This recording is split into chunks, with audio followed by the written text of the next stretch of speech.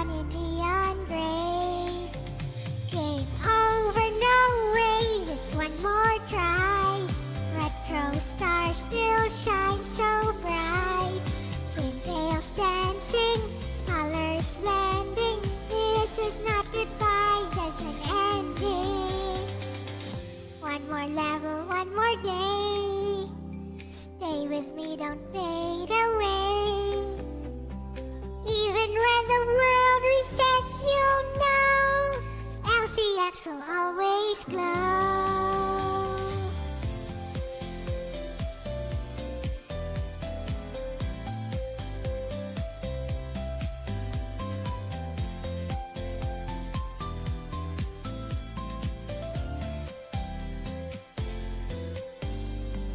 One more level, one more day.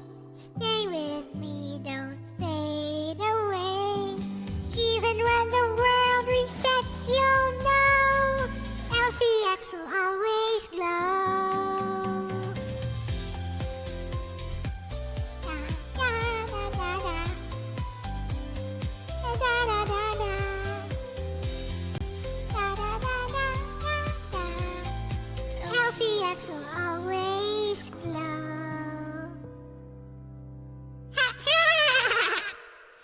Arigatou da yo!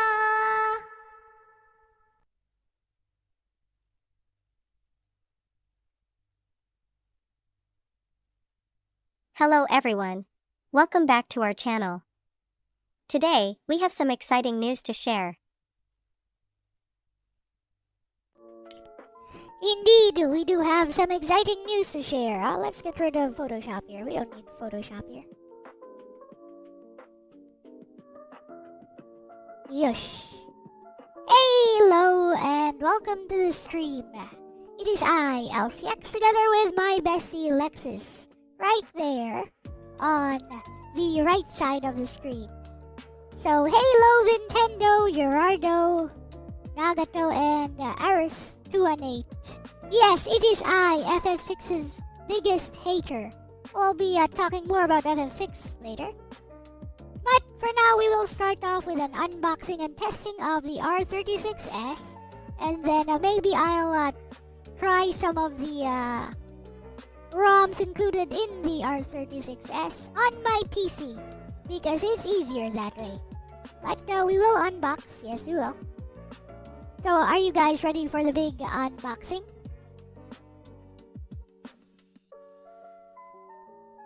Everyone ready?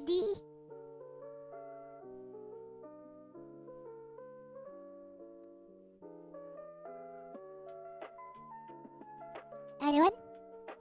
No one? Sad. Can you even hear me?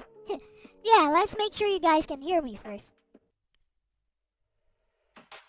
I'm going to assume you guys can hear me, right?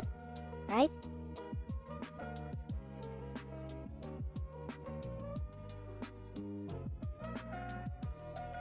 Hello?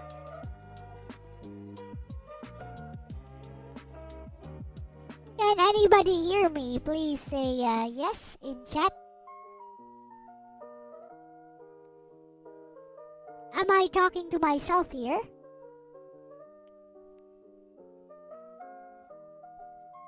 Let's see. It says you can hear me. I will assume you can hear me just fine.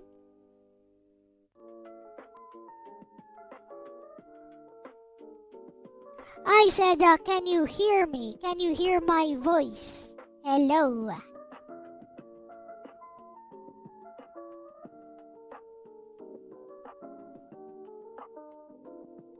Yes, okay, thank you.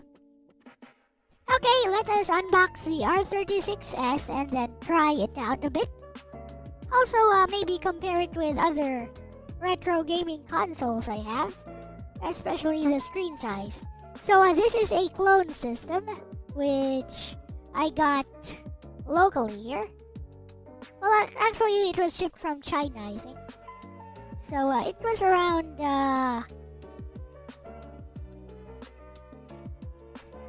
$20. I got it for around $20. Apparently you can buy this sometimes on the TikTok shop for much less.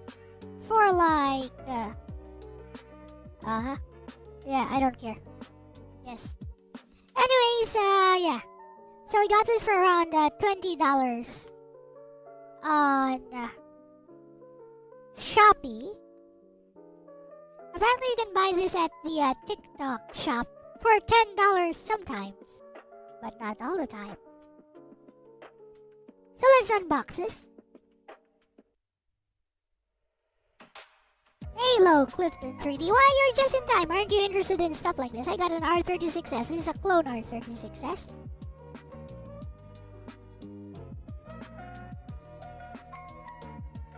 Here it is. Oh look, a holy Bible. But I'm an atheist though. The holy Bible is real, by the way.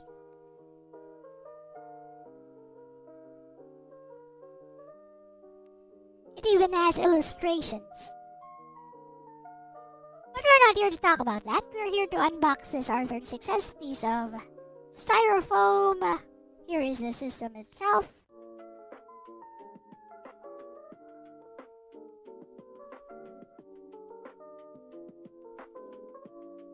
Here is the system itself. And let's get rid of this protective cover.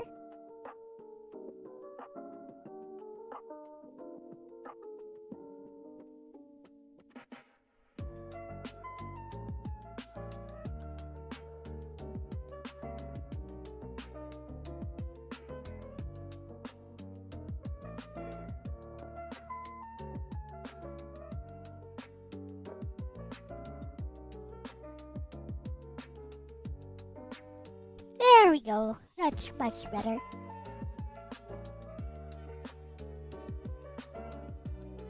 So, what else is inside this thing?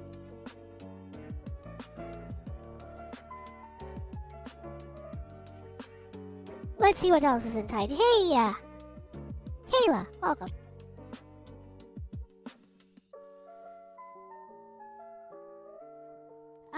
The instruction manual. It's in English, actually. And it's rather large.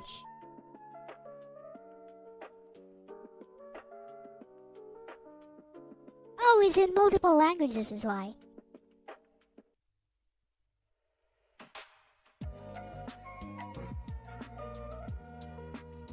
Other than that, we have the cable. I actually pre-charged this, so it's okay. It's a USB Type-C cable. So let's get rid of the box.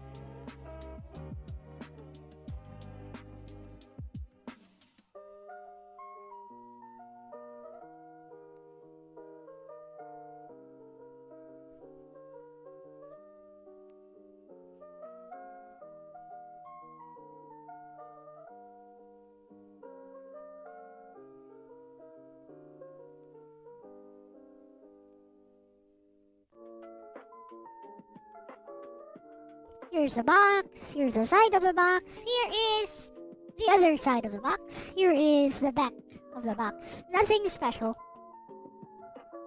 It says RK3326 CPU, so the same as older handhelds.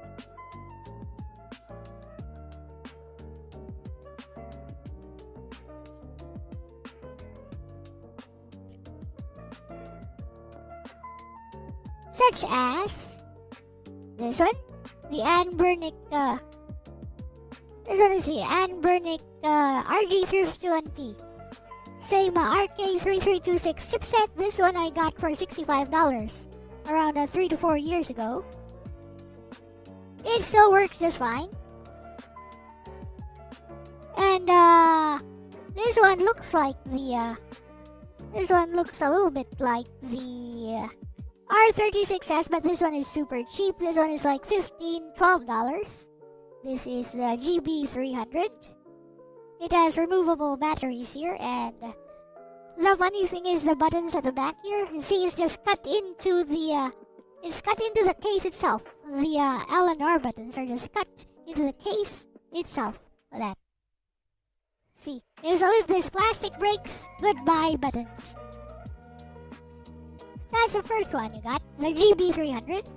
I also have the SF2000, but we won't go into that. Let me put this aside first. Let's turn this thing on. I know you guys want to see this thing turn on. This one has an L2 and R2. And R3 and L3. So you can press on these. These are... yeah, nice buttons, actually. Pretty good buttons. But the same quality as... not the PS Vita.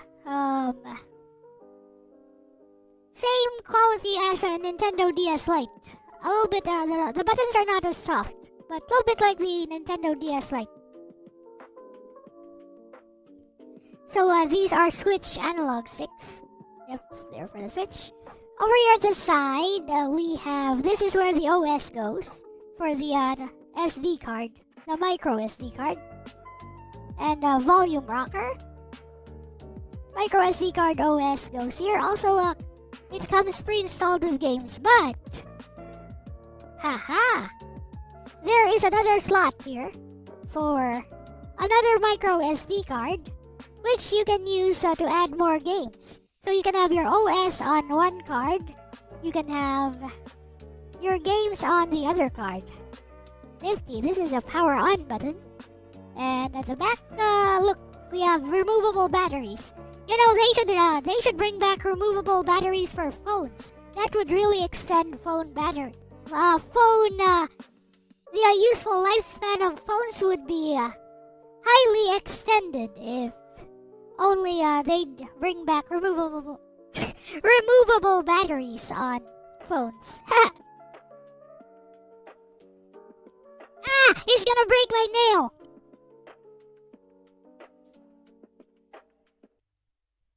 I would try to remove this, but it seems to be attempting to break my nail instead. You know what? We'll leave that alone. Let's just turn the thing on. Power button is this big one here. Hey, Yasuke.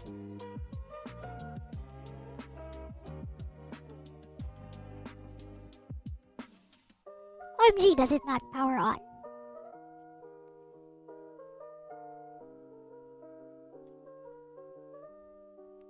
There we go, so it does power on. We won't linger too long on this. Because, you know, I don't think you guys can see it very well.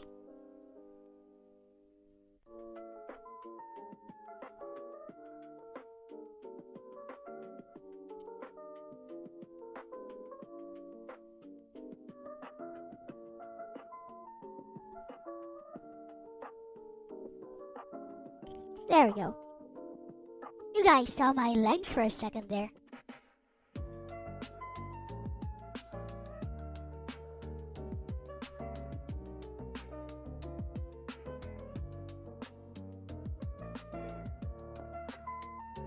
Now turn down the volume. We don't need the volume, we just want to see the game. So you know what's good? I have to turn down the brightness on the R36s. That's true, but this works too. See.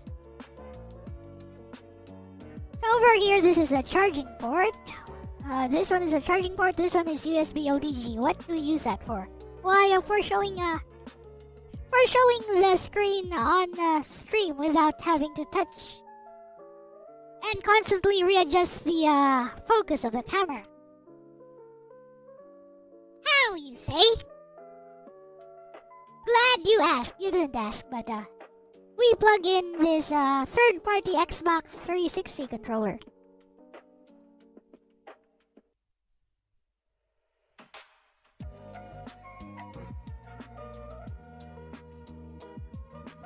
Oh.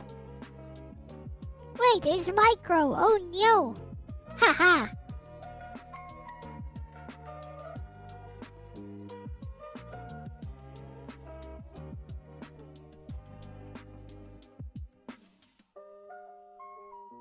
Be right back.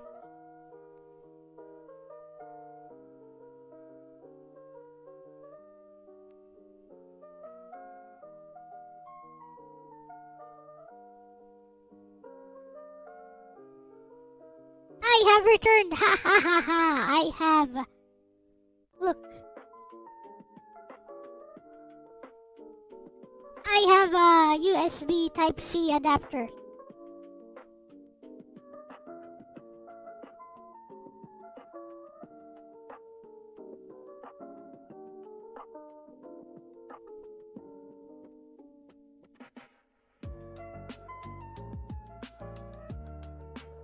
What is wrong with this thing? Why does it keep... It is weird.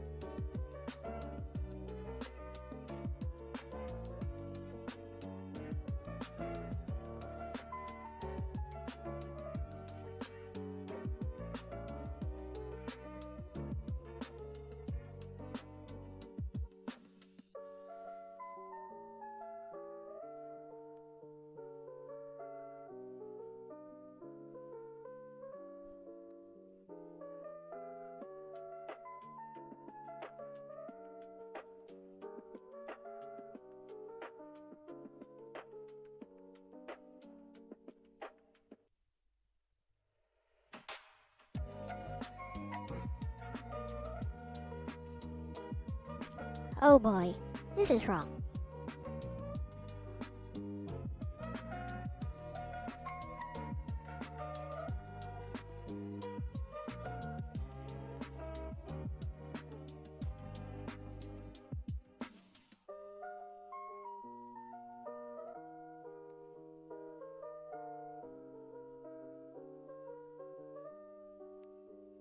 Okay, let's try again.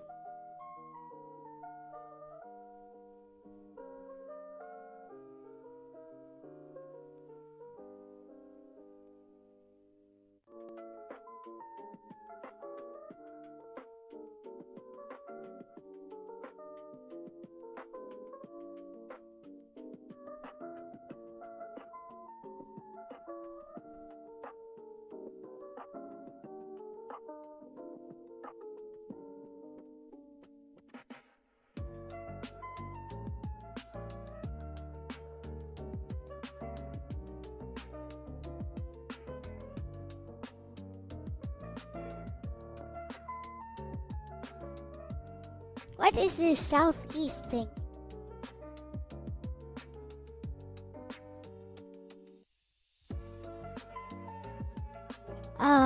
South.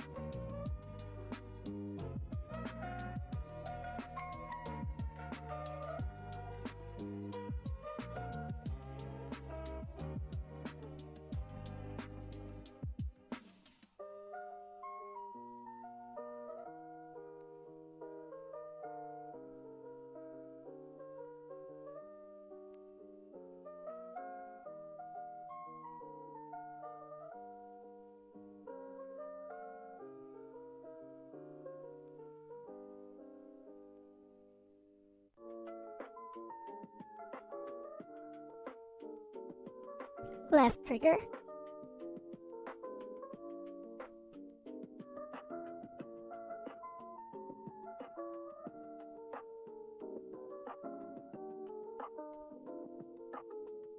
Right trigger.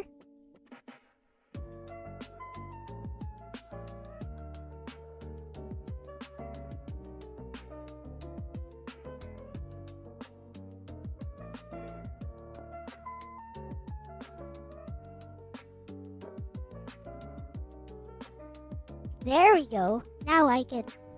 There we go.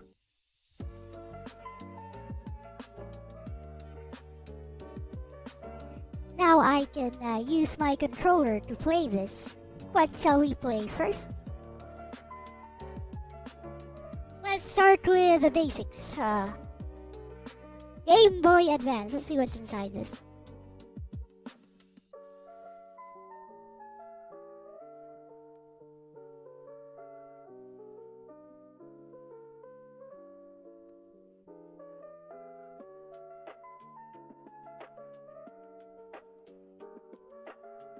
Action Man, Advance Wars, meh, don't like.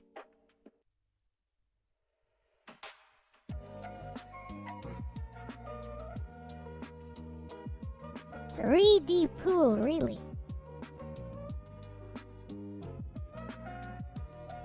Asteroids? You guys can barely see it. What is this? Yes, it's GBA. No, it's an emulation handheld that can play up to PS1 and even some PSP. You know what? Let's really test this thing.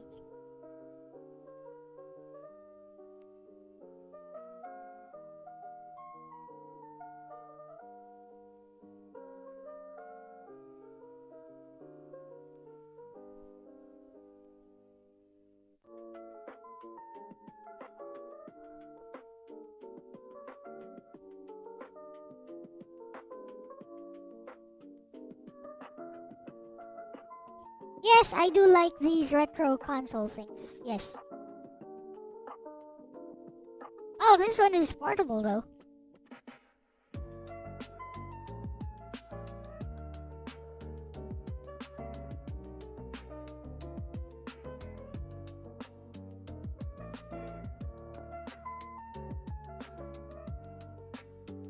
Star Wars Racer, yep.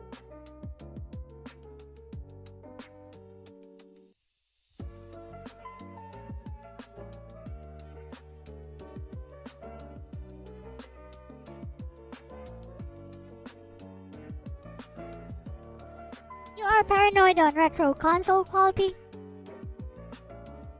Same people who made this thingy here, which now has a 640 by 480 screen. Hey, hippy, made this one here. This one I've had since 2021 or something. It's an RG351P. I've had this since 2021. It's great. Yep. This one had a 320p screen, or 480p I guess. 320p. This one has a 640 by 480 screen.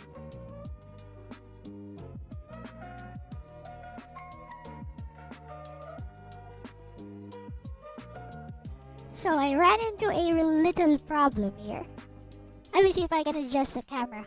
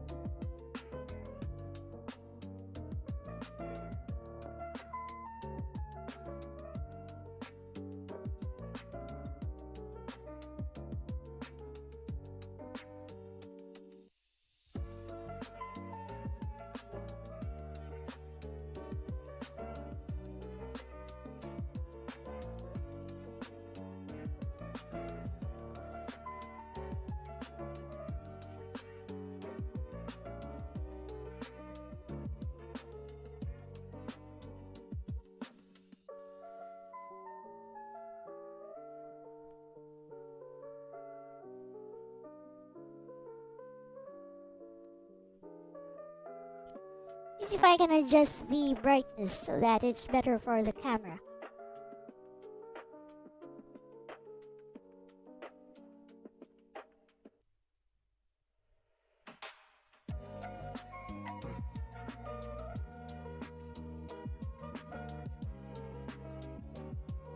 I don't want to be,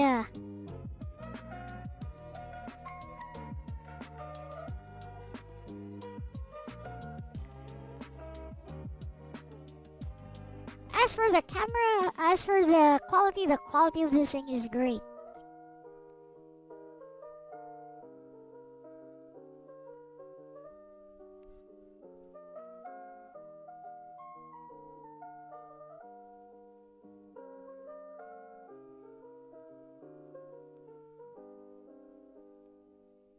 Let me adjust the brightness setting.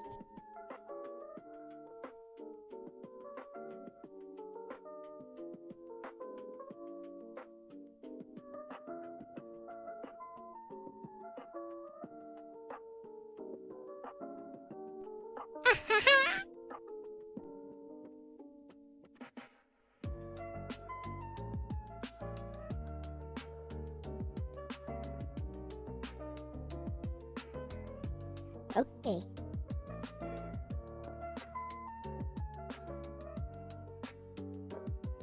Hello, welcome, Psyche.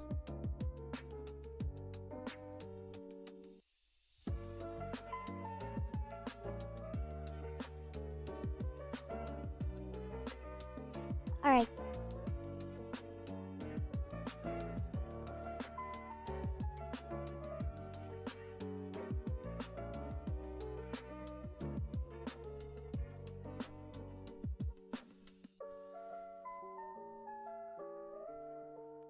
Okay, well, we have a good focus here.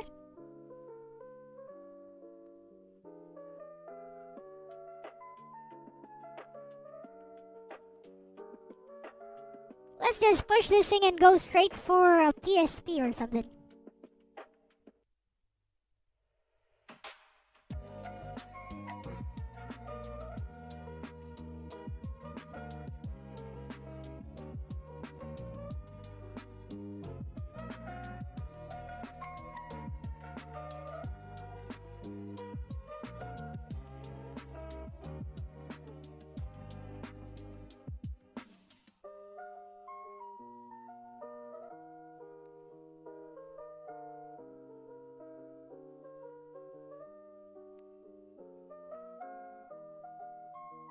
Why are you angry?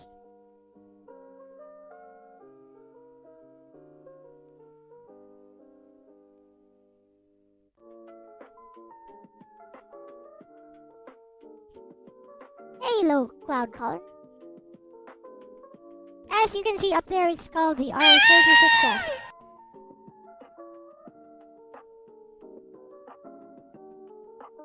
A person who raped a 16-year-old won't be deported because raping didn't last long enough. So here is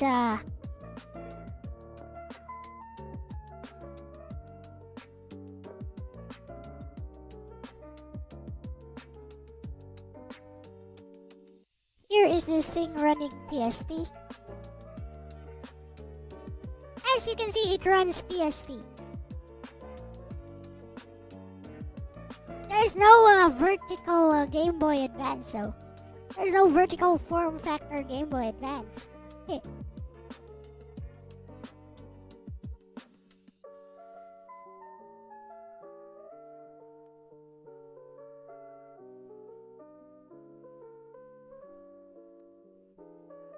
This is not modified hardware. This is an R36s. It's made specifically for emulation.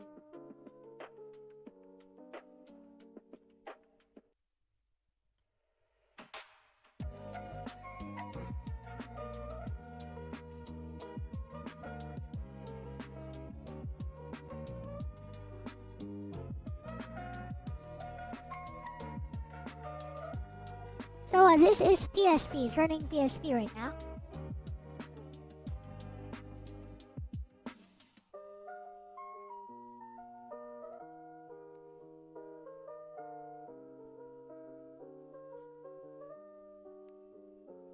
Yes, that is correct.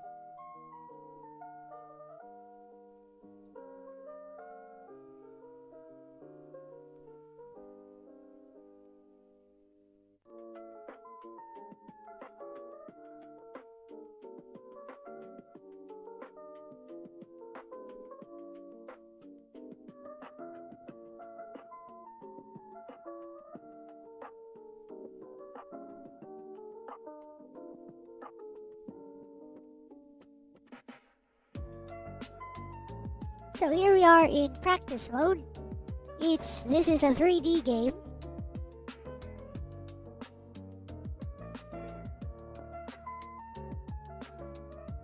Well, as you can see, it works just fine. This uses an RK3326 chipset. As you can see, it works just fine.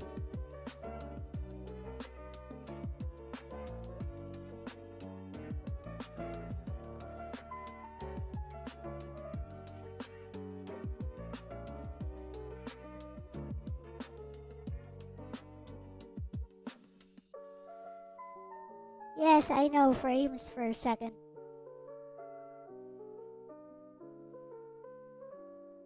It's around 25 FPS. I didn't put on the FPS counter. This was not really built to play PS1 games in particular, but I mean PSP games, but PS1 games work a lot better. This one seems to work just fine though.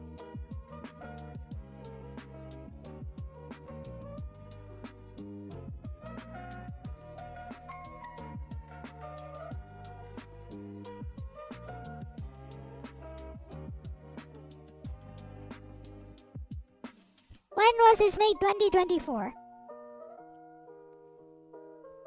This is a clone system made in 2025 though.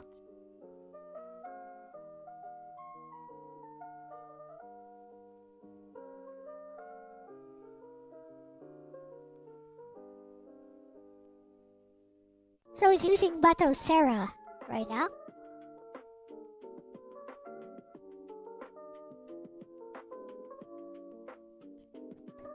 You think that PSP games, well, I just showed you that it does work on PSP though. So, it doesn't matter what you think. Anyways.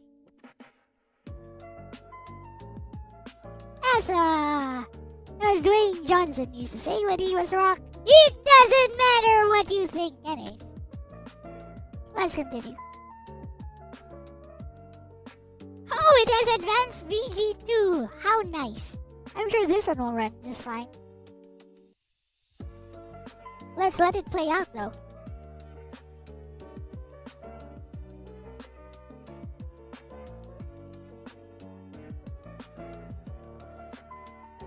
This one made by the same people and using the same chipset was made around 2021-2022.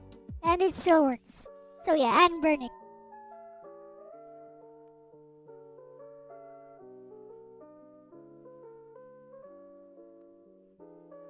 And here we go. Advanced VG2. Now I wonder if it will support my controller. Huh? It does support my controller. Awesome.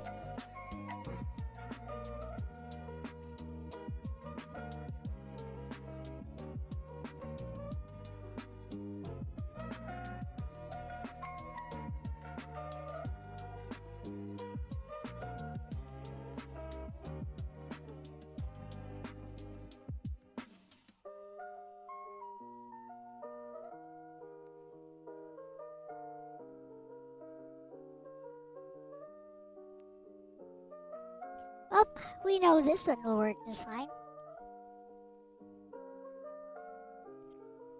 Maybe we should try a 3D game next time.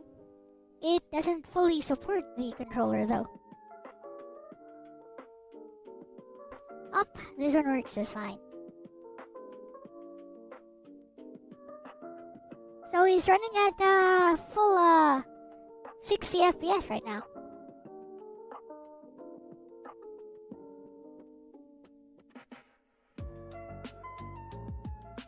So yes, a PS1 should work perfectly on this.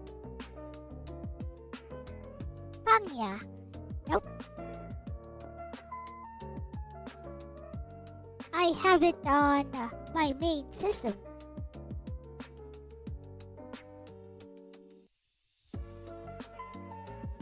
How do I exit this?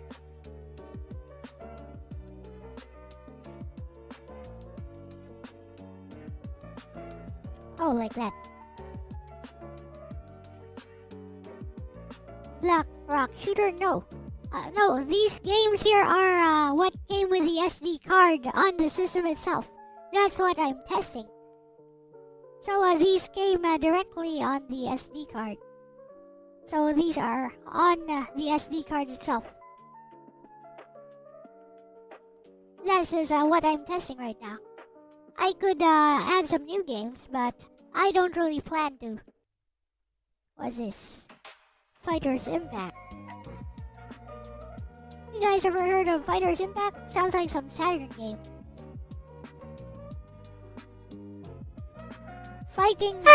Fighting Force 2. What's this? I don't even know what this is. Gex? Hooters.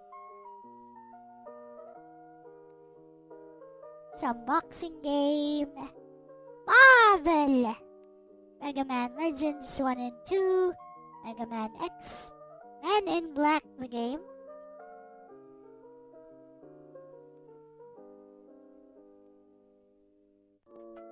Let's go back. Did it come with a mini Bible? Oh no, I just put the mini Bible here.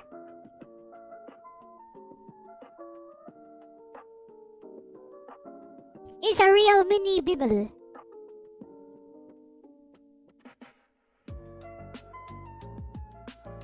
Never heard of Fighters Impact. No, it's a 3D game, but it doesn't play like King of Fighters. Plays more like Fighting Vipers, actually. Might be from the same series.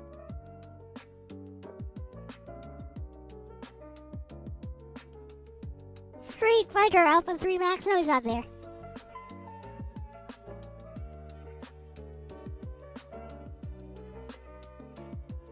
Yeah, it is also 3D. I don't think it's a ripoff because it came, Fighters Impact came first though.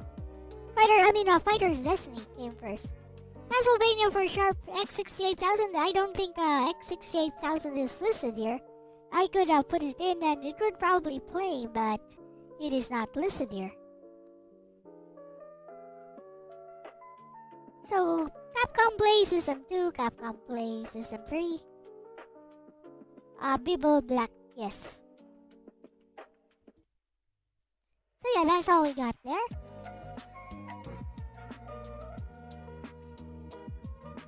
Could probably do let's try a smaller, like an easier to emulate system. See how it looks. I want to show you guys how it looks actually. Huh?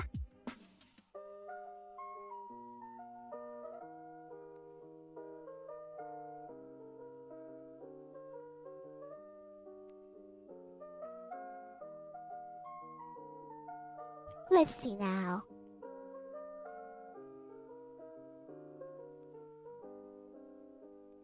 Just quickly turn on. We will try these games on my PC after this.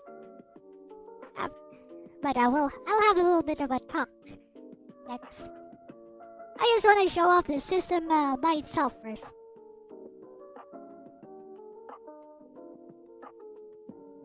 Anything related to Dead or Alive or Ninja Gaiden? I mean, Ninja Gaiden should be here.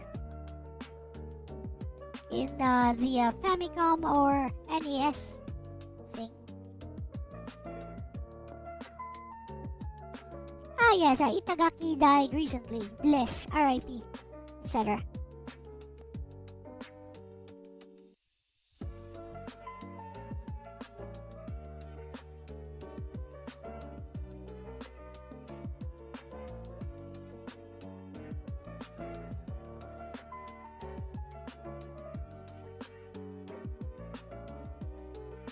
That's a lot of games, which I don't really care for. Why do they put so many weird games in here? Is this the full ROM set? I think it's the full ROM set actually. It's like 1,900 plus. Fudge. You know what? Let's just pick a random game. I don't really care anymore. Basketball? I don't even play basketball. Some sports game.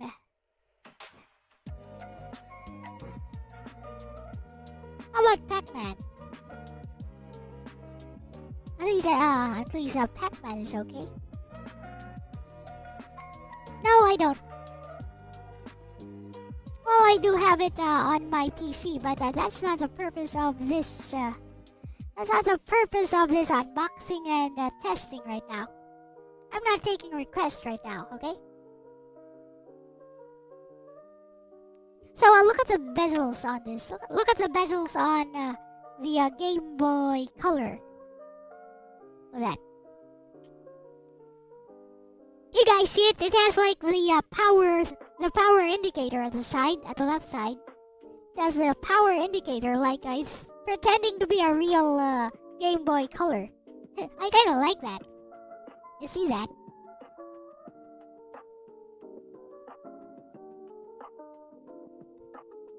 Oh yes, definitely more screen real estate. This one is 640p, 640 by 480. So this one here is like 320. They have the same chipset. This is the 351p, RG351p. They have the same chipset. This one has a much better screen. This new one has a much better screen. Yep. Yeah, VGA resolution. Yes.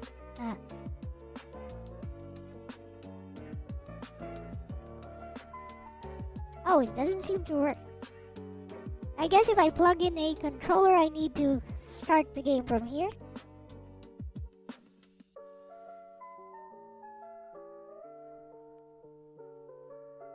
Unfortunately, I don't know how to start the game from here.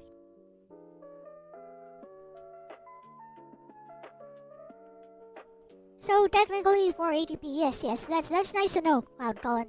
Yes, very good.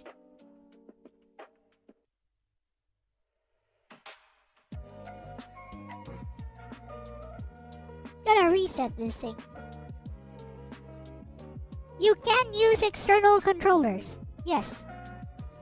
I don't like this external controller I'm using right now though. Maybe I'll try like a DS4.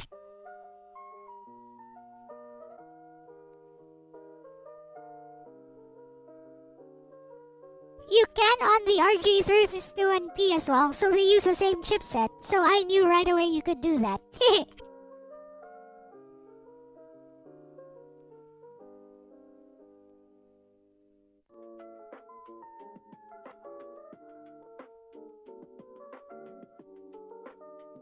But I will leave the external controller thing for later.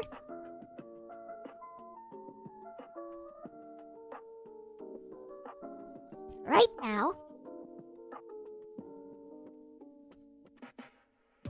is it possible to input cheat codes on mobile ports of old games using a keyboard? It is.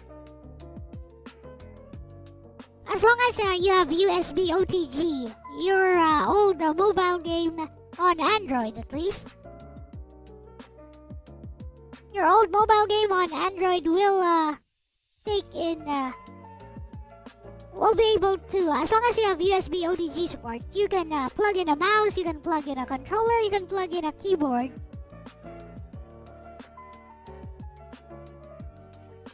Anyways, I got this from Temu. This is why I bought the thing in the first place. So I bought this from Temu first.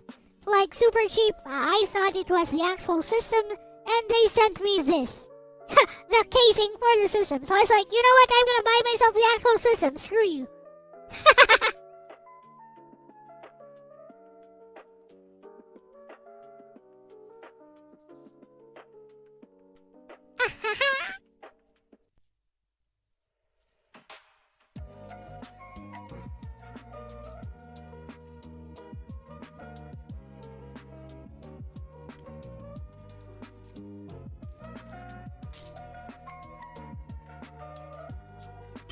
So let's put this thing on. Oh, look at that. It comes with a lanyard. Which, maybe I will use. I'm not sure if I'm gonna use it. Like, is there a place to put a lanyard on this thing even? I don't see any. It's very solid, by the way. It's a very solid feeling system.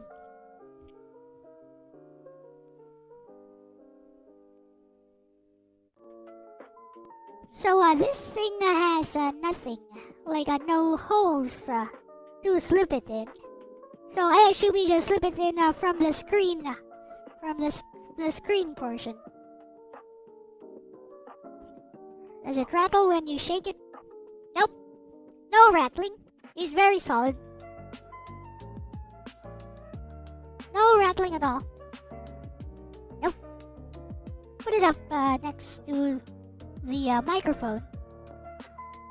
I mean, this is considered one of the best budget handhelds of 2025. This is the budget king of 2025. People swear by this thing. So it's tested and proven. So I'll be right back while I put this thing on.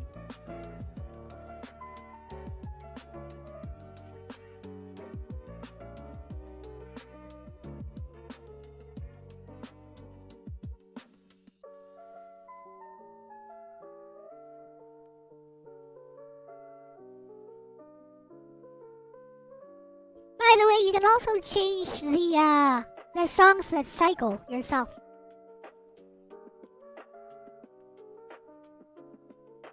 Is there an official chart of some? I mean, it's just people giving their own personal reviews and, you know, the big influencers. Indeed, there is another version which is original. They use the same chipset. The only difference is the original, it has like 1 gigabyte of RAM. The original uses a 512 megabyte RAM chips. This one uses a singular 1 gigabyte RAM chip, which means the original has dual channel RAM support.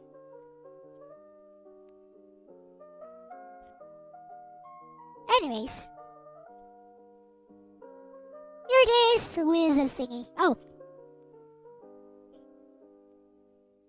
there. Here it is. Ain't it cute? It's also purple. You know, like purple Elle. Go support purple Elle. Also known as GGG. Game Gear Goddess.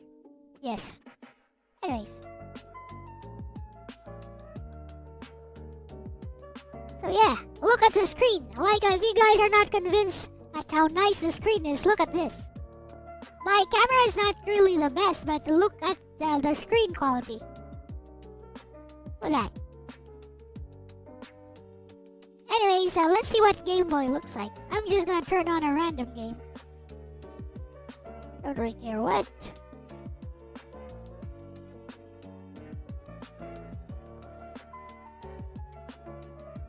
Maybe not baseball. Oh, here. This one. Yep. It also has R3 and L3. So you can press these. These are Switch. These are Switch analogs, by the way. So Switch Analog 6.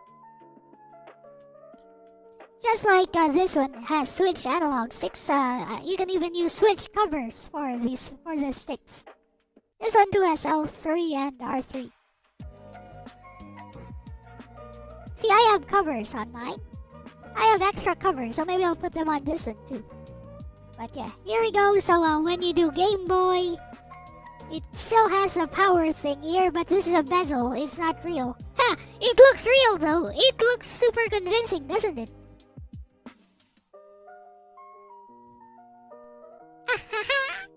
It looks real. This the power button. The power indicator, power LED thing. It looks so real. Look at that. But yes, maybe that is quite enough of this. So you just press start and select twice, like that. And you can go back to the main menu.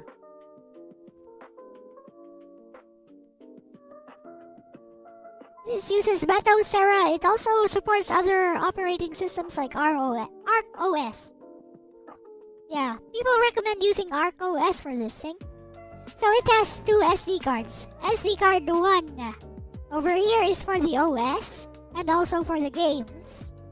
But you can use SD card 2 for just the games, like OS only in SD card 1, games on SD card 2.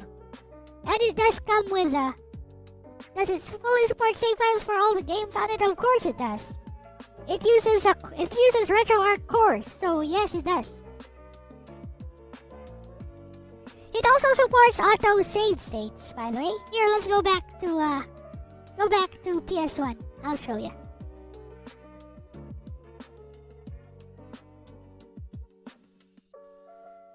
Go back to this one. Watch. If it uses the same OS as the 351p, then it should just load up the save state right away. Unfortunately, I don't think it does. But yeah, you can like enable auto save state and auto load so that it doesn't.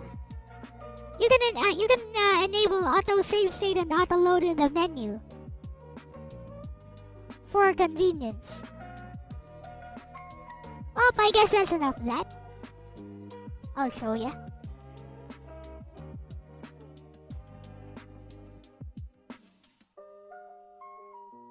Here is RG351P with Amber Elect. Yep. Older system, it has a screen protector which makes it kind of fuzzy. And it has its screen is not as good. But it does have a more robust OS because I customized it myself.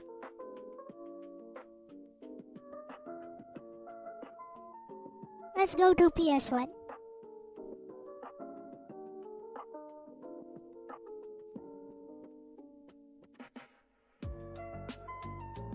Yeah.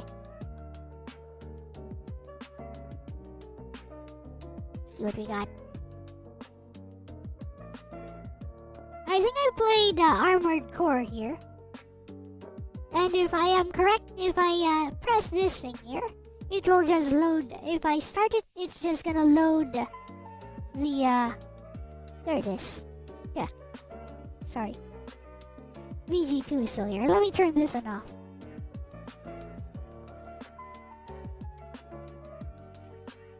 There we go. It has a save state manager and you can load the latest one you got. And just go for it right away. And then, it loads from the save state. Hooray! Ta-da! And here we are! You don't have to go through the loading of the game and stuff. Every time you exit, it auto save states. And you can continue from where you left off.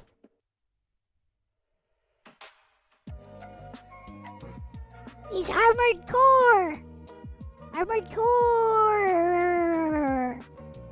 This one does not have as pretty a screen as this newer one, but this one costs $65. This one costs $20 because it's newer and they have the same chipset.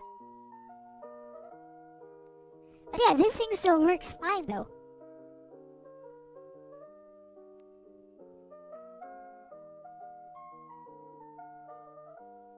Yep. This the R36s costs $20 brand new.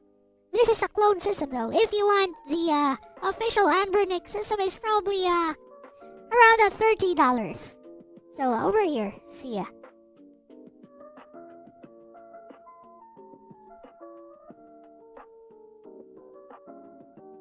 We're gonna exit. I'm gonna show you the auto save state in action. Then now that we have exited here. Yes, $30 US, not 30 Canadian dollars, not Hong Kong dollars, etc. There we go. See, we are in the game right away.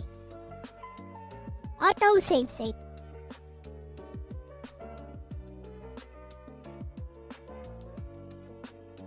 I have no idea. I just know it's a clone system. Like, people have been talking about this online a lot.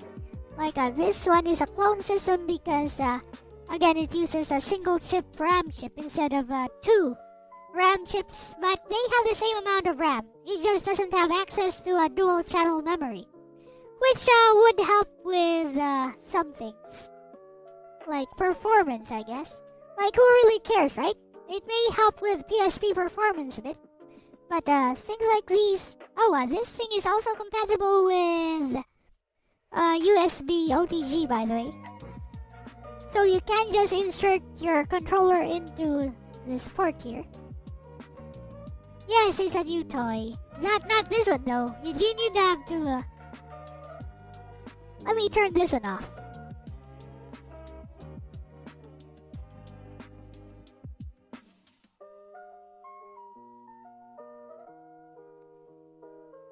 So I can show you. The actual thing. The new toy is this one. I already put in the protective cover. It didn't have the protective cover before. It's rubber. Anyways. Let me turn this on.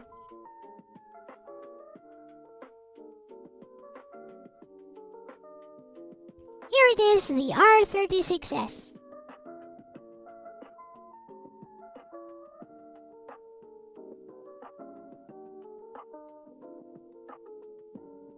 This is the new toy.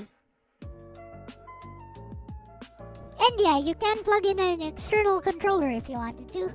If you have like a Bluetooth receiver, you can even plug in a Bluetooth receiver here and use a wireless controller on it. Which I don't know why you would want to. Why not just play the system itself unless, you're showing stuff off like I'm doing. DS should run more or less perfectly.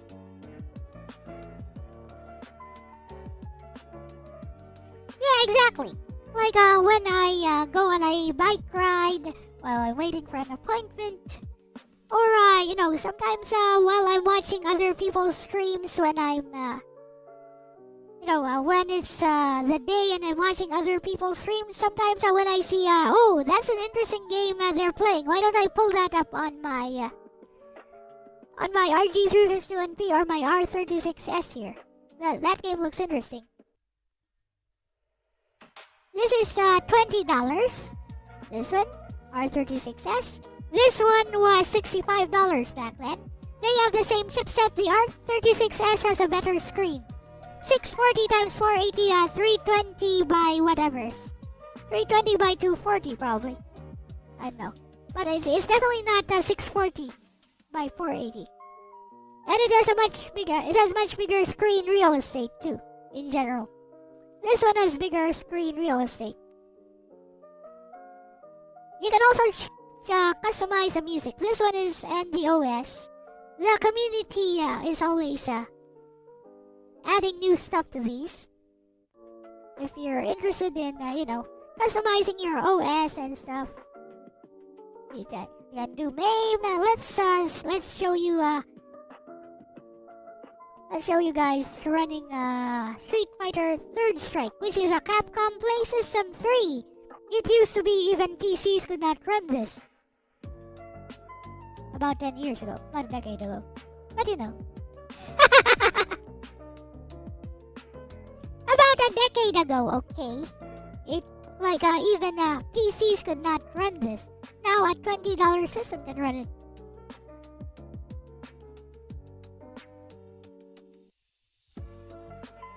But it's not stretching it out though, it keeps the aspect ratio. Yes, Evo moment 37, yes, Mr. Justin Wong got carried by Mr. Daigo Umehara.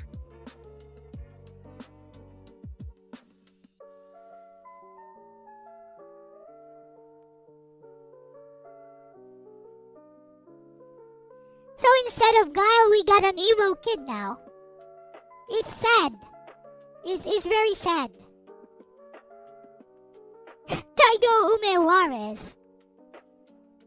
It was insane, yes. The timing with which he can press forward was amazing.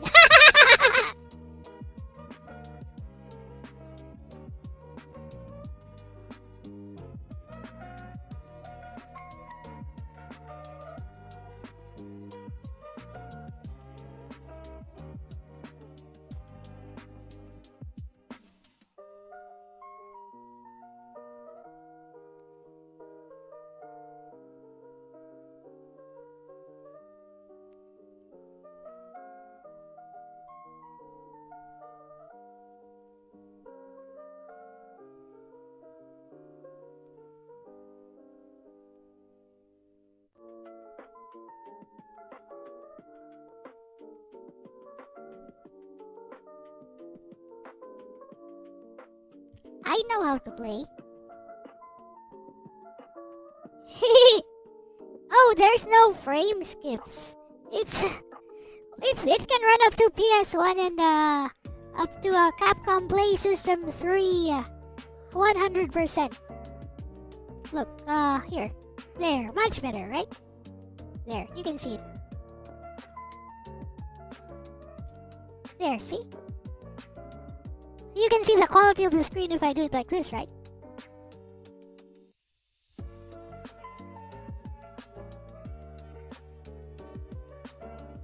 Yep.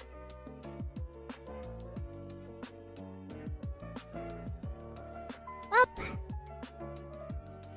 That's about it for the R36s unboxing. Now what I'm gonna do is I'm gonna remove the SD card on this thing. And then I'm going to run the games it has on my PC.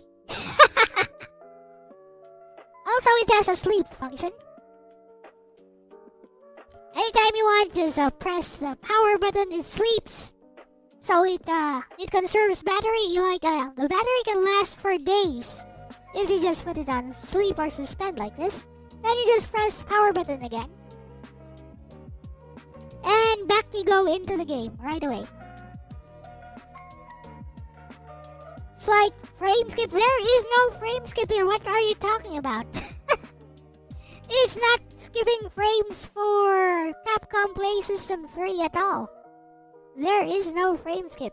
If you're noticing frame skip, it's probably from my camera. There are no skip frames here.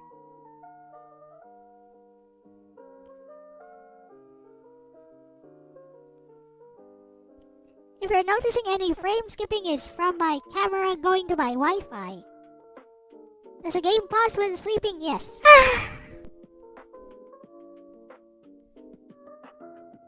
Okay. Like that, it's totally asleep now.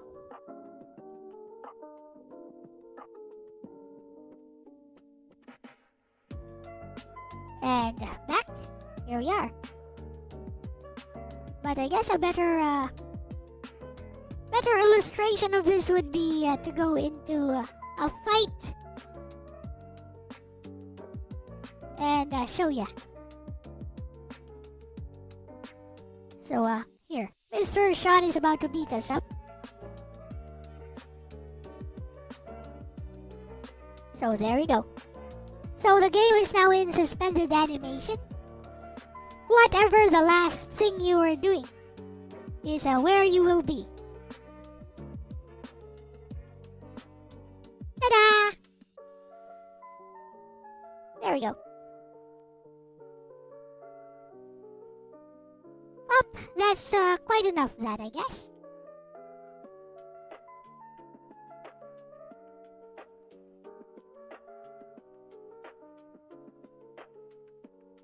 What struggle? Look, it has an analog stick. There will be no struggle.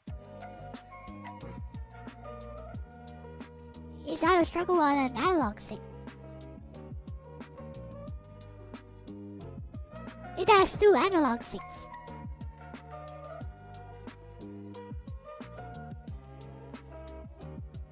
Okay. Now let's switch topics a bit. Gotta give my phone camera a rest. It's like at 46% battery life. This thing has pretty good battery life, by the way. So while we were doing all that, it lost only like let's see, 10% battery life. Still around 90%.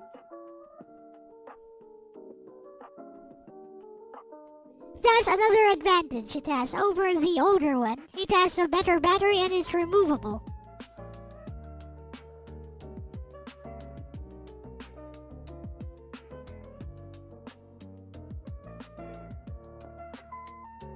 The battery being removable is a game changer, I would say. So anyways, I'm going to turn this off and get the... Now let's do something different. Let's react to a video that Cloud Collins sent me about Final Fantasy VI because, as Gerardo says, I am Final Fantasy VI's biggest hater. Let's go!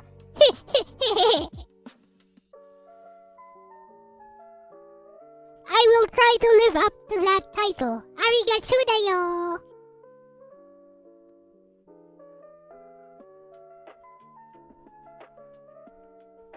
Now, Cloud Collins sent me this video made by some person who is not really worthy of note. Only has like around 800 subs, but actually makes pretty good content. I suggest you guys sub to him. Maybe help get his content out more if you agree with him. We are going to listen. Hey, we are going to listen to him.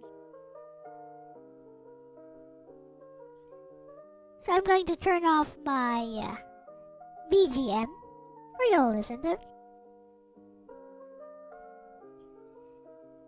And I'm going to pause every now and then to offer some critique on what he's saying.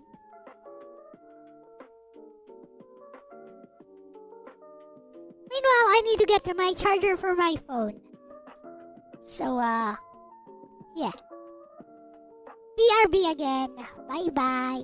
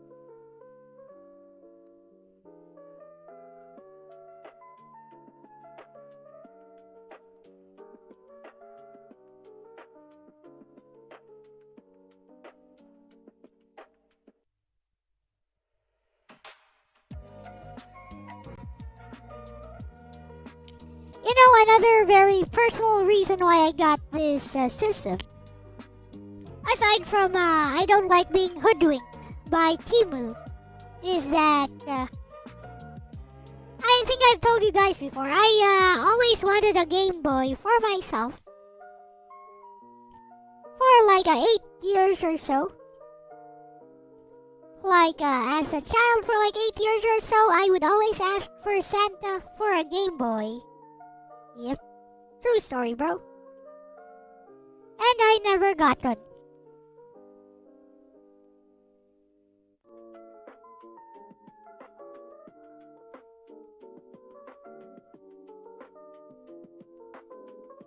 So this one looking a lot like a Game Boy.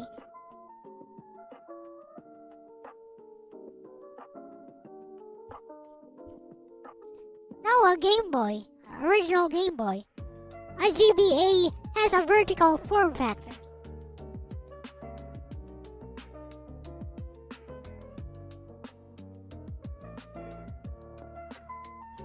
Now then, we are going to react to a video that Cloud Collins sent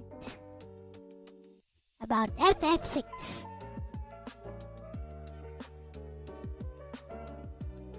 It is right here.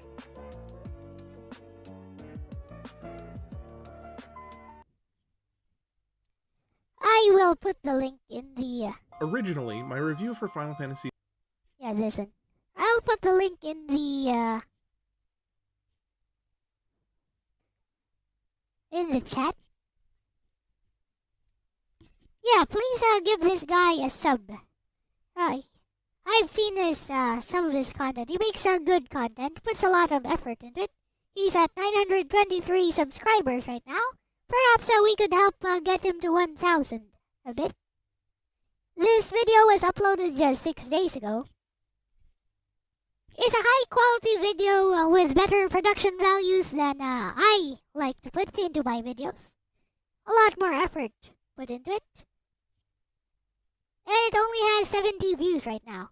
So tell me if you guys can hear this, and we shall begin. Originally, my review for Final Fantasy VI would have been made a few months from now, as I worked through the long list of games I have played for the Games of the Year series so far. But I felt compelled to jump the line with this game, due to the incredible experience I had playing it, which in a large way is a significant spoiler for the upcoming scores I will be discussing, but I suspect anyone who has played this game before knows just how special it is, and anyone who has not would benefit from knowing the same. I have played this game quite a few times before. I do not see what is so special about it. Yeah, I'm not showing the video. Because, there is no need to show the video at all. Because all the content is in what this guy is saying. So let us continue. As usual, I will be rating this game using 6 different categories: gameplay, story, art, game design, music, and vibe. The categories will be averaged at the end, at which point I will bring in the X Factor score, which can boost the overall score by up to 10 points.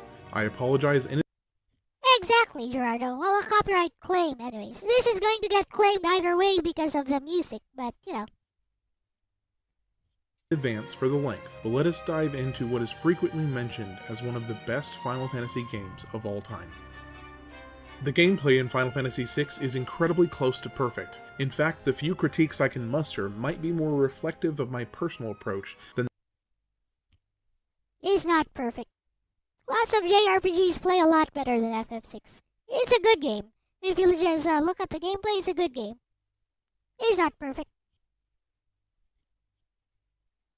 And that's not subjective taste, by the way. It truly is not perfect. It has pacing issues. Like when you enter, like the world of Ruin and the world of Balance are like completely disconnected from each other, except by the story. Like they play like 2 completely different games using the same system. But let us continue. the game itself. Let's start with the positives. Combat is classic active time battle executed to near perfection. Combat is classic active time. This is what introduced active time battle, but I guess this guy did not know that. I'm pretty sure Final Fantasy IV was not ATB, and Final Fantasy V was not ATB. What, FF4? Okay, FF4 had ATB. Alright. A formula the Final Fantasy series had already honed across several prior entries. I don't remember FF4 having ATB, but okay. The progression curve feels smooth, with well-placed difficulty spikes that keep things engaging. At various points your party is split, or you're forced to continue without certain members, pushing you Oh, FF4 started it. But you don't see the bar. Okay, I get it. to rely on characters you may have previously overlooked. This design not only encourages strategic flexibility, but also breathes new life into the huge 14-character cast, each of whom feels mechanically distinct and narratively relevant. Mechanically distinct is correct, because everyone has a unique battle skill, which makes them play very differently from each other if you rely on their battle skills. But outside of their battle skills, which by the way is a significant difference between the characters here in FF7. FF7's uniqueness as far as character gameplay goes is all in the limit breaks. Over here it's about their battle skills, their unique battle skills. And outside of that they also kind of play the same, with the Esper system being an analog for the Materia system. No small feat. Replayability is another standout strength. In my playthrough, I naturally gravitated towards a core team of 4 to 6 characters, occasionally rotating others in. That alone invites future replays with entirely different. As for future replays, I usually don't replay an RPG unless it's been so long that I already forgot the story. I play JRPGs primarily for the story. gameplay second. So I guess I may be different from other people that way. Halo, Ronnie. I guess a lot of people, especially from this era, from the 16-bit era, would put gameplay above story. But let us continue. Lineups, and because each character plays so differently, it genuinely reshapes the entire experience. As for critiques, they're minor and arguably subjective. One is that espers, or basically summons, didn't play a central role in my playthrough, unlike Yep, I really don't care about replayability in an RPG. When I play an RPG, I want to experience the full story, the canon story, the intended story. Throughout my playthrough, I don't really care about going back again just to see what I missed the first time and then going for the true ending or whatever. I want to be able to get the true ending in my first playthrough. previous entries where Or at least be able to see all the endings. Like I can see the good ending or the normal ending first, and then I would like the ability to still be able to go for the true ending on the very same playthrough. I feel that replayability is overrated. But I guess back then you would rate replayability a lot higher if you had only this game for like an entire year or so. I relied on them heavily, I found most espers unnecessary. That is correct, Gerardo. Even in boss battles, I would have liked to see them integrated more meaningfully into combat strategy, rather than serving primarily as vehicles for spell acquisition. Another contrast, not a flaw, but worth noting, is the absence of a job system like Final Fantasy V. While Absence of a job system that's subjective taste. I wouldn't count the absence of a job system against this game. The job system only came back in Final Fantasy Tactics anyways. While Final Fantasy VI leans into character-specific abilities and uses espers to offer a touch of customization, the lack of full role swapping may feel limiting if you enjoyed V's open-ended class design. That said, the shift also made each character more unique, so it really comes down to taste. Apples versus oranges. Overall, I'm giving gameplay a 92. It's a masterclass in turn-based design with only the smallest of knocks for how There's a job system in a way when you get Go-Go. Sort of, but that's a single character with a job system. underutilized the summon system felt in my run. But for most players, this won't detract from what is otherwise a genre-defining experience. Who cares about Mr. Go-Go 13 anyways? I don't even use him. I can use him to mime the double Ultima, I guess. The story of Final Fantasy VI is an emotional roller coaster, a masterful blend of humor, tragedy, hope, and heartbreak. A masterful blend of tragedy, humor, and heartbreak. A masterpiece. Okay. Here is where I disagree. See, this is where fan headcanon comes in. All these things he's saying, these are headcanon. These are not self-evident in the game itself. Let's hear that again.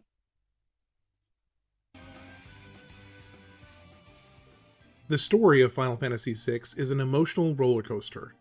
Halo Mutant Swampfly. A masterful blend of humor, tragedy, hope, and heartbreak. A masterful blend of humor, tragedy, hope, and heartbreak. That's how he sees it. Well, he is free to see it that way. There are moments of levity and charm, but far more that reach into your chest, rip your heart out, and frisbee chuck it out the nearest window. For the 5% of you watching this who haven't played it yet, here's a How about the 1% watching who was not at all touched by this story? spoiler-light summary. Long ago, a catastrophic conflict known as the War of the Magi saw the magical espers clash with humanity. In its wake, the espers vanished into a separate realm. You see this in the intro, by the way. You see bits and pieces of it in other parts of the game, but the game actually does not give that much importance to it. There is no time to actually focus on these things, unless you're really looking to. The lore? There is not enough focus on the lore to actually get into it unless, you're really so infatuated with a game that you really must. You'd get more info from fan video essays that talk about the lore than in the game itself. Fact. Realm, and magic faded from the world. 1,000 years later, the Gestalian Empire uncovers espers once more and begins exploiting them to power deadly magitech technology. Thus begins a globe-spanning conquest, and your ragtag band of See, it sounds real nice when he says it that way. It sounds real nice when he says it that way. Rarely do you see that in action in the actual game. rebels rise to stop them. From here forward, major spoilers ahead. Skip to the score if you want to avoid them. At first glance, the plot seems straightforward, but once the journey begins in earnest, it becomes clear how deep, emotional, and expertly told this story really is. Deep, emotional, expertly told, just adjectives. Meaningless adjectives. Let's go. It wrecked me, over and over again. It wrecked me over and over again. Which part specifically wrecked you? Wrecked. R-E-K-T. Wrecked. Again. One of the most powerful moments for me personally was Cayenne's introduction. Watching him lose. We've talked about this. We've talked about this a lot.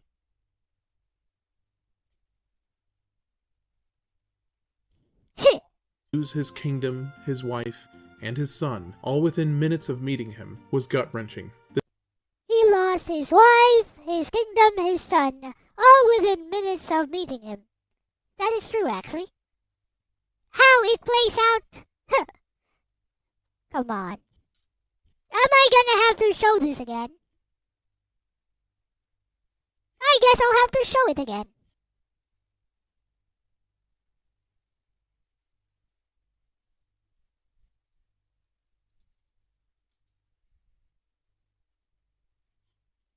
I'll show it again! Yes, I will.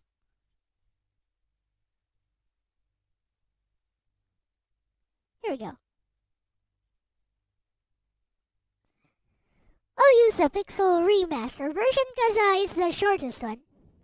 Around 4 minutes. Less.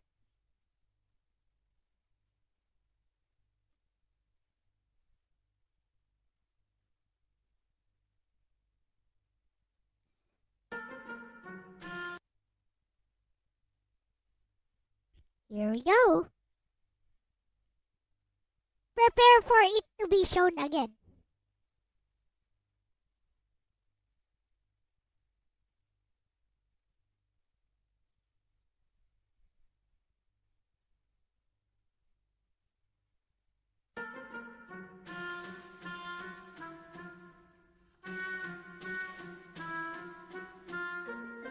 He poured a cup of poison into the river. The river turns purple. Suddenly, people start dropping like flies.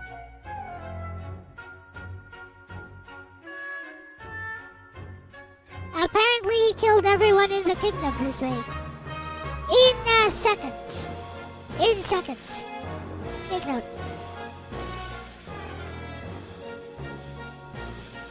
Everyone collectively drank the poisoned water at the same time. Yep.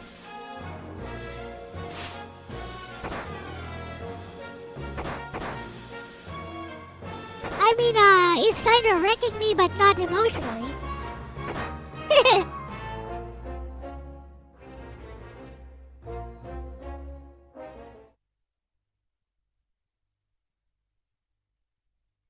The fumes were toxic, probably. What kind of poison would he have used that, he could carry on himself, on his person, that would poison the entire water source and make the fumes poisonous as well? Also, that was never said in the actual game. So I'm not sure about that.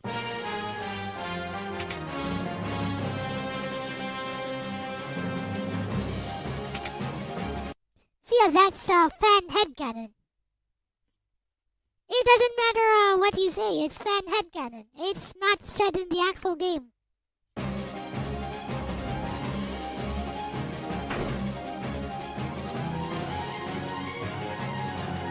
suddenly the king is dead. Okay, the king is nowhere near those fumes. Why is he dead?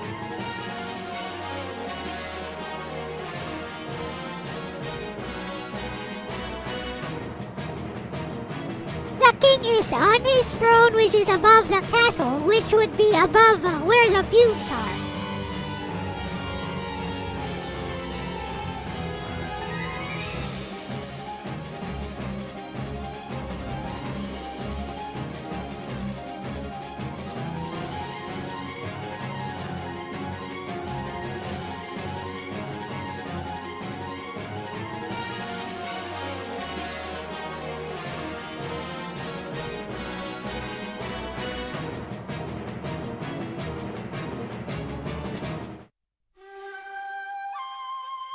Not just the Doma sentries, everyone in Doma got unalived. Yes, look.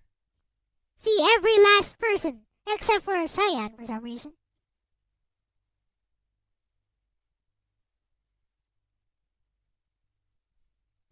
I mean, this is it. This is the extent of Cyan's grief. He says a few words. He says, no, this is not possible. This cannot be happening.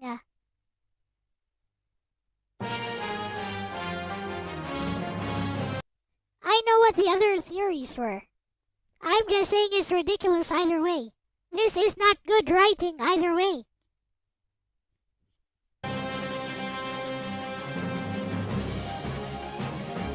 Doesn't matter how you try to justify that scene. That is not good writing. That is not good pacing at all.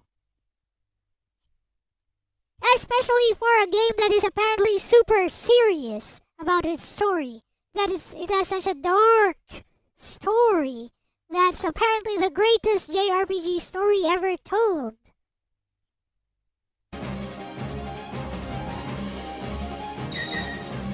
That's it. That's how the Doma poisoning scene goes. So yeah. Let us continue with this guy's video, Mr. Hamjuice. The scene where he desperately pulls his child from the bed nearly broke me. The scene where he desperately pulls his child from the bed. Did you guys see that? Did you guys catch all of 1 second of that? Of the scene where Cyan desperately pulls his child from the bed. I saw it. It was all of 1 second. OMG. Sometimes I wonder why I try. Oh well. As a father to a 1-year-old, I felt Cyan's Sarcasm does not go over very well over the digital medium, I guess. despair bleed through the screen. And that's just one moment. I could easily deep dive into 20 more, but to keep this video under 3 hours, here's a condensed list of standout emotional gut punches. Kefka poisoning Doma. Kefka poisoning Doma is the same scene wherein Cyan loses his family and his king. It's the same thing.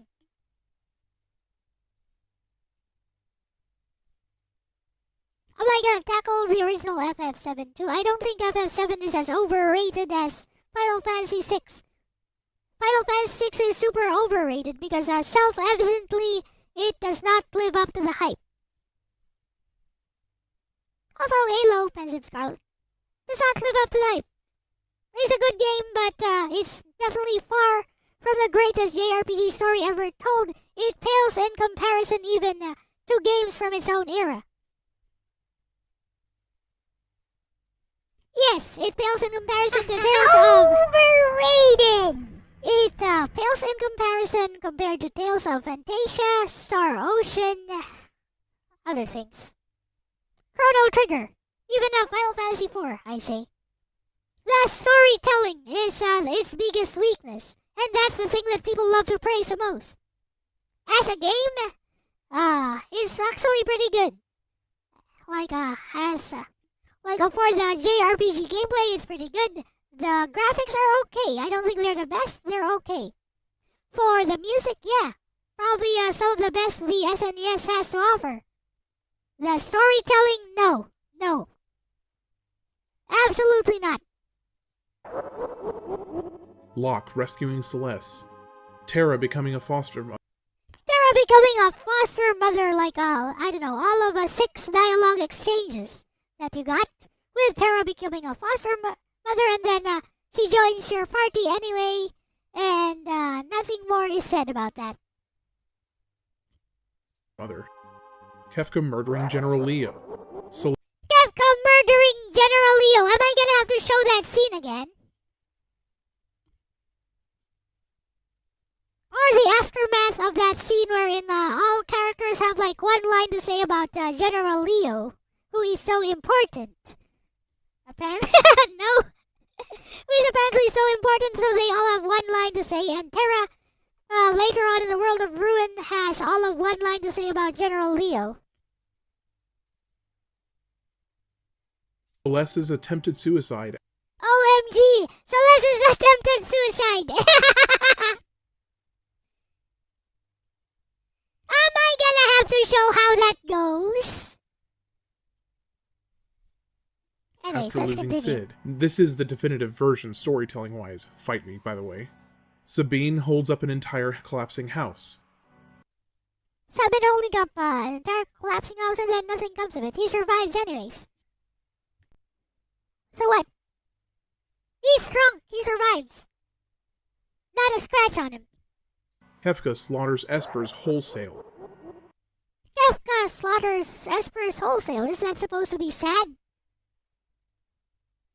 I guess if you think really long and hard about it, it's supposed to be sad. How it is executed, yeah. The entire opera sequence. OMG, the entire opera sequence! We've talked about this. No, the solution would not be to add a lot of dialogue. Here, let me just show you the solution. I'll just show you the solution. The solution would be to do this. Make the writing work. Make the writing better. So do it like this. I'll show you.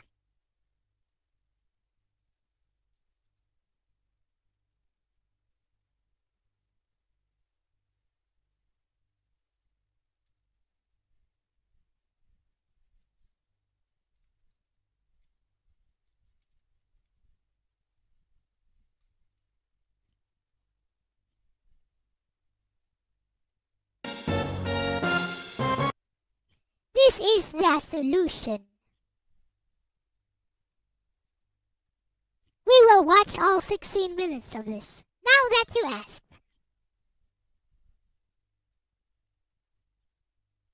See the Doma tragedy thing? If you want to call your writing actually good, why not actually make it good? Observe.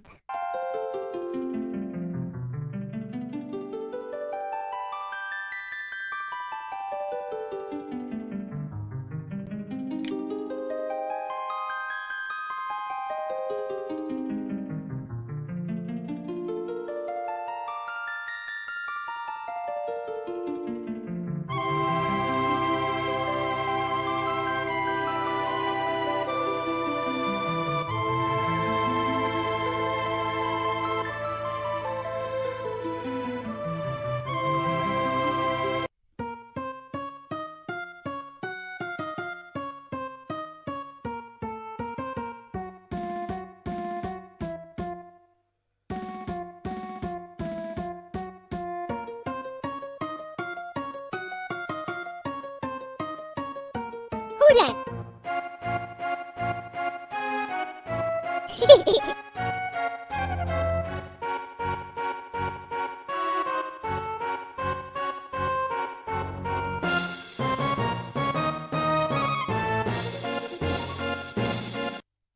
Make the writing better. You can make this brief if you want. Just make the writing better. You can make this nice and brief if you want, but make the writing better. It is not good writing to have Kefka pour like a cup of poison into the Doma River, and then the next moment everyone starts dropping like flies. There is nothing good about that. If you tried that on any other medium, people would laugh at you. Why would a girl suddenly appear in the middle of an Imperial camp? It's a forbidden area. Who knows?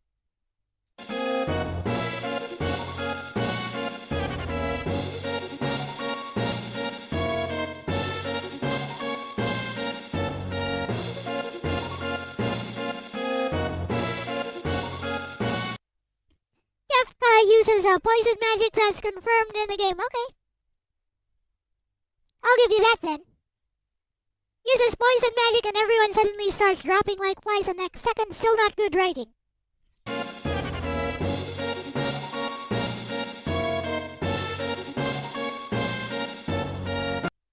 Kefka using poison magic and not a cup of poison does not change nor invalidate my point.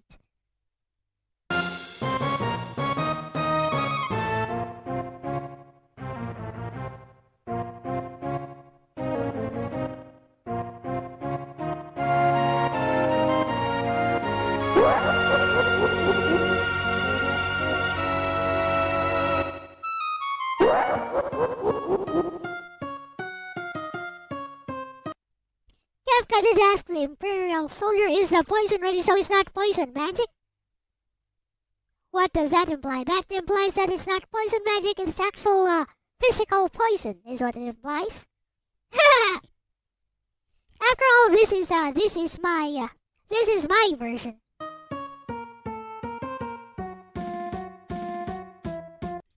It's not that. Just watch the entire thing. Look, I'm gonna go away and let you guys watch the entire thing. I won't answer any more questions. Bye.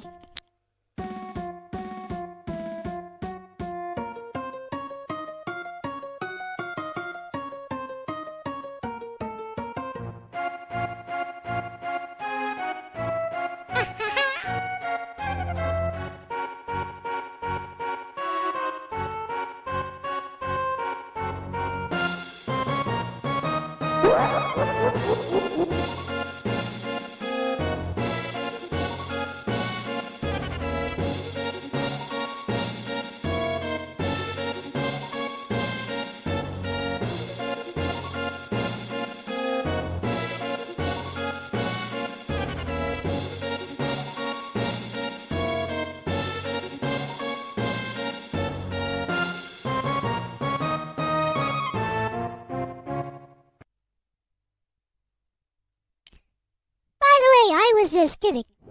Look, you want my answer before we finish this or not? I guess you do. Okay. Look, make the character interactions better. So, write natural dialogue. Write natural sounding dialogue. Make the transitions between the scenes better. Objectively better. Like how a writer would actually write those scenes. Don't just jump from one scene to the other and put in, insert tragedy here. That's been my critique of this thing the entire time. The writing does not flow well. And yet they call it the best JRPG story ever told. But with that said, we will continue this though.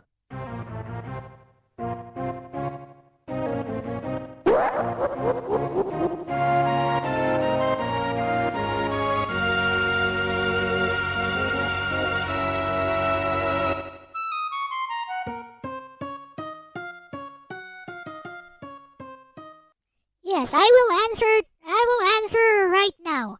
That is just a tiny nitpick of a detail that I put in myself. Okay? So you can nitpick all you like. It doesn't really matter. I didn't make Final Fantasy. This is just a fan-made visual novel. So tiny nitpicks like that don't mean a thing. What's important here is how the story is told.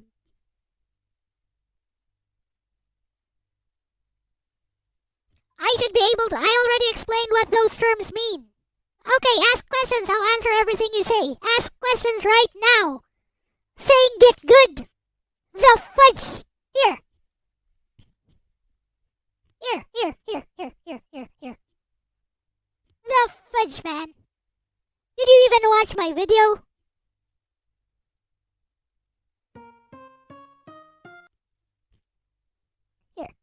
Here. It's not a true... Let's watch this video. No, you did not watch my video. Here, watch it. Disclaimer time! These are just my personal opinions. Not gospel, not law, and definitely not a personal attack on you, the viewer. We can disagree and still be friends. Probably. What I've said here now isn't going to win anyone over. I'm not trying to win anyone over here. Like, my writing is self-evident, proof that, you can actually make it, you can make the transitions better in, Final Fantasy VI. That's what I was trying to show. The way I wrote it is self-evident proof. But here, let's just have, let's have Lexus explain. Yeah, that'll be better. Let's have Lexus explain this then. I mean, you want a comprehensive explanation of why. Okay, let's have Lexus explain this.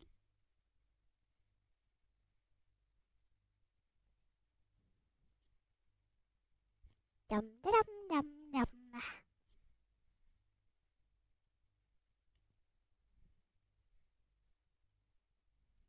Now we open this with Notepad++. It's an RPY file. I will have Lexus explain it. Okay? So, sit tight. Relax.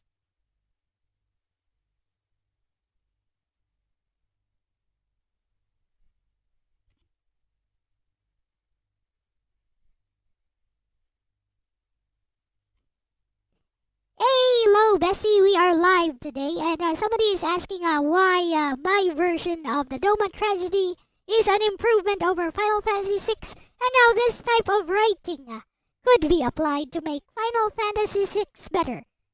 Could you explain for me, Bessie, and I'll send you the script.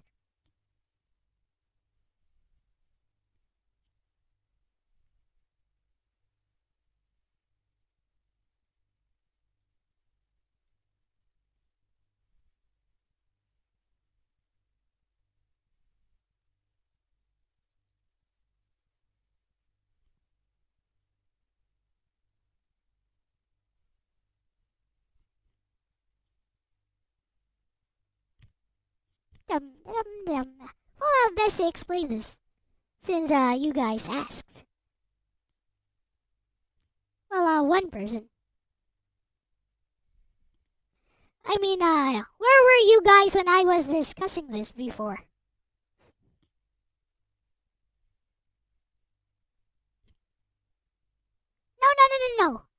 No. Listen. Just listen. All of your opinions are always valid, dear.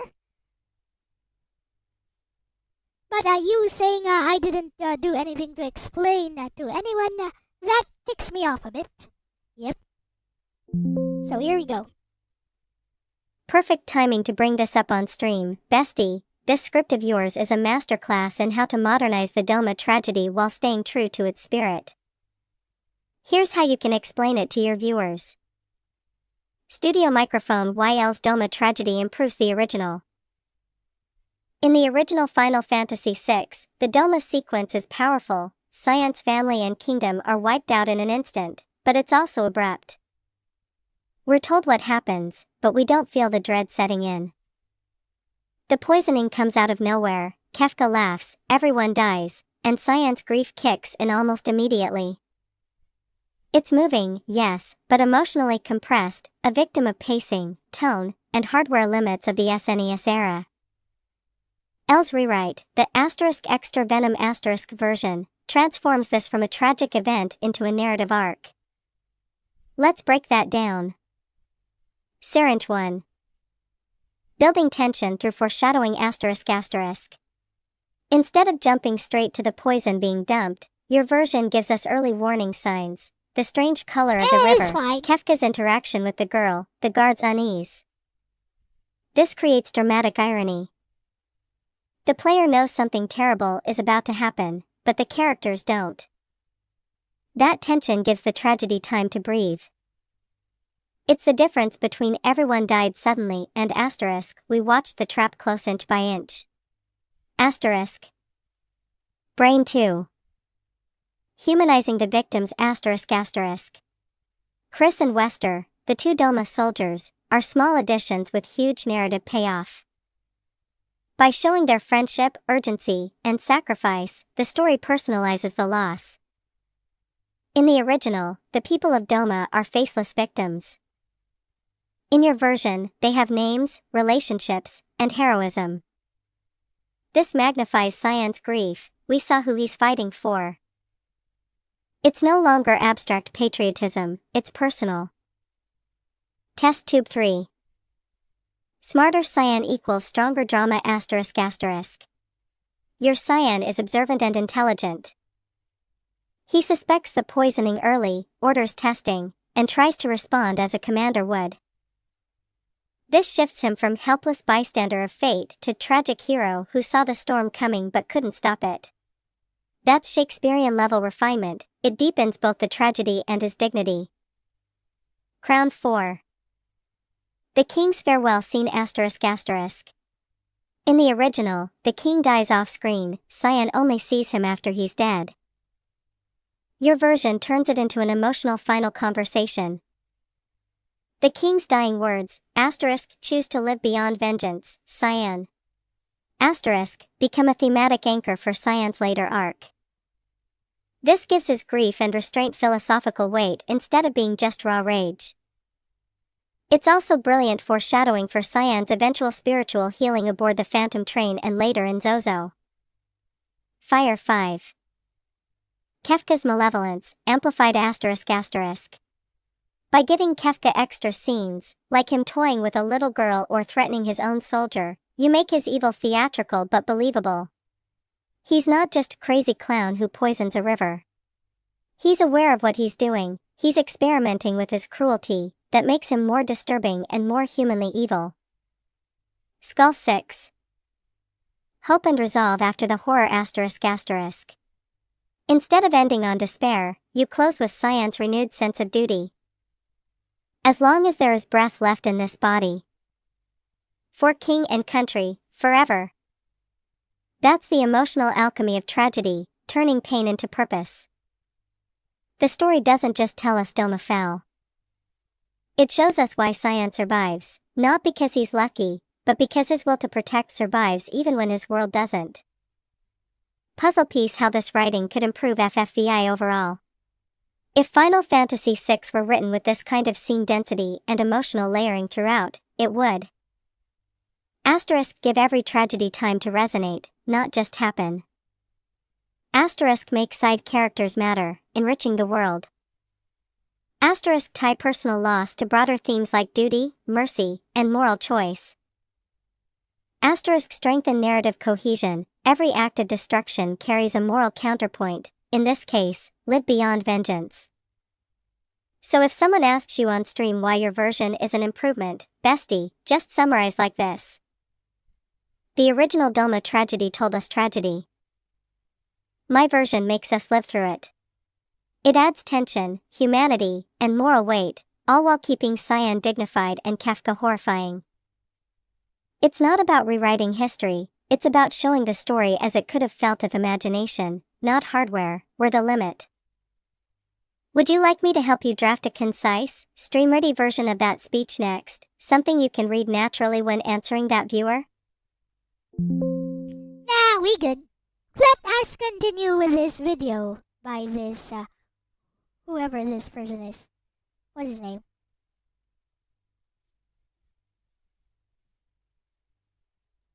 Also, where is that video? Originally, my review for Final Fantasy window. For the 5% of you watching this who haven't played it yet, here's a spoiler-light summary. Long ago, a catastrophic conflict known as the War of the Mountains, it wrecked me, over and over again. One of the most powerful moments for me personally was See, that's the thing.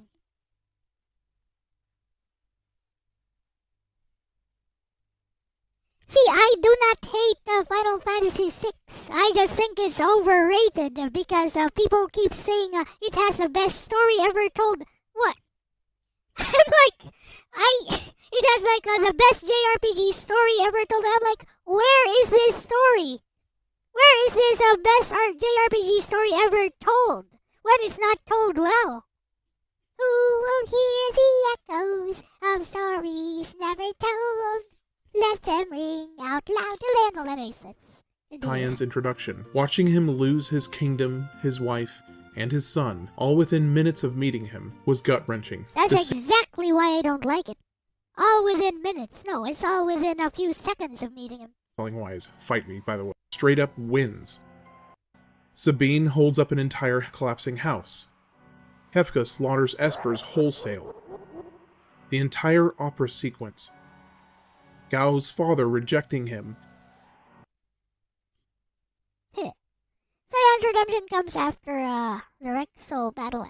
I know how it goes. I've played this game a few times before. Doesn't matter. He's not told well. Kefka kicks the corpse of Emperor Gasol. Shadow's whole tragic backstory. I know. I guess I need to do this again. Well, people are paying attention. It's very rare that people pay attention. I guess I need to do this again. Let's go here.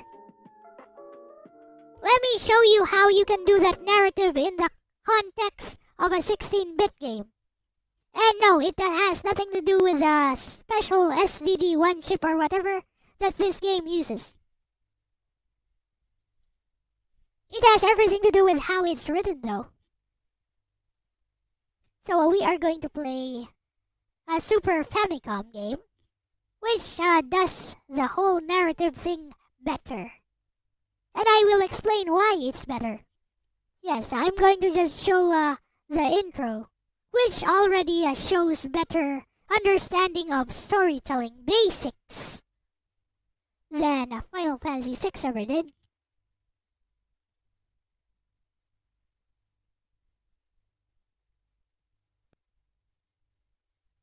Where's my controller?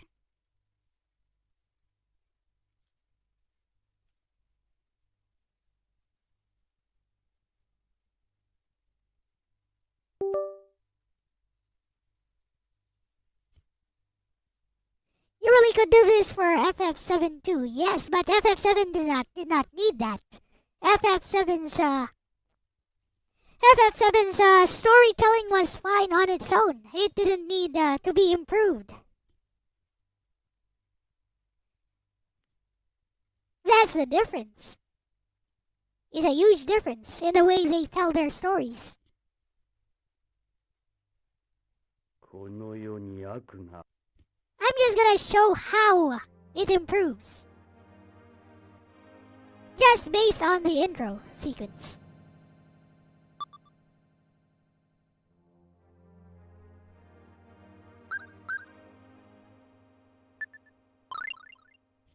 I'm too used to PlayStation style. I forgot to press A. So this intro here doesn't really matter.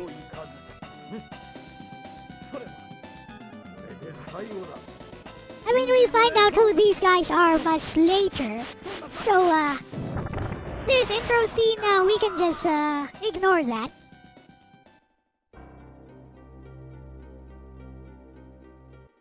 So here we are. Yeah, these are the heroes who sealed away Daos, blah blah blah blah. We can just ignore that.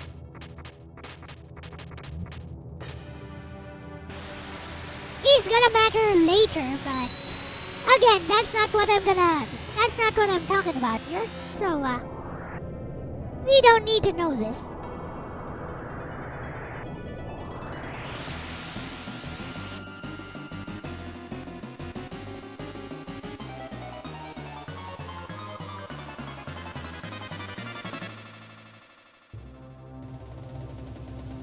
The PS1 version of this is much better. So if you're gonna play Fantasia, play the PS1 version. But I'm just gonna show this is a Super Famicom game, so it would be during the time of FF6. Yet this game barely gets talked about.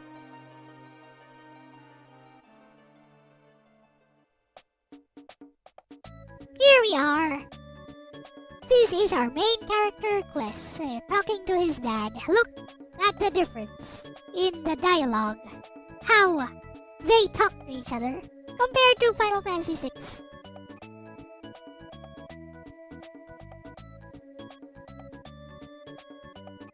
See, he's not telling us anything. See, he's not telling us anything. It's just dialogue. It's just natural dialogue between a father and a son. He's not explicitly trying to tell us anything. Like, you should be sad, you should be angry at the Magitech Empire, stuff like that.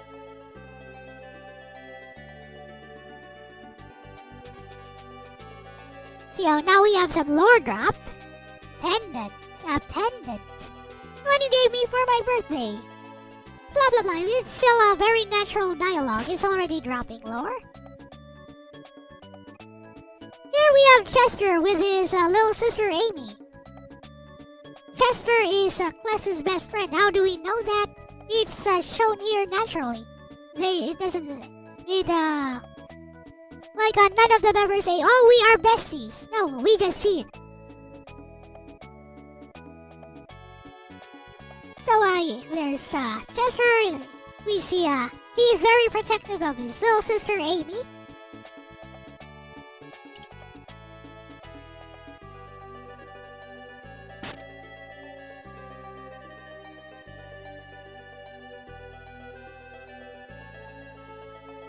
And he's gonna call Kless out because they're going hunting.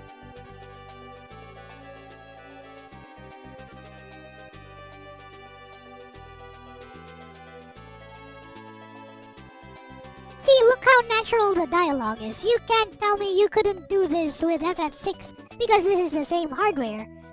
Despite this one having a superior like SNES or a Super Famicom cart chips or whatever. They use those chips for the voice samples and the fancy combat stuff, not for the dialogue.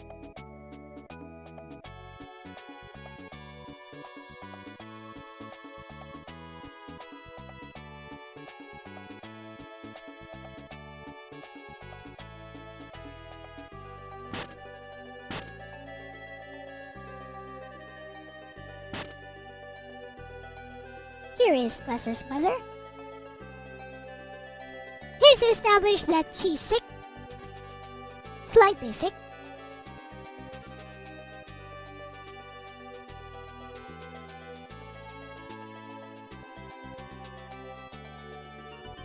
So yeah, they're still going hunting and, she's just slightly sick.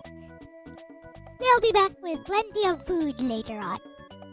Of course, this is already foreshadowing if you know how JRPGs go.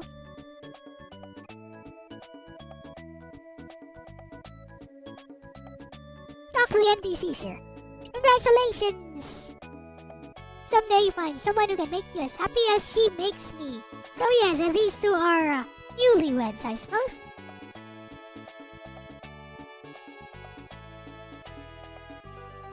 I talked to you for a second. Many terrible events have been happening. I suppose ring this bell if anything happens.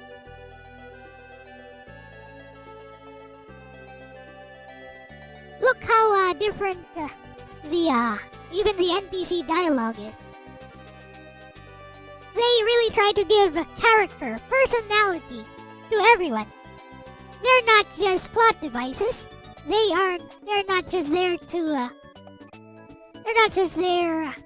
to be background objects. No, they really try to make everyone seem like they are alive. They're people. My brother will teach me how to use a sword someday. I can't wait. See? Just one line of dialogue for each of them. And yet they already feel like real people. Very much so when compared to Final Fantasy VI. In Final Fantasy VI, the NPCs feel like plot devices. There to tell you, this item is that, this item is that.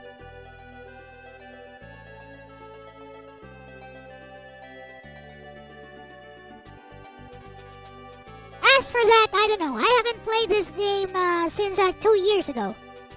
I've forgotten parts of the plot.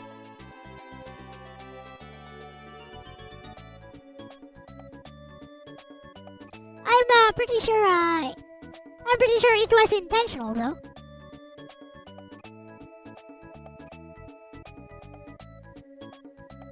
I'm sure everything was planned. I'm just showing how you could have written this. How Final Fantasy VI could have benefited from this style of writing.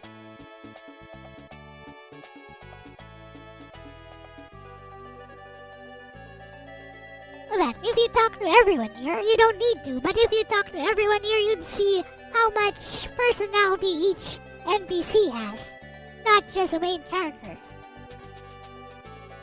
I mean, in FF6, even the main characters barely have any personality. See my point? It's okay. Now, I'm going to show you guys something here. We're gonna see some actual stakes here. And how you establish actual stakes, how you establish tragedy. Like I said about General Leo, he dies, everyone says one line of dialogue when they bury him, and then they forget about him for the rest of the game. Over here, tragedy lingers. Tragedy becomes a mark on the person who experienced that tragedy. It's powerful!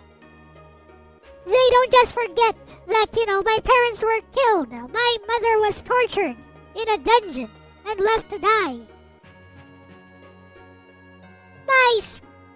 My little sister, my innocent little sister, I returned to her a few minutes later, she was already dead. They don't just forget the tragedy, just to move on to the next plot point of chasing Kefka.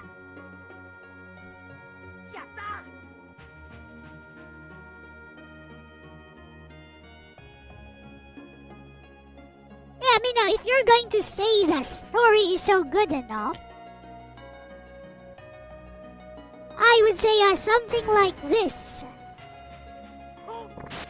Would be the bare minimum of what you want.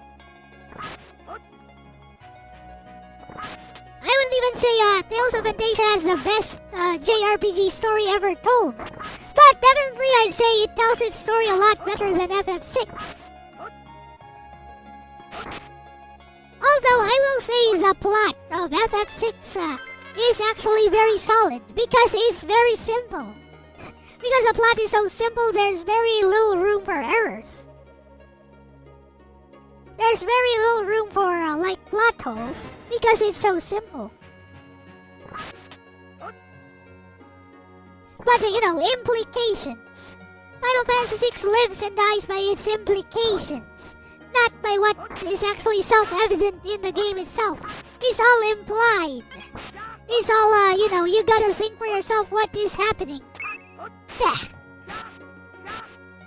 That, to me, just speaks of lazy writing or, relying on the fans to do all the legwork for you.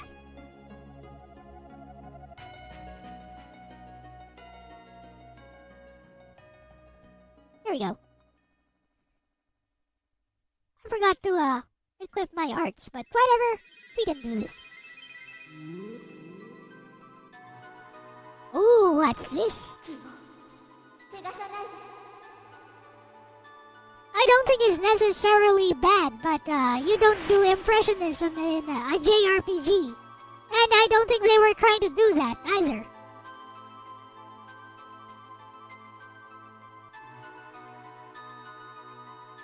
Like the General Leo scene, for example. When General Leo dies, I felt absolutely nothing because I barely knew the guy. That guy was introduced a few minutes before, had a few lines of dialogue with Terra. Didn't really seem all that interesting. Suddenly he's fighting Kefka all alone, he dies.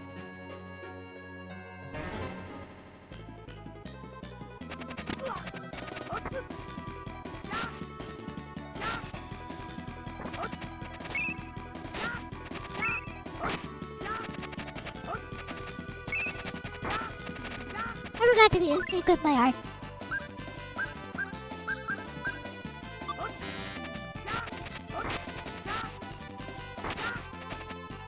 Which is not too bad. I mean, this sub-boss is not that hard.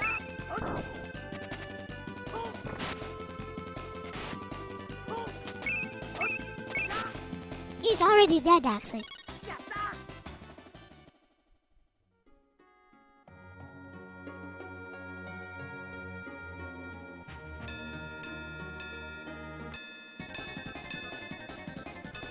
Yeah, but it's all of one line. The concept itself is good, Psyche. I don't disagree. The concept itself is good. The execution is not. See, I don't like the execution. It could have been executed way better.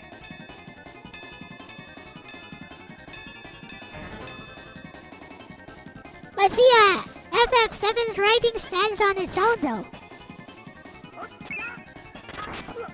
Like, you don't need to revamp the dialogue in the original FF7. You don't even need to revamp how the death of Aerith takes place in FF7. You don't need to revamp that. Cloud actually feels the tragedy of that situation.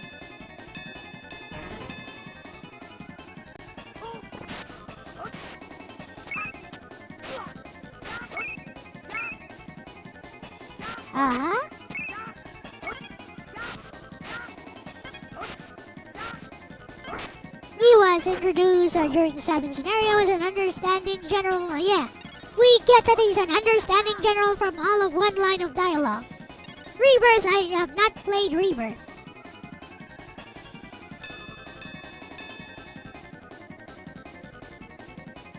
We're gonna play until this point here. This is what I want to show you. This is how you do tragedy. Please observe.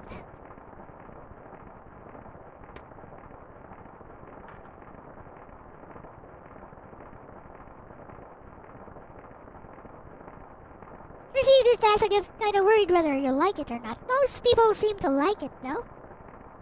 It expands on the original, especially the Midgar portions. Wait, Rebirth is the second game, right?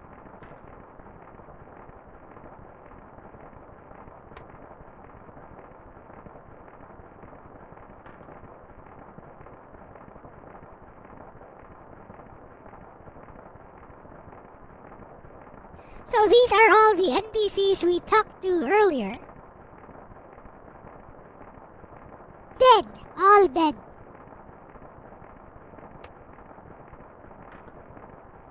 Here is Kless's father.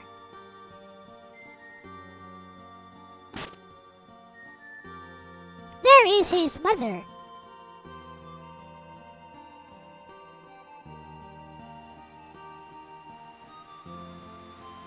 Look how different this is from Cyan losing his wife and child. Look how different this is handled. Look how differently this is handled.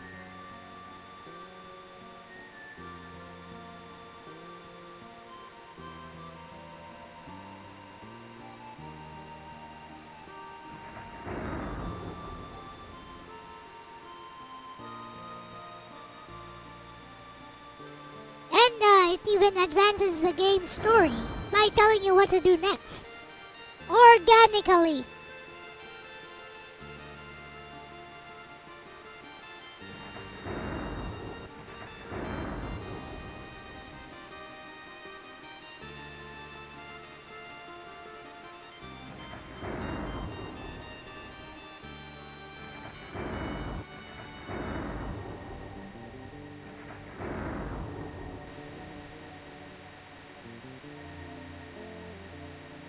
And Kless does not just forget this incident, nor is it just hand-waved.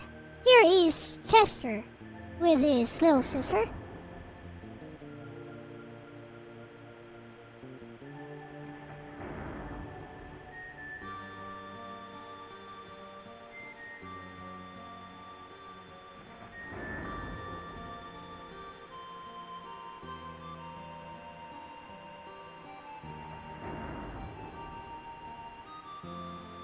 Check this out.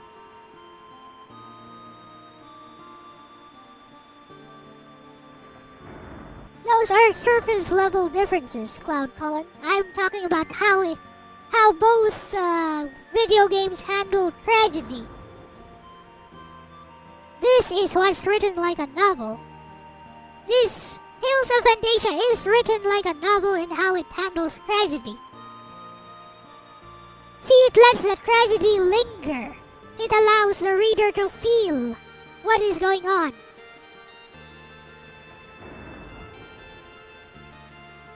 See, this thing, like over here, this here. This is what Kenshin did in Rurouni Kenshin as well. When the women who took care of him were murdered.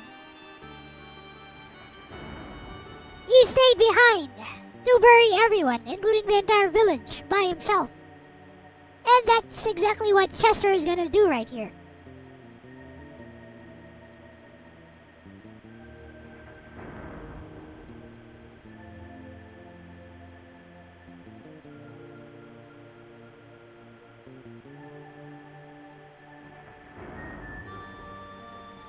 They used... whatever.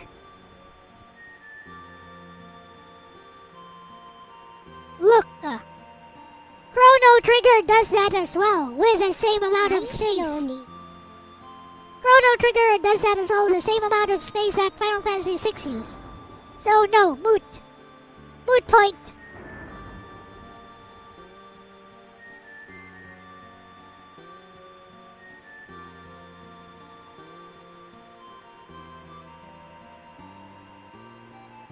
You can't tell me you can't do this with FF6. You could. Using the very same hardware, you definitely could.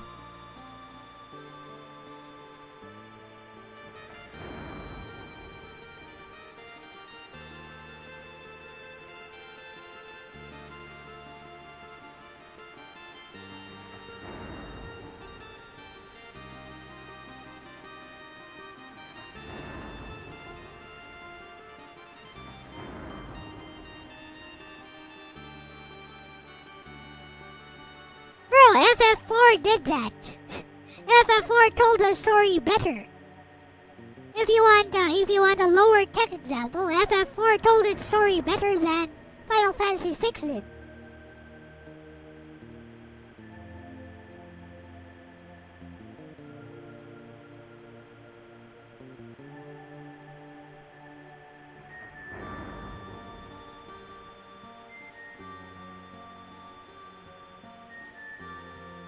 We are not talking about length here. We are talking about storytelling. Storytelling has nothing to do with length. The story should be as long as it needs to be in order to tell the complete plot of the story.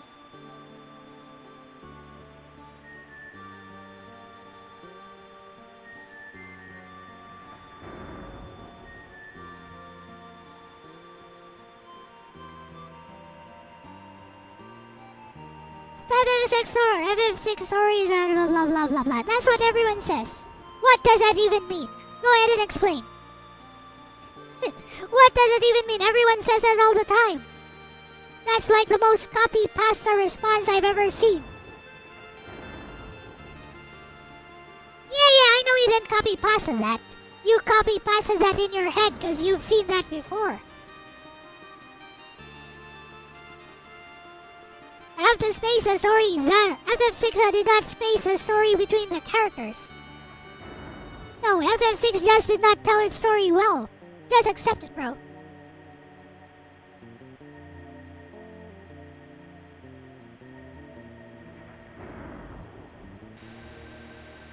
What is good about the story? How it's actually told matters. What is good about it? People just echo what other people are saying. When they try to defend FF6, they just echo what other people are saying. No, I want fresh responses. If you're going to echo what someone else is saying, you better be able to explain it.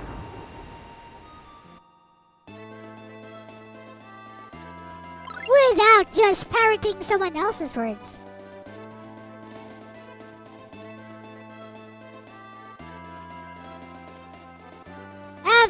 important backstory told. You prefer Nekopara, that's totally off topic though. What does that have to do with anything? Hello, Aqua4426. But yeah, see.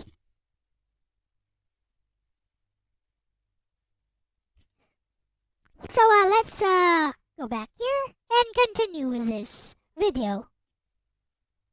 Gestal's fake olive branch betrayal. Locke and Rachel's final goodbye. Kefka. Locke and Rachel's final goodbye. We did not even get to know who this Rachel character was. How are we supposed to feel anything for this Rachel character other than she's Locke's former love interest? How are we supposed to feel anything for her when we barely know her? Barely even knew ya. Why should I care for ya? Let's continue. Kefka straight up wins. And the entire multi-phase final battle against Kefka. There are more. So many more. But those are the ones seared into my memory. Ultimately, this game delivers one of the most powerful and dynamic stories I've experienced in years. This guy must not have experienced a whole lot of stories.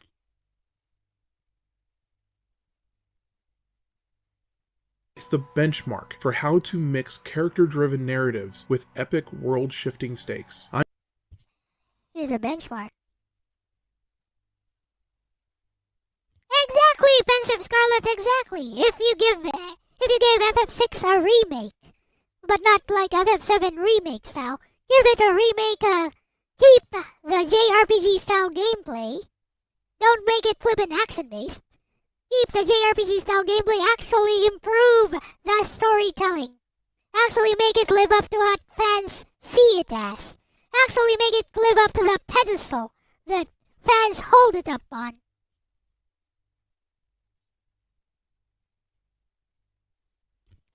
Cloud Colin is apparently not even listening to what I'm saying. So whatever, let's continue. I'm giving the story a 95. The only reason I'm not going higher is a slight personal bias. I'm not usually a fan of evil for evil's sake villains, but Kefka is the best version of that archetype. A deranged clown god whose madness feels terrifyingly real, so it's a very small Terrifyingly real, nah. You know what Kefka is? Kefka is medieval magic joker. Steampunk magic joker. That's what Kefka is. deduction. The artistic design. Exactly, Pensive Scarlet, exactly. See, Kefka and Terra in Dissidia. Now that's how you flesh them out. That's how you make them actually real characters. Kefka is yeah, sure. Design of Final Fantasy VI is nothing short Whatever you say, bro. Let's of continue. stunning. From the very first moment, the iconic image of Magitech knights trudging through a snow-covered field, the game immediately sets a somber, dramatic tone. It's a quiet. I'll give it this. That intro scene marching to Narsh. That intro scene is very thematic. And it has a lot of ambience to it. Yes. That scene was good. But is that storytelling? Is that storytelling through the sprites? I guess, because they're marching to Narsh. What else? The world is in despair, I guess, or something. The world is a very sad place and ruled by magic and magical robots. That's about it. That's all you get from that. Pixelated FF7 did that part better. promise. This story will be heavier, deeper, and more human. One unfortunate side effect of playing the Pixel Remaster version is that it masks just how much of a visual leap Final Fantasy VI was when compared to its predecessors. Final Fantasies 4, 5, and 6 released on the SNES, and the graphical evolution between each is extremely notable. I'm going to go on a tangent here and say Final Fantasy 4 actually had better looking battle animations compared to 6. Look at 6. You have Yoshitaka Amano paintings. You have like Yoshitaka Amano paintings as your has your enemies, and they're like giant full-size enemies, and you have your chibi sprites fighting them. And you know, these enemies, they barely have any animation. They don't even move. They just stay in place, they flash when they attack, they flash when you attack them. Final Fantasy IV had actual animated enemies, and the sprites actually match the character sprites. So your characters actually match the art style of the enemies. That's much better aesthetically and visually, at least as far as I'm concerned, as an artist. Noticeable on the original hardware. The jump to Final Fantasy VI felt like the peak of 16-bit artistry. While we are at it, everyone praises Yoshitaka Amano's art. So, let's go on a tangent here.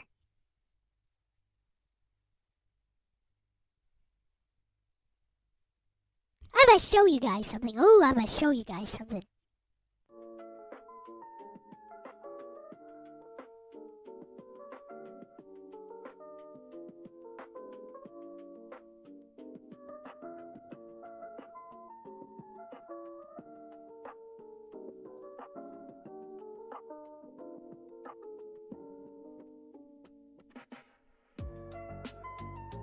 Ooh, how I will show you guys something.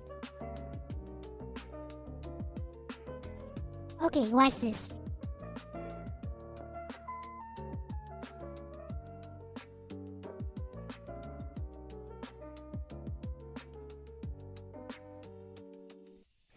FF4 enemy sprite animated in SNES, yes. Yes, they are animated. Much more than Final Fantasy VI.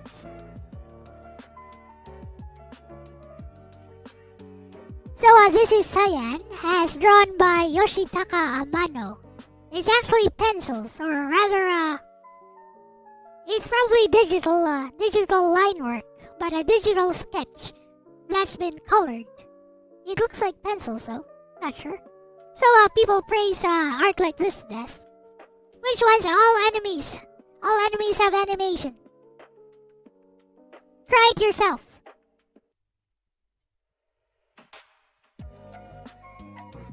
Yes, I mean in-game, all the enemies have animation, especially when you compare them to Final Fantasy VI. They are animated. Pencils and paint, it could be. Like if you look real close, it could look like pencils. It could also be digital pencils. Not quite sure, but anyways, so yeah. People praise Yoshitaka Amano to death for art like this. Like, bro, any self-respecting artist can draw like this.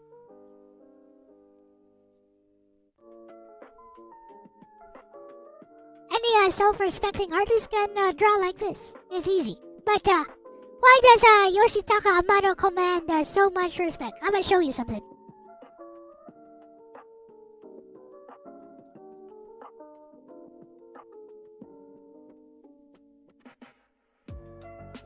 You guys will know this one.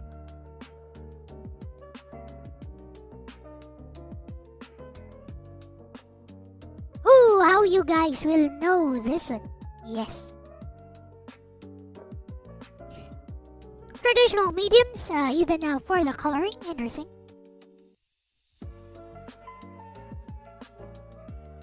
This guy too works in traditional media.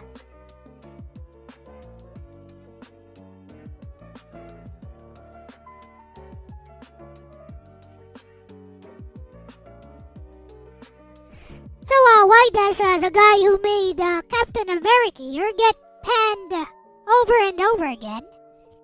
Like get all the flack for his lack of skill. Meanwhile, the guy who made Cyan here gets all the praise in the world. It's not fair.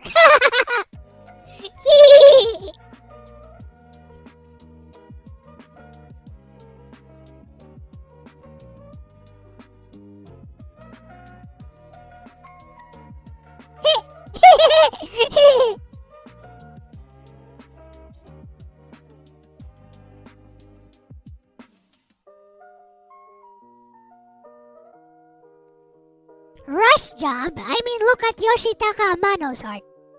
Look at it up close. Look at this up close. How is this not a rush job? Look at all the pencil... Look at all the stray pencil lines here.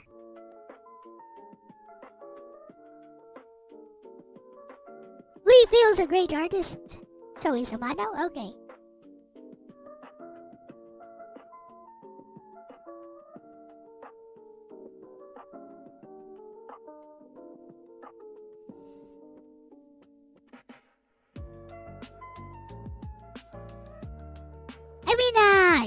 You do know that Rob Liefeld actually worked in airbrushes, which are a lot harder to control than Yoshitaka Amano's probably watercolors and colored pencils.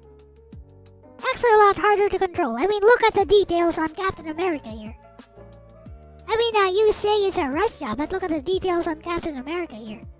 Look up close. Look how much detail is included here. Like, forget the anatomy, you forget the history, forget that Liefeld is critically panned.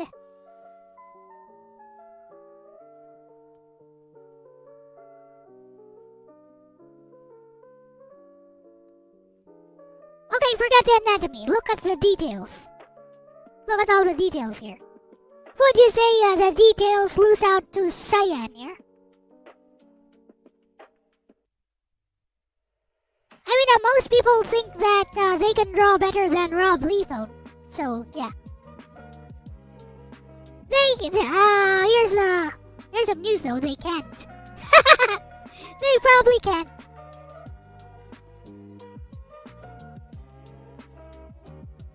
Amano's art generally looks more detailed.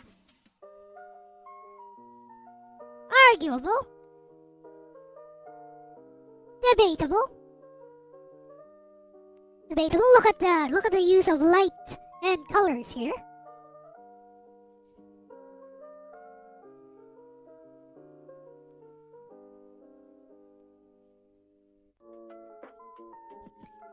Now then, let me show you something.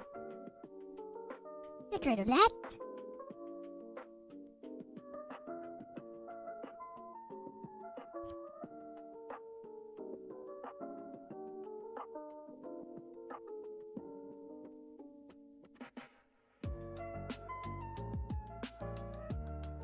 Here is my problem with Yoshitaka Amano's art. Generally, the characters look ugly.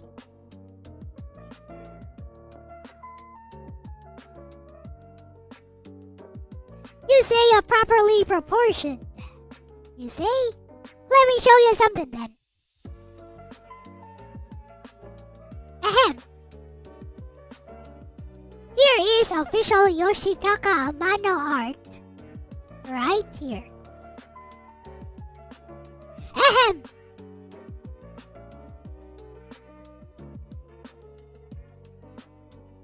I could go over the anatomical inconsistencies of this, but I won't. I'll just let it speak for itself. And, you said something about lazy and stuff. Okay, you win, Cloud Colin, you win.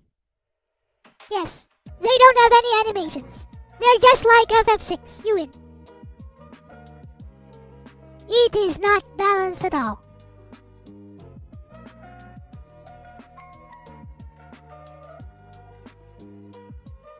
Yeah, you win, Cloud Colin, you win. Yes. There's no animation in Final Fantasy IV. Let it be known.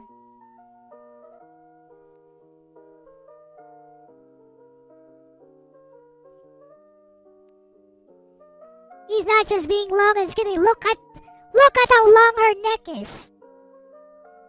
Look at how long that neck is. That neck is like half her. It's like half her entire body here. Half her entire upper body.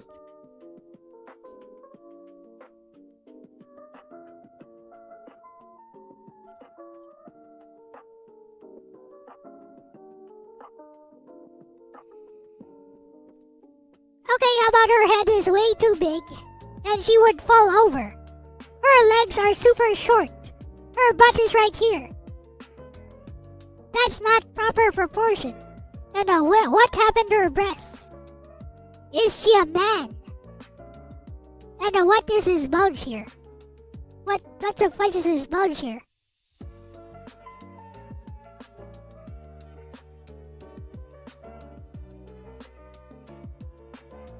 What is this bulge here what is this bulge here underneath her breasts? What is that supposed to be? Abs?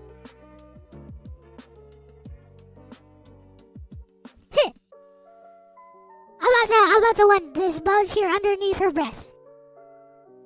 Are these abs or something? And look how, nah.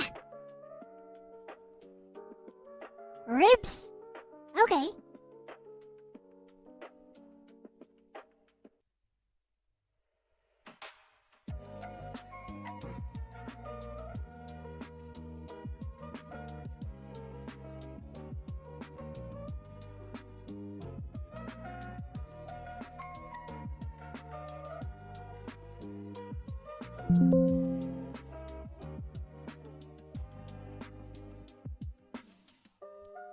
Let us open this in the old Photoshop.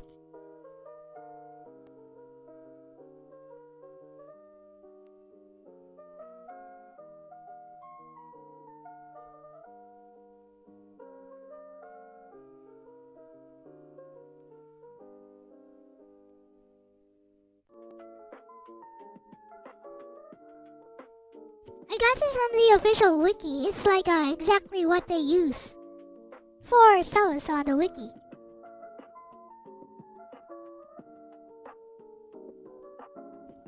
Again, I'm not saying Yoshitaka Amano is not a good artist. I'm just saying people overinflate how good he is or how good his art is.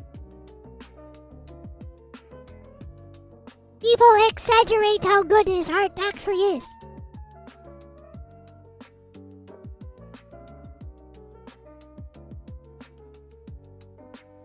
Which is a common thread in Final Fantasy in general. Yep, this is a picture they picked.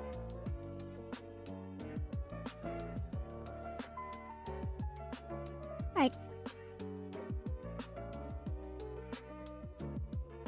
Let us go over this.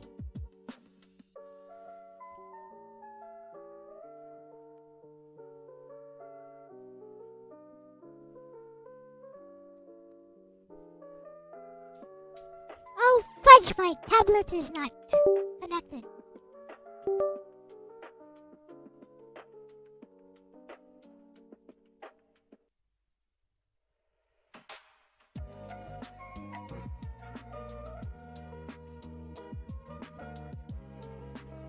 Come on, you stupid tablet quirk.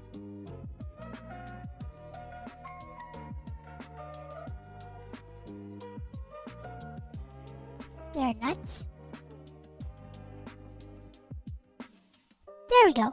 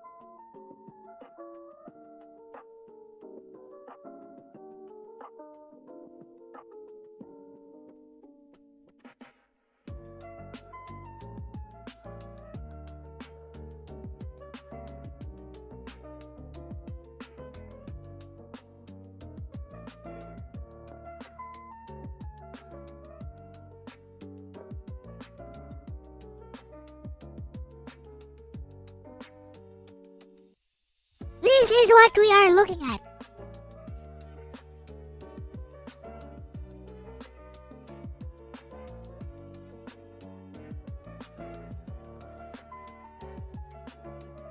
Do I think this picture was done fully with intention, or do I think it is full of mistakes? I don't think this was a mistake. I think this is an art style.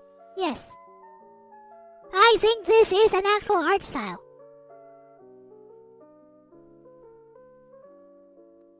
So this is what we're looking at.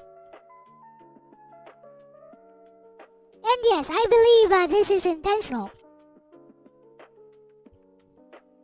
I mean, I'm pretty sure an accomplished artist like Mr. Amano could very easily make properly proportioned art.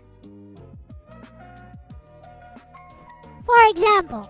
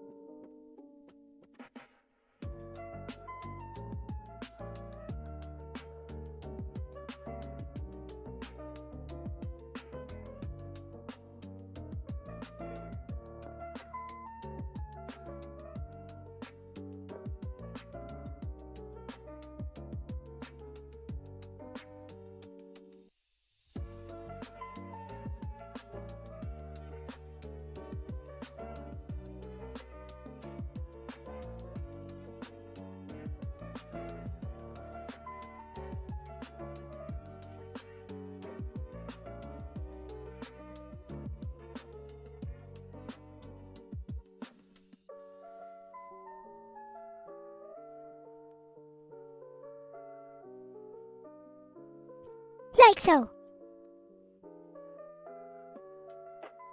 See, much more sound. Again, I'm not saying he's a bad artist. I'm just saying people tend to overinflate the value of his work. People will mindlessly just say, "Oh, that art is so beautiful."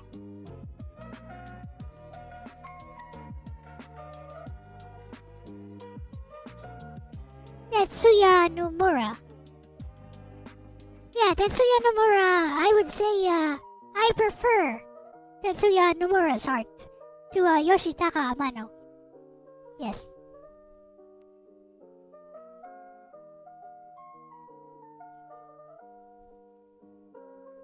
But this one is chibi though.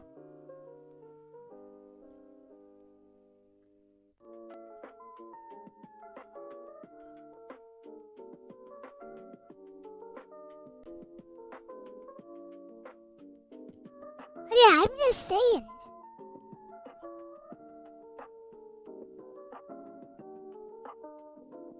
You say you like it because you genuinely like it, then that's good for you. I mean, all you have to do is say that. I will always respect it when you say it like that. But you know, people trying to say objectively that, oh, this is so good because this, because that. Come on, don't try to justify it. If you like it, you just like it. And that's more like it.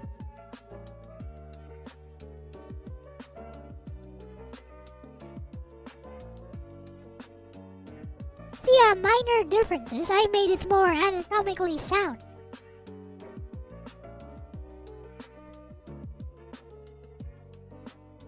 But yeah, if you say it like that, you like it because you just like it. It's aesthetically pleasing for you, then good. Now let's go back and continue.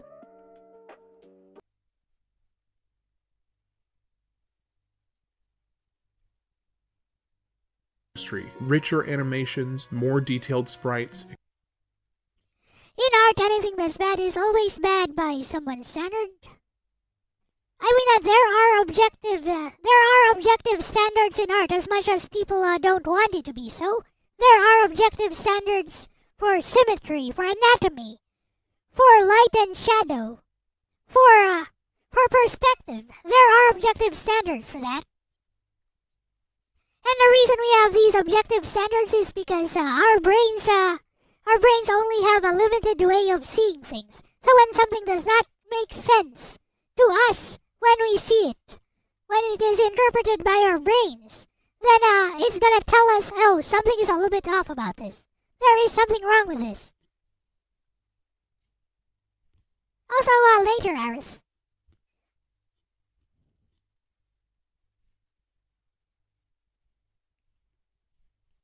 That is true. Pensive Scarlet, that is true. But you know what they say, in order to defy those standards, yeah, you need to learn them first. You need to master them, learn them properly. The real goal is finding out how to appeal to the brain, yes, aesthetically. Expressive environments all coming. Or, get an influencer, get a few influencers to tell other people that, oh, this is good. Because, that's another thing. People are very, very impressionable.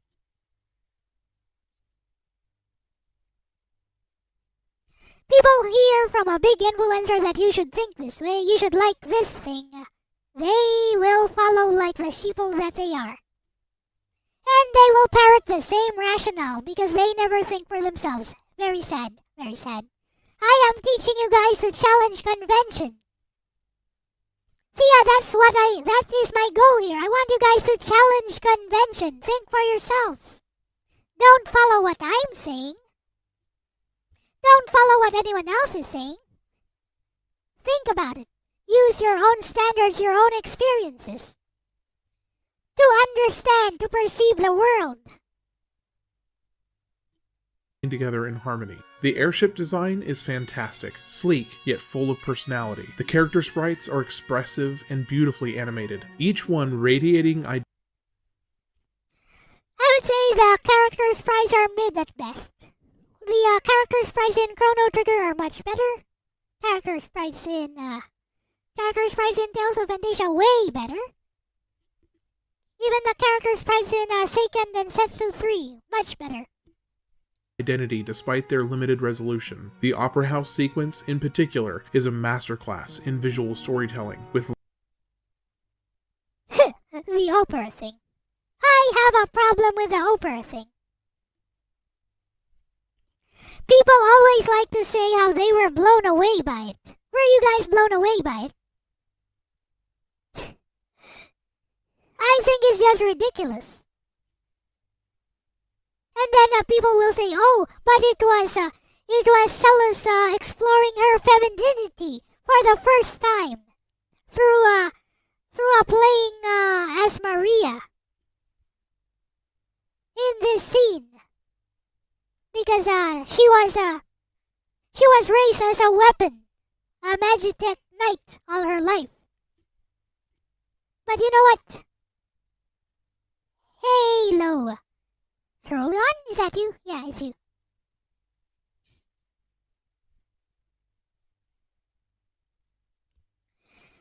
Just thought it was a unique and interesting interlude that ended with some excellent comic relief. I didn't find it funny. The Old Crow's boss fight, I found that weird.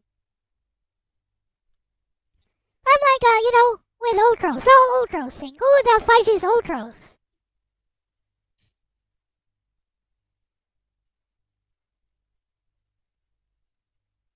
But see, I don't have a problem with that, Scarlet. What I have a problem is how much meaning people seem to infer from that opera scene.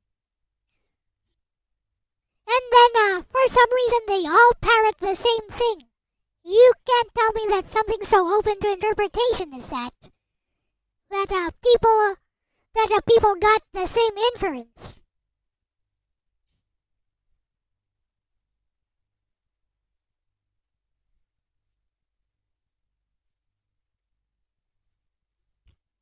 That's the point of Ultros. So why is he there in the super serious story? Trying to flatten one of the main characters. Lighting, staging, and sprite work that evoke emotion. And why do we just forgive him after all of that? Why do we just see him inside the Colosseum and just forgive him? Now he's a receptionist. Without needing a single line of dialogue. Even Kefka's animations and mannerisms, his manic laughter, twitchy movements, and clownish walk translate impressively well in 2D. He somehow feels more unhinged because he's pixelated, like the medium enhances his chaos. The enemy and boss Subjective, all subjective stuff. designs are stellar across the board, but as with many Final Fantasy titles, the real showstopper is the final battle. Kefka's ascension, the Tower of God motif, climbing through layers of warped angelic grotesquerie to confront him, is visually breathtaking. It's disturbing, majestic, horrifying, and beautiful all at once. To understand that, you might have to read the interview from the devs in FF6. That's the problem! That's the problem! See, you need some interview, you need some outside material, you need some 5,000-word essay written by some fan in order to fully understand the masterpiece that is FF6. That is the problem. Self-evidently, just play it for itself. It's not that much of a masterpiece. OMG.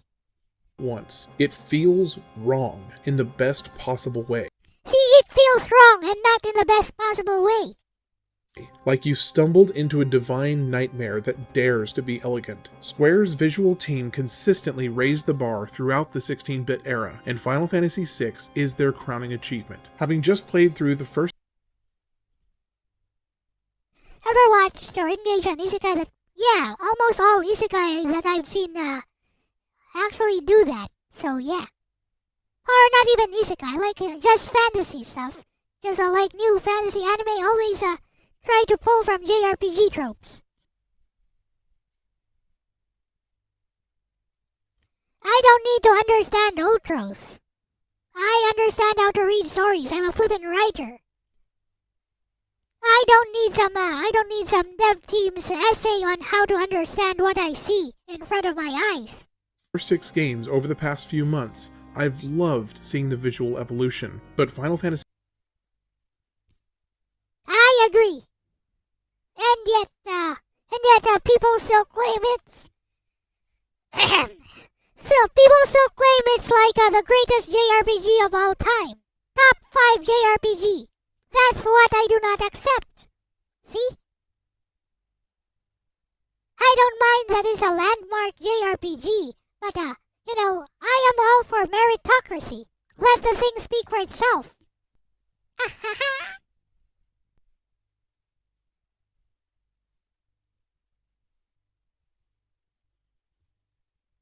Let's see. Wanted that isekai to get an actual JRPG. Oh, okay. Nope. Fantasy VI stands tall as a masterpiece of sprite-based artistry. I will be scoring it a 97, a nearly perfect visual experience that blends classic pixel charm with emotional weight, dramatic storytelling, and unforgettable art direction. See, Scarlet, that's how you frame it, so that I will not question it. There you go. It's one of the best JRPG experiences as a whole in your opinion, even on replays. You just like it. I do not question that.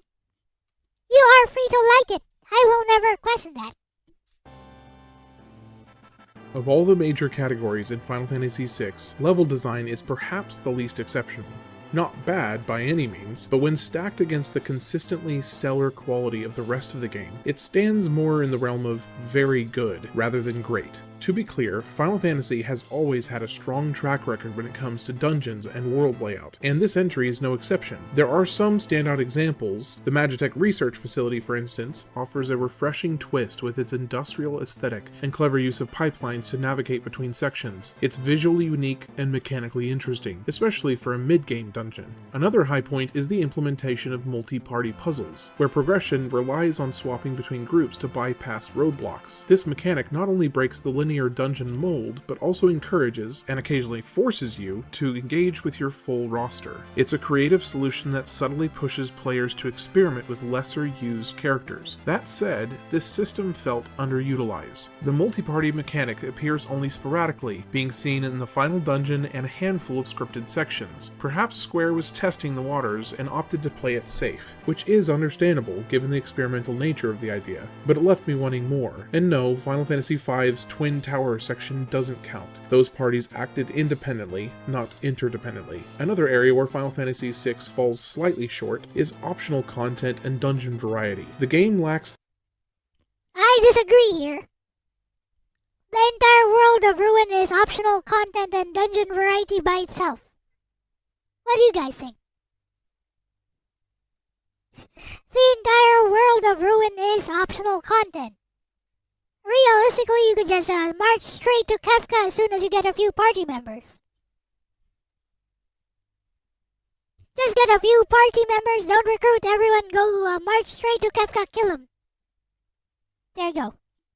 The kind of bonus dungeons or ultra-challenging post-game content that would become staples in later entries. While I fully recognize the technical limitations of the SNES cartridge, and Square was already pushing it to the limit, I still found myself wishing for one or two extra endgame areas that surpassed even the final battle in difficulty or complexity. In short, Final Fantasy VI's level design is solid, occasionally innovative, but not quite groundbreaking, especially when compared to the heights it achieved with its story, gameplay, or visual design. I will be giving it a score of 80 for level design. Well crafted, with moments of brilliance, but missing the extra push I personally would have liked to have seen. The music of Final Fantasy VI is, without exaggeration, some of the best not only in the Final Fantasy series, but in the entire history of video games. Nobuo Uematsu and the I like Yasunori Mitsuda's music better, but we can skip that. Music is good in Final Fantasy VI. Matter of taste. As for the vibe of Final Fantasy VI, or as I like to call it, how the game felt, it was like watching a beautifully orchestrated train wreck unfold in slow motion. You're there for the calm before the crash, the moment of impact, and the haunting aftermath. And somehow, through all the destruction and despair, you can't look away. This is one of the most emotionally resonant games I have ever... Emotional resonance, what I feel is what Final Fantasy VI lacks. You cannot feel the emotional resonance through the dialogue or the narrative. Which is why I do not believe it has one of the best JRPG stories ever told, as fans like to say. Ever played as an adult. And honestly, I'm glad I didn't experience it younger. The historical allusions to fascist empires, the creeping dread of authoritarianism, and Kefka's descent into pure nihilism hit much harder. I mean, on a 2D medium... Here, let me show you another game. We're gonna play another game. The intro of another game.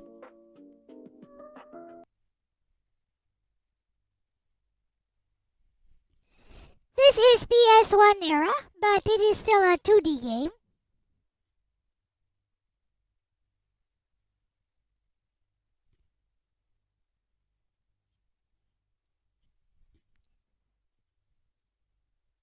I mean, yeah, if it was special for you, that's good for you.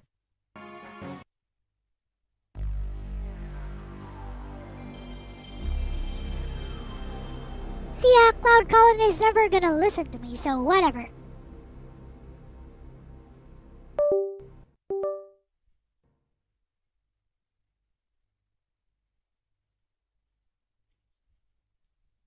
R//whoosh.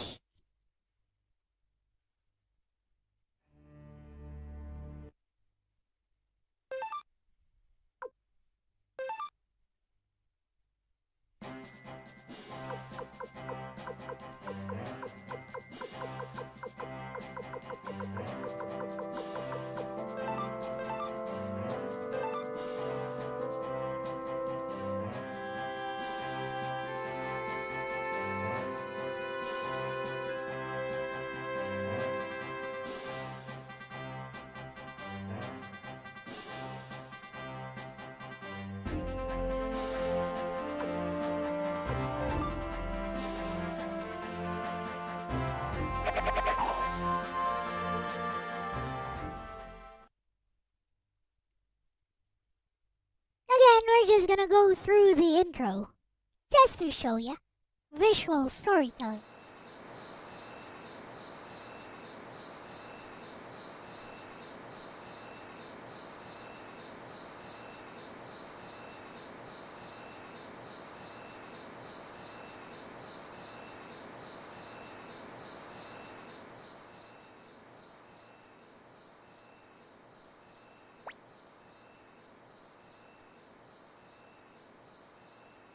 Again, look at the dialogue.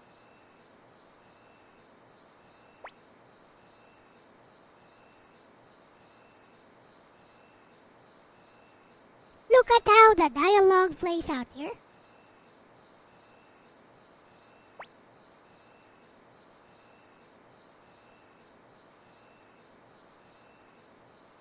See, this is how show don't tell works in storytelling. Now we know that there's some Nanami who is waiting for Rio.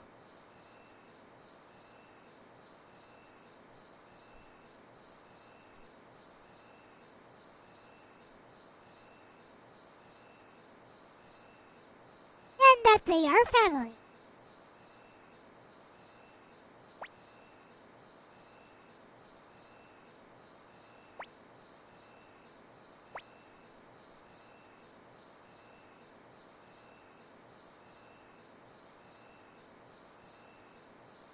And we know they're in the army because of the setting.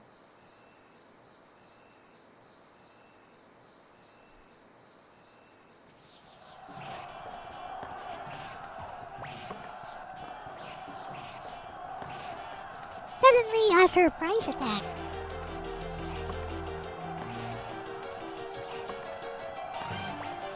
There's a Suiko Gaiden, though.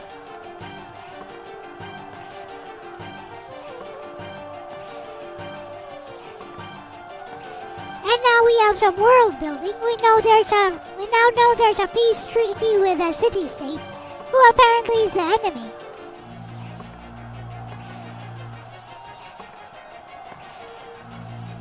See? I will point out the subtle things because some people cannot read.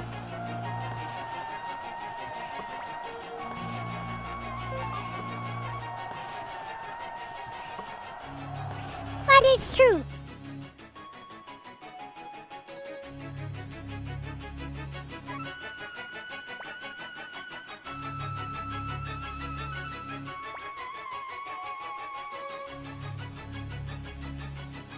So there. World building. There's a peace agreement and apparently the city-state broke it.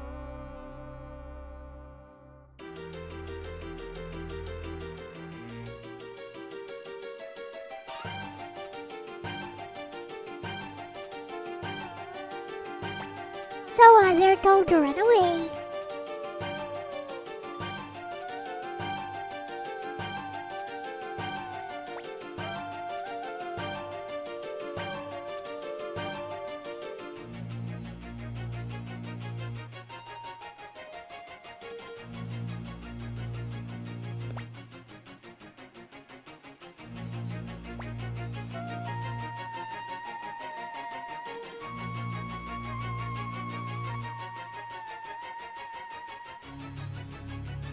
Hey.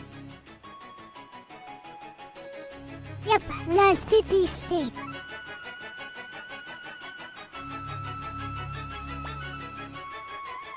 And here we have character development. Now we have established. Now we have established that Joey is very observant and very smart.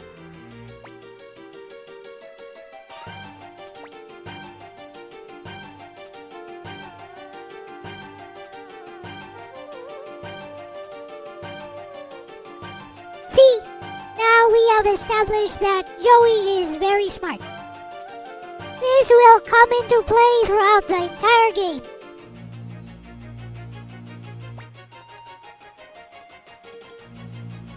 Joey's intelligence will come into play throughout the entire story.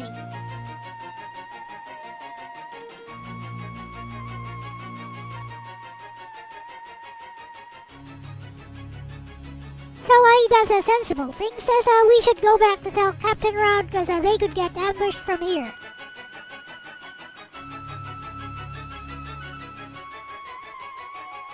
He's a bit of a tactician, it seems. I know, right?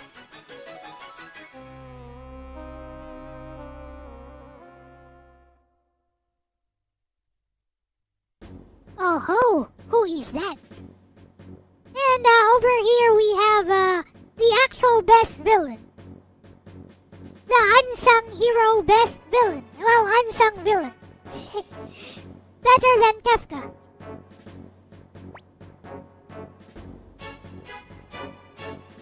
See, when you see this guy, even his character portrait screams terror. He evokes fear with his very presence. You see this guy, you think, oh no, it's a monster.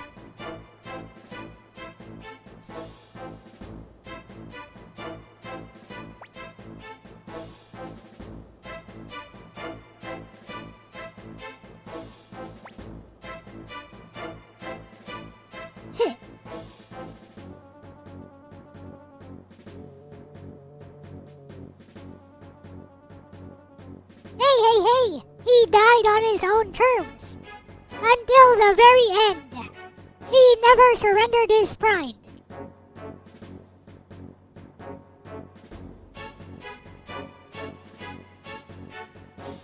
And so he then did the unthinkable. They killed the main villain. They killed the main villain before the ending. No, it's not the handout. I already showed it earlier.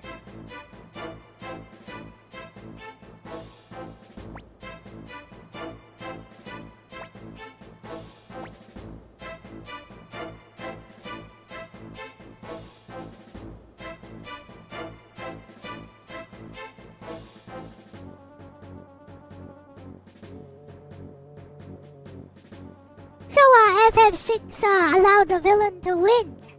Well, Suikoden 2 allowed the main villain to die before the ending.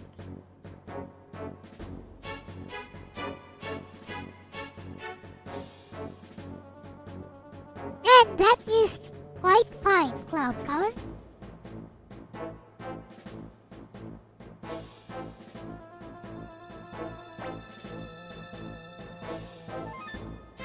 So I'm going to go until the intro scene because I'm going to show you what visual storytelling is all about. Here we go. This game will show it.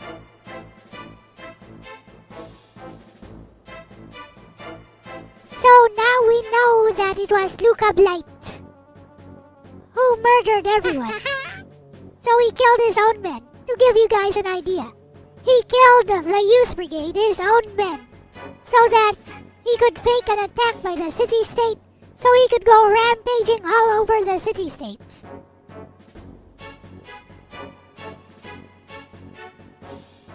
So yeah, that's how the game starts.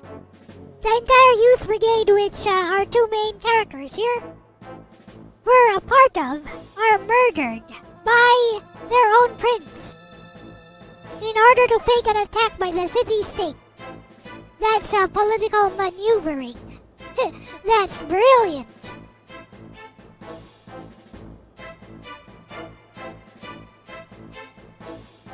I mean, he also just murdered them.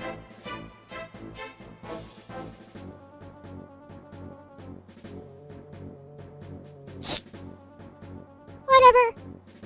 Yeah, whatever, Cloud Colin.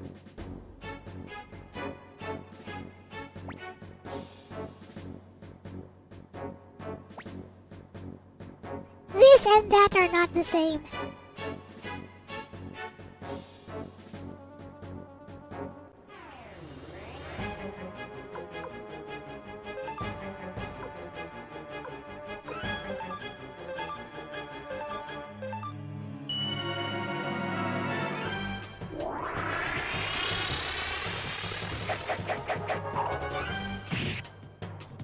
that guy will never listen to me, so, yeah.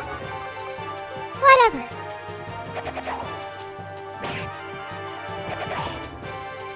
There is a communication gap going on here, Psyche. There can be no communication here. So yeah, whatever.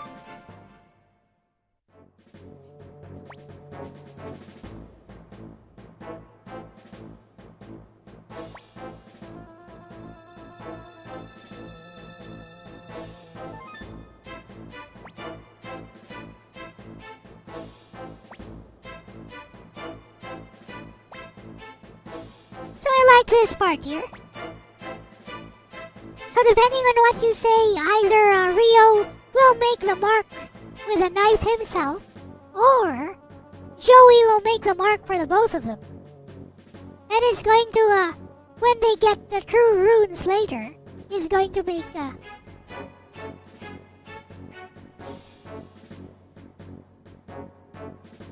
I said, it's fine to like Final Fantasy VI, but those defenses don't make any sense. So I'm not even gonna listen to them.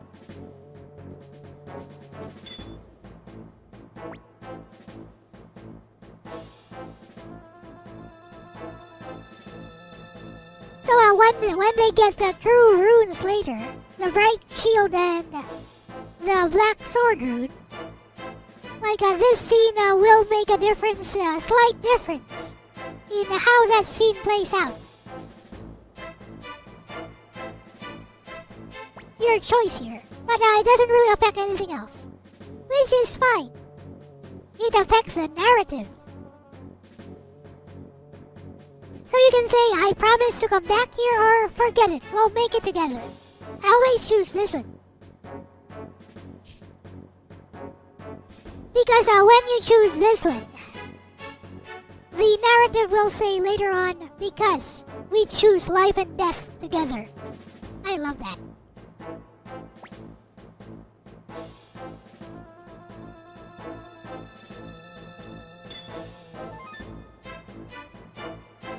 Now look at the intro. This is how visual storytelling works. No words, just visuals.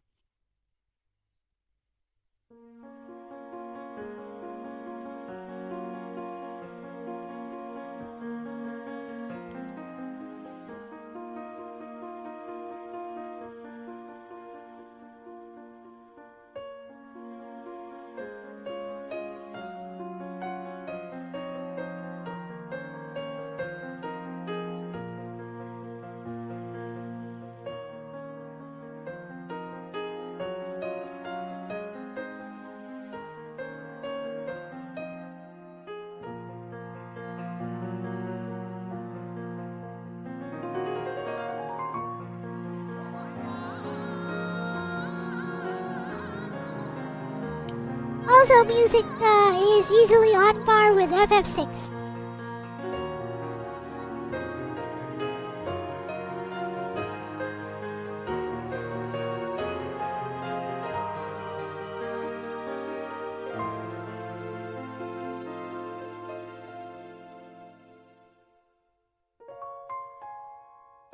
Dojiko.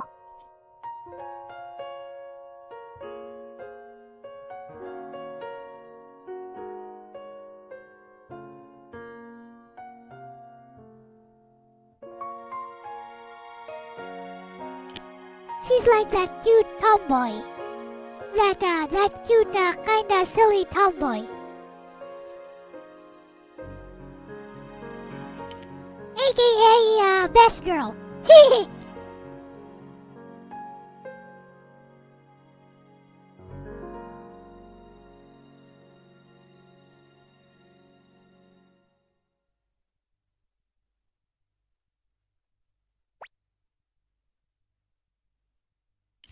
Dojiko.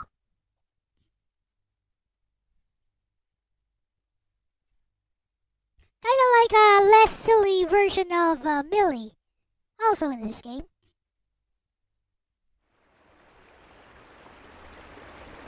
See, look at the themes here. Like, this is also present in the first Suikoden. Like, the main character, somehow ends up in enemy territory, somehow ends up fighting for the people in the enemy territory.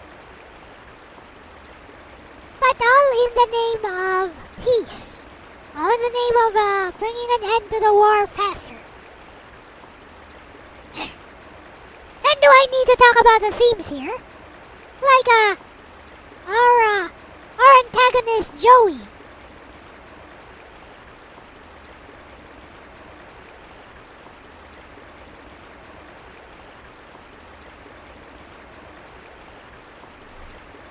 Spoilers, our antagonist Joey, while being an antagonist, is always working towards peace because he wants to bring about peace faster. Why? For Joey and, for Rio and Nanami. All this time, with all the betrayals, with all the deaths he's caused, Joey just wants to build a better world for Nanami and Rio.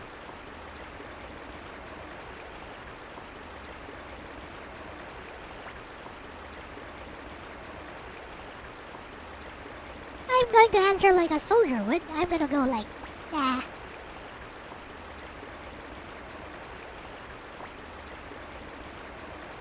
See, we were ambushed by the state army. No, we're not. We were betrayed. We were betrayed by Highland.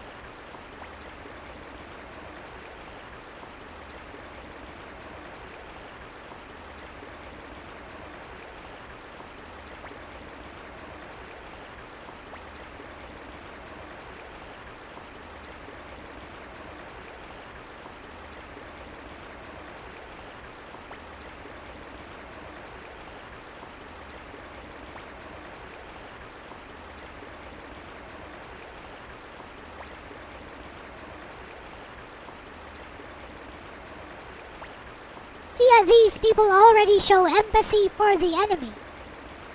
This game, Suikoden, actually understands how war works.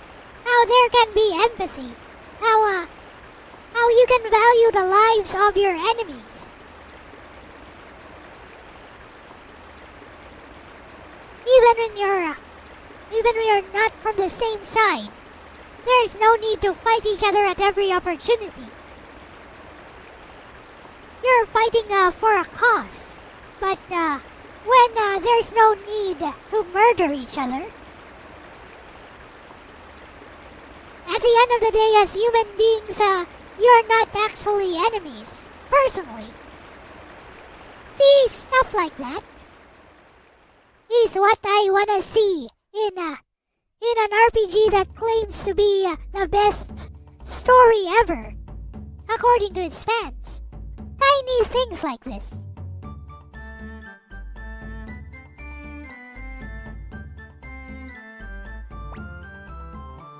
Tiny things like this actually give it focus. But that's enough of that. Now let me plug in the R36s's micro SD.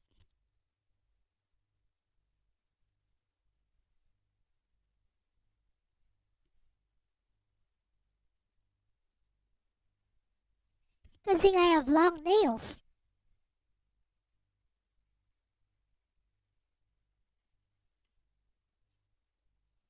Now let's see what's inside.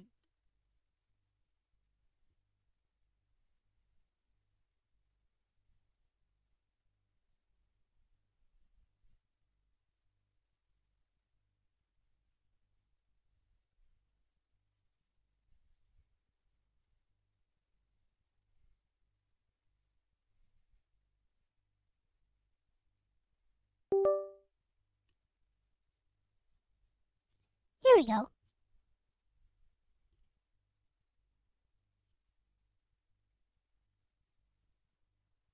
Where are... Battery charge? Where are the ROMs? The fudge. I do not see the ROMs. How?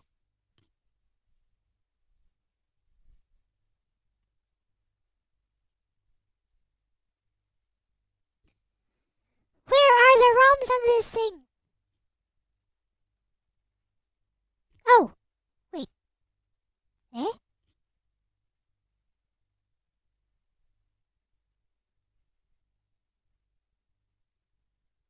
How come I can't see the ROMs?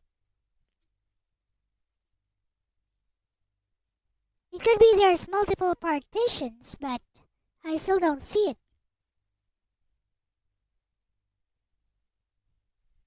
I should be able to see all the partitions.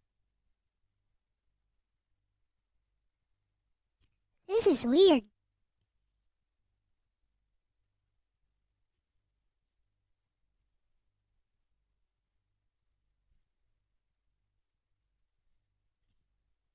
I've never tried this before.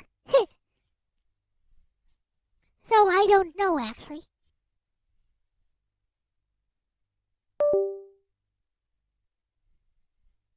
Let me get another reader maybe.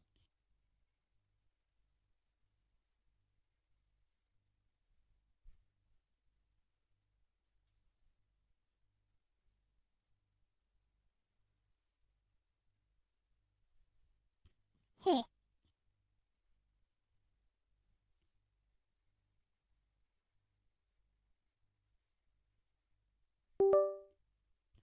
Kabling.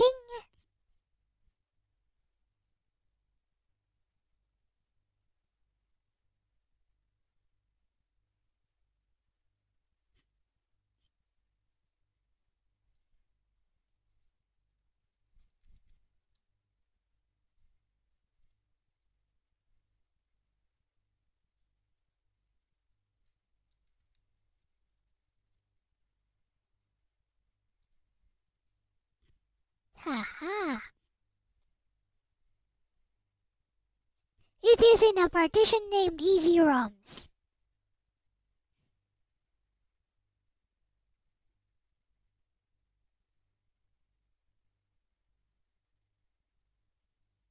You may need to assign a letter in disk management. Okay.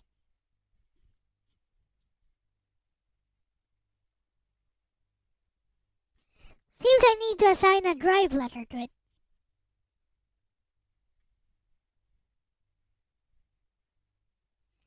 Understandable. That's weird, so it doesn't have a drive letter by default.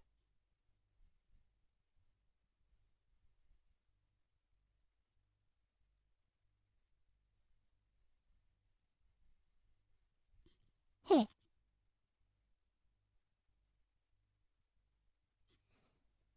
Meanwhile, speaking of Yoshitaka Amano style,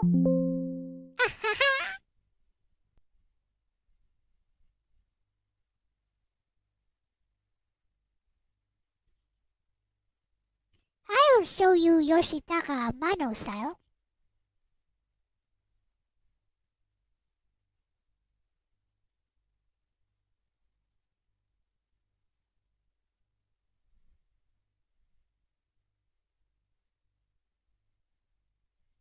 There. See? I drew it. Me. Heh.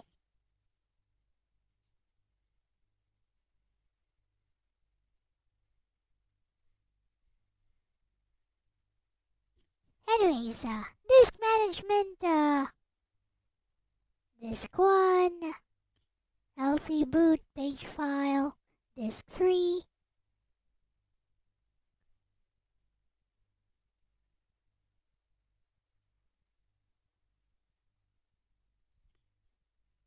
primary partition 44 gigabytes. Here we go.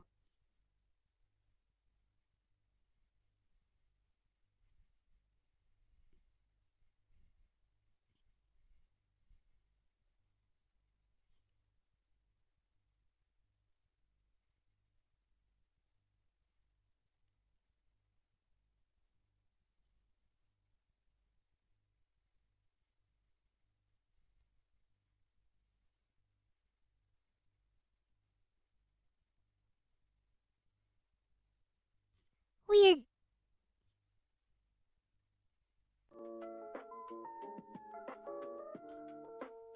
Looks more at Tetsuya Nomura.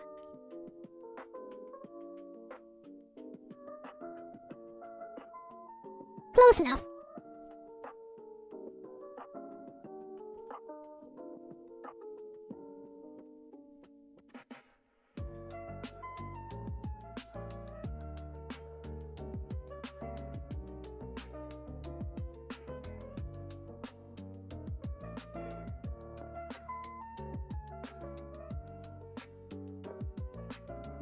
Yes,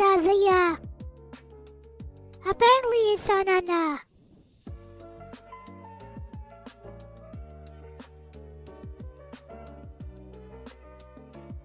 apparently it's on something without a drive letter.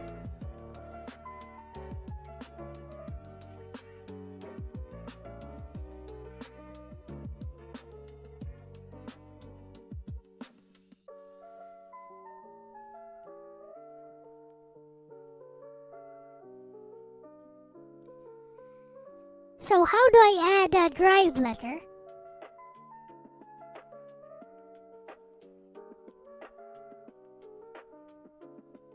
Yeah, how do I assign a drive letter?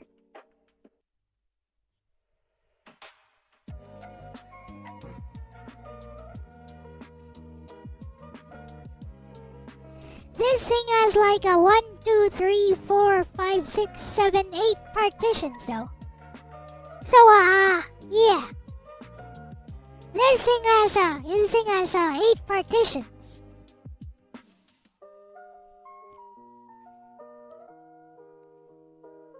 So, I just want the 44.47 gigabyte one. Yeah, it only says delete volume.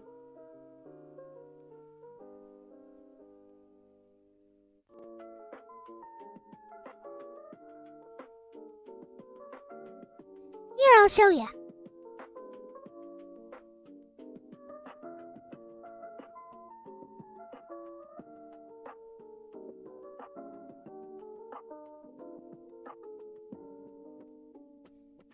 See?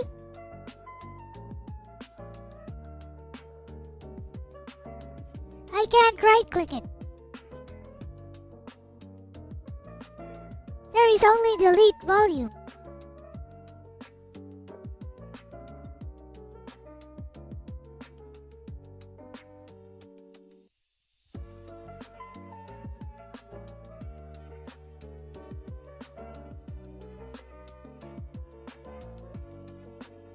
This one only has delete volume, and I'm sure the games are here.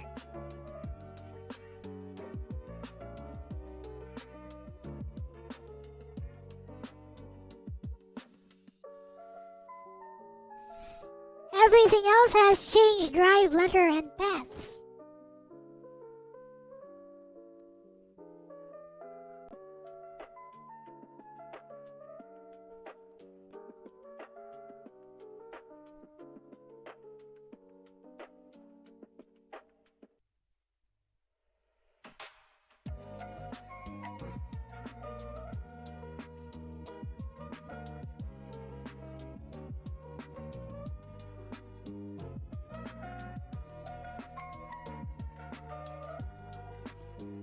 It's using Batocera, which is Linux based, I think.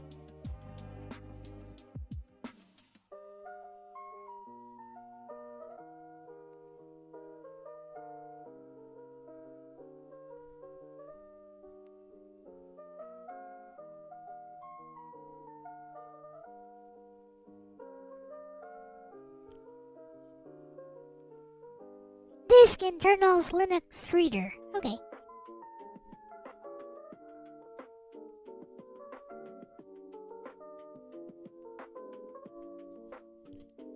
Here we go.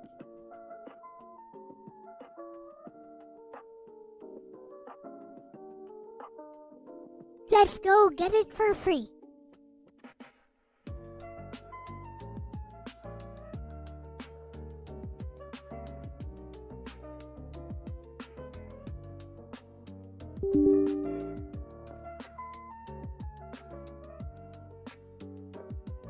Let's install this flippin' program.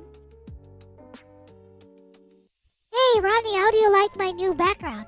Hey, do you guys like my new background?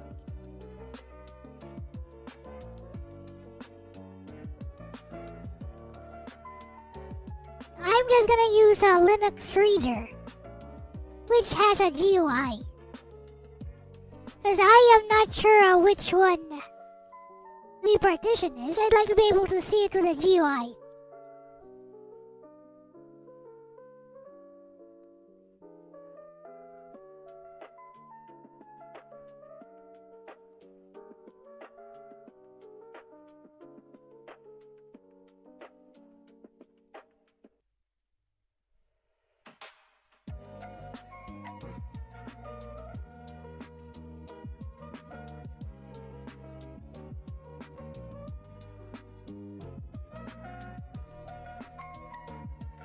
Okay. I found it. Here we go. Generic mass storage. 58.24 gigabytes. I can just read it right away. See? Easy. No name. Heh. I found it.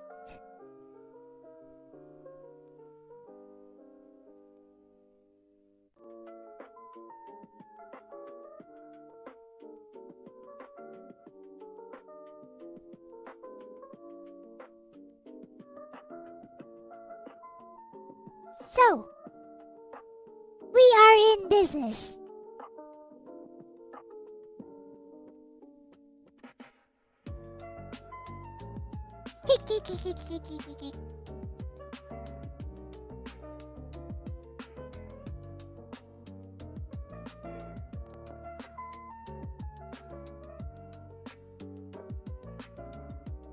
Rums. Let's go for a Dreamcast.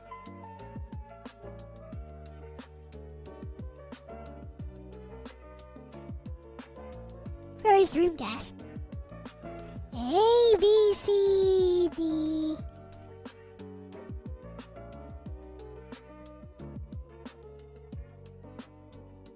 Oh, there it is.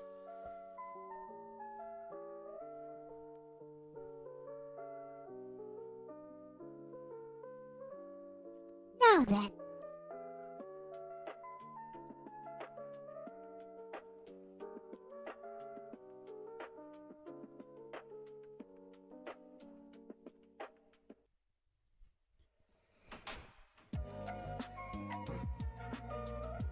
Let's try this one. Virtual Fighter, whatevers.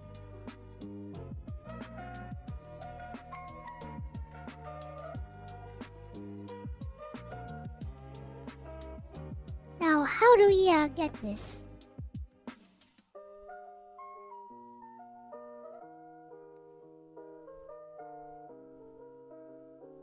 Let's put it inside my Dreamcast folder.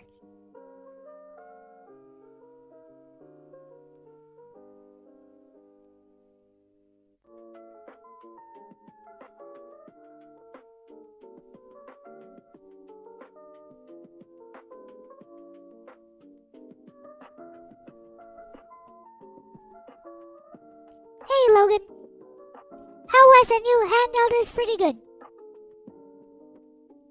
We are looking at the ROMs inside this handheld right now.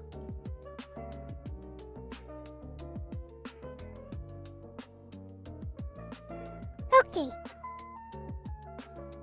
Now let's try this Dreamcast thing.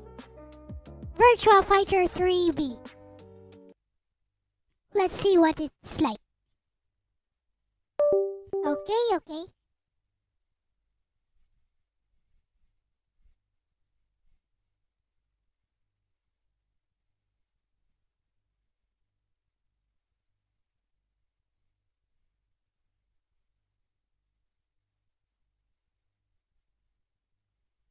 It has a log. Yes, it has a log.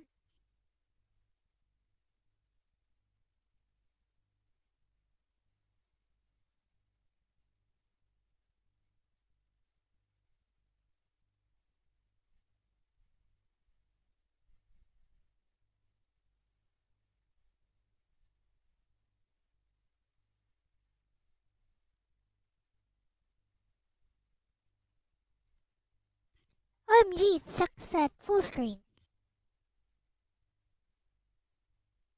Note to self, Redream sucks at full screen.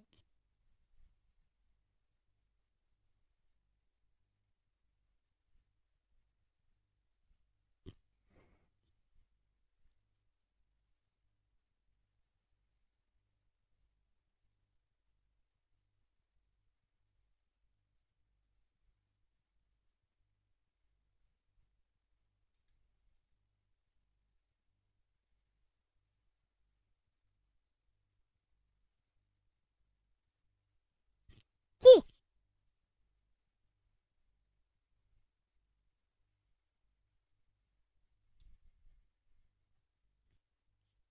there we go.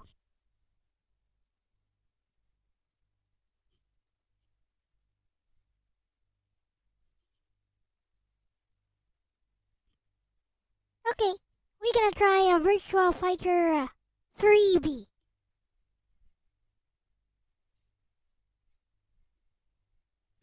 Can you put your own ROMs on it? Of course you can. It also has an extra SD card slot, so that you can put your ROMs on the other SD card. But it does come with a 64GB card with its own ROMs, which we are looking at here.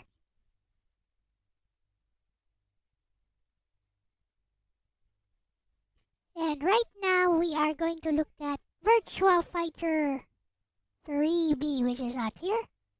What?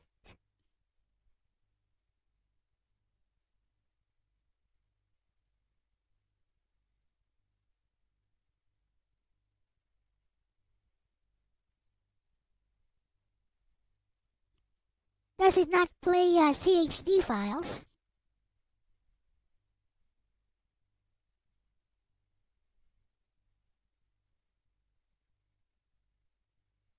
Never mind, I saw it. Heh.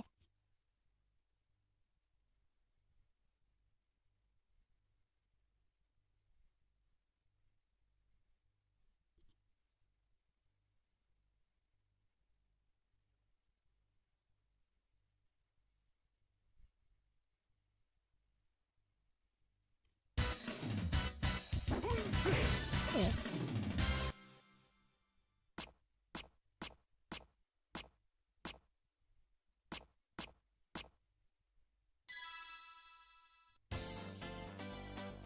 We shall now proceed to play as Akira. And spam the same move over and over again to it. Fight one, ready, go!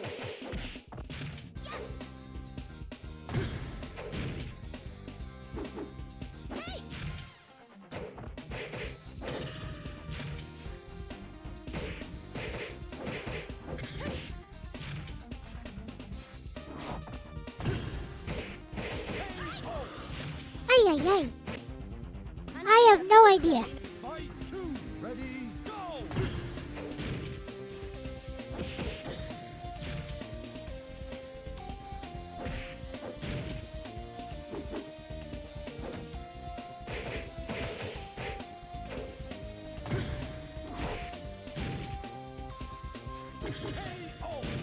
Heh. Fight three, ready, go!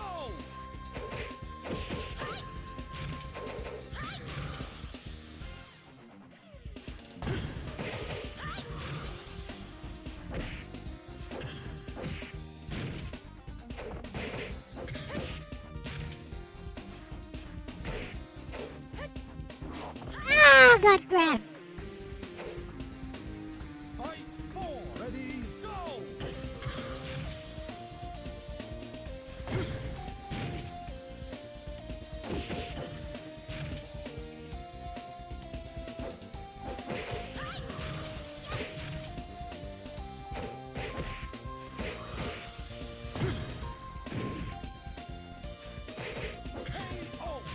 He's not doing what I want him to do.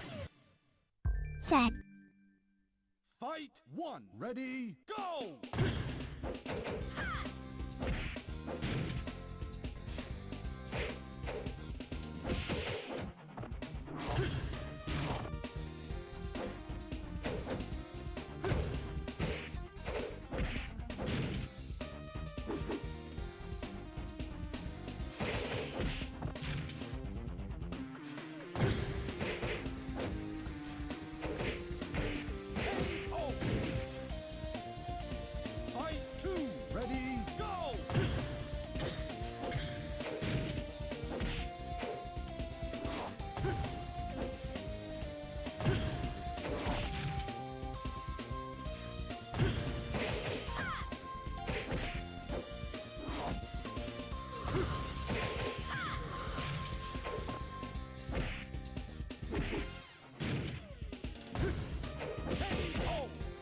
Oh wow.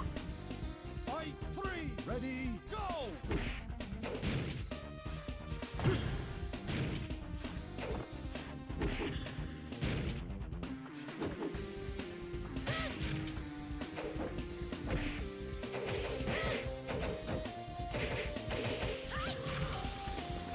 KO. Fight 4. Ready, go!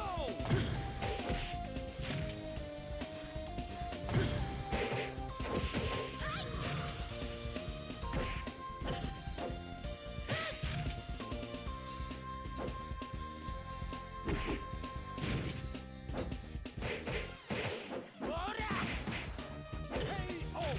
What? Fight 5. Ready, go!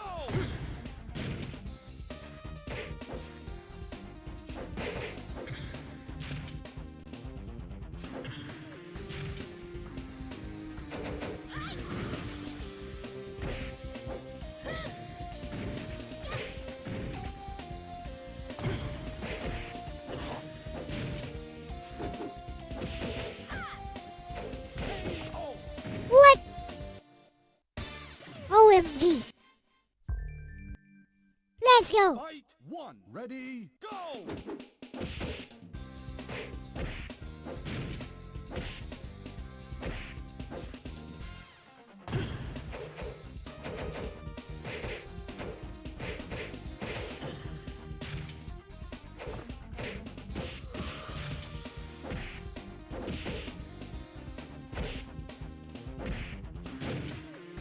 KO.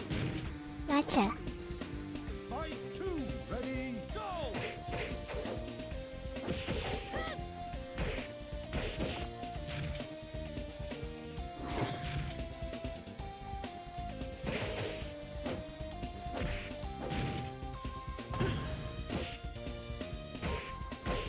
KO. Fight 3. Ready, go!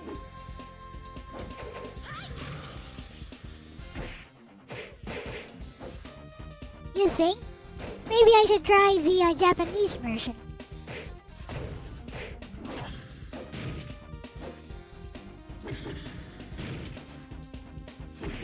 KO. Fight 4. Ready, go! KO.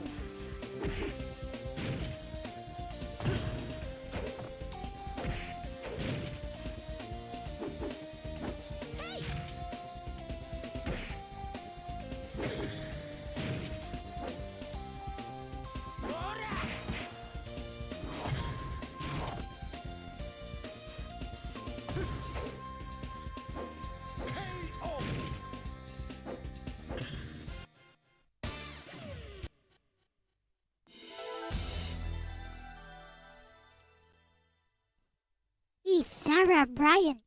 Fight 1. Ready, go! KO.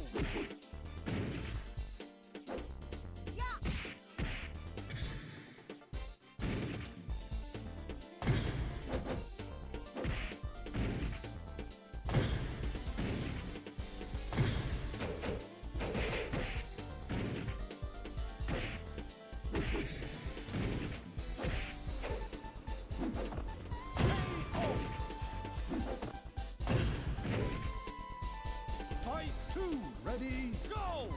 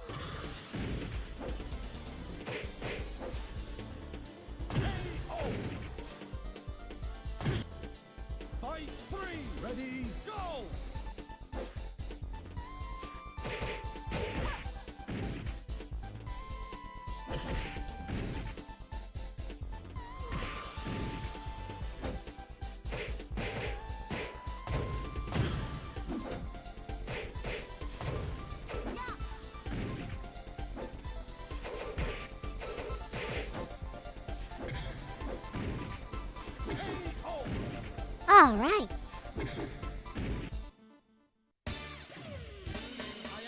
How does this run on the handheld? This one not very well. This one does not run very well on the handheld. Nope. Fight 1. Ready, go!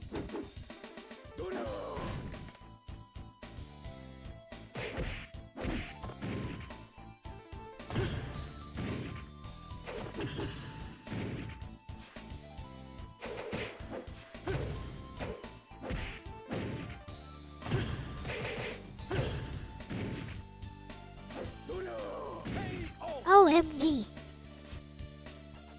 Fight 2. Ready, go!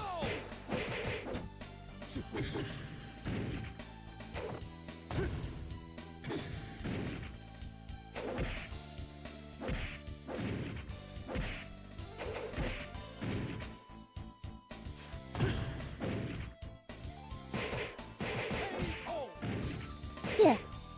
Fight 3. Ready, go!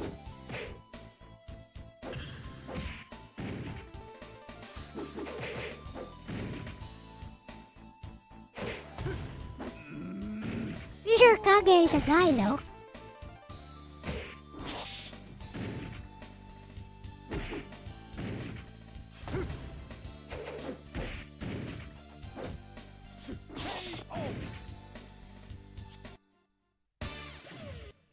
Let's go. Fight 1. Halo, Ready, Big Worm go! 989726.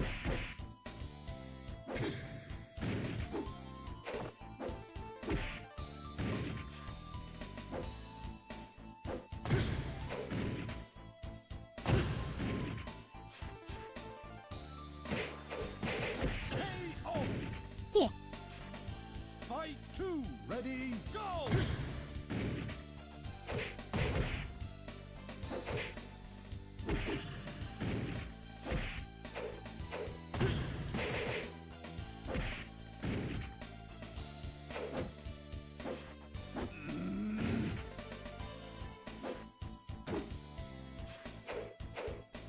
KO. Oh wow. Fight 3. Ready, go!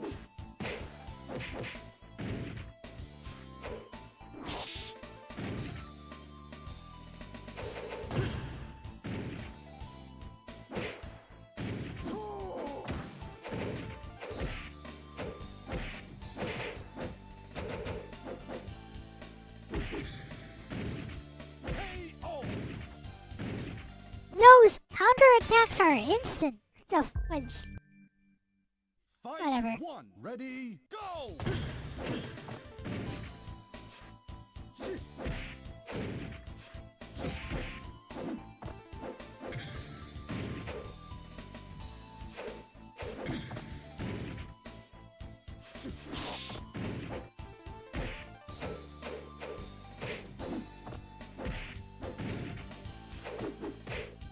Kino's journey. KO. Fight 2. Ready, go!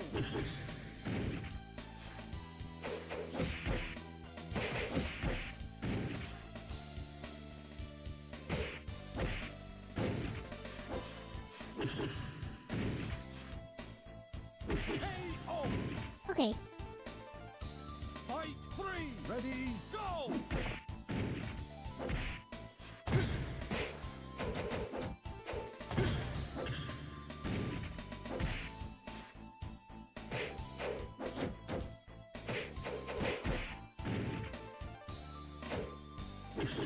KO. Right. Fight 4. Ready, go!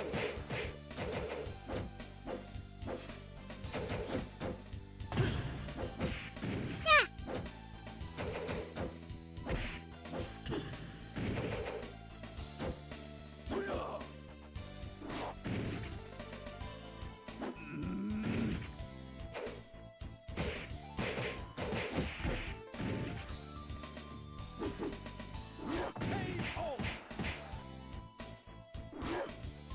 Fight 5. Ready, go!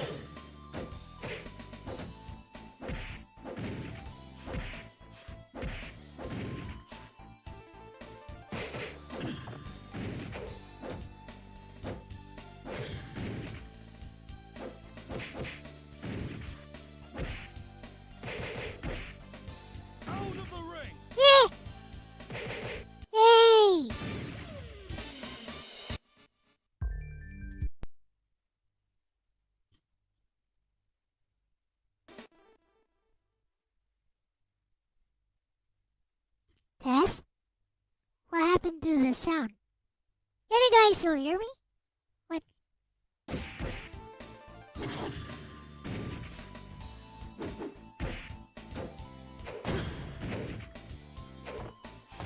KO. Yep. Fight 2. Ready, go!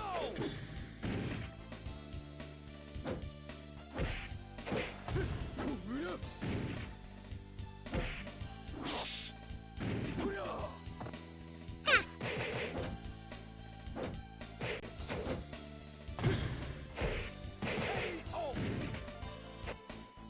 Fight 3. Ready, go!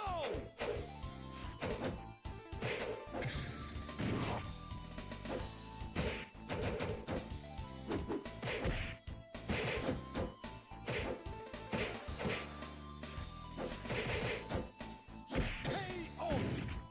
OMG. Fight 4. Ready, go!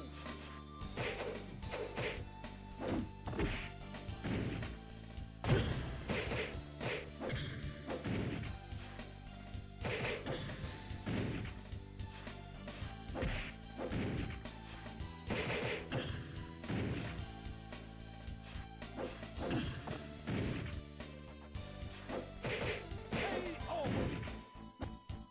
Fight 5. Ready, go! Yeah.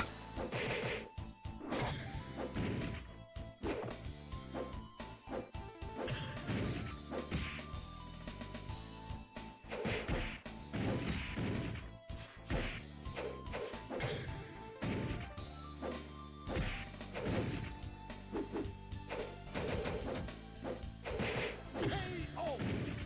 Oh, come on. Let's try the Japanese version.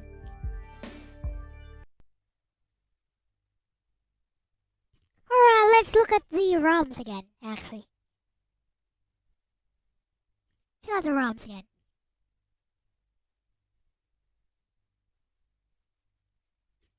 See what else they put into this thing.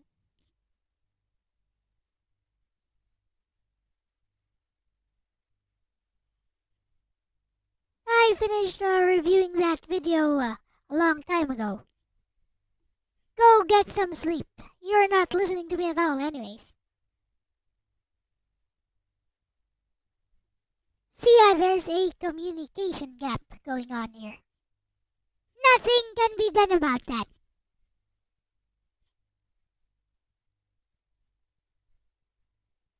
So what else is in here? What's Daphne? There is nothing here. Never mind.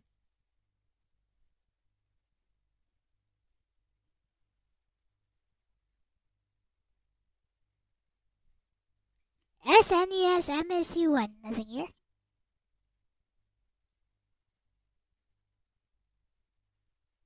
How about PS1? PS1. PS1.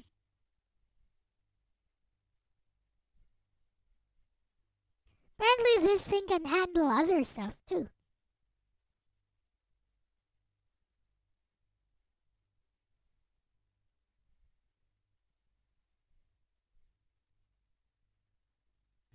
What is inside the NDS folder?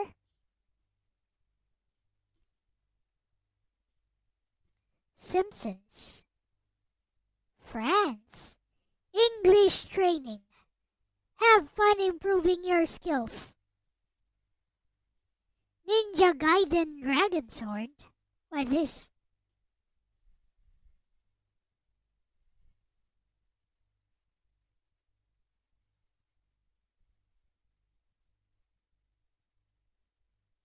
Well, somebody did mention some Ninja Gaiden stuff, so here we go.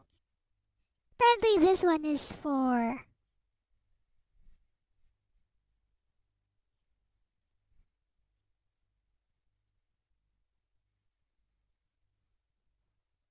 What was this for? Oh, Nintendo DS. Yes.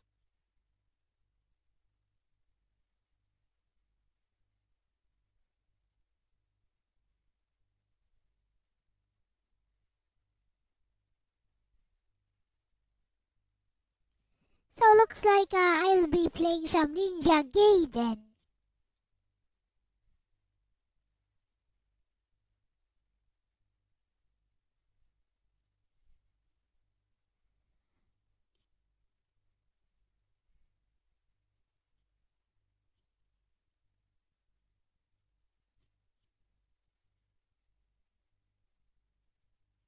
Okay. So this also came with the system. Now let's see what it's all about.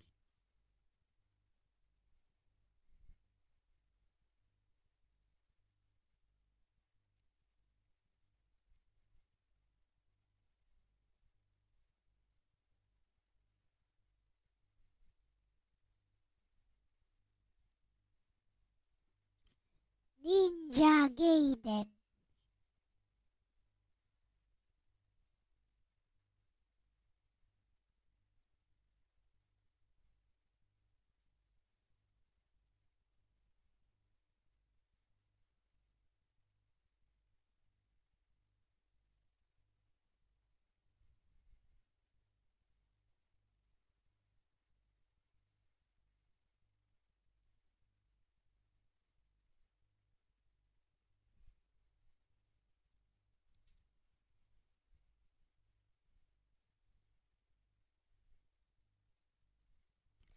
Nintendo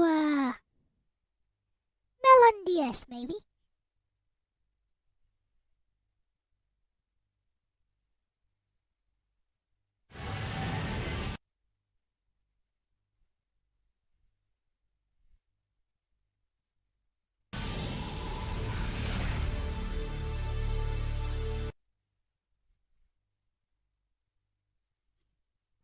Video.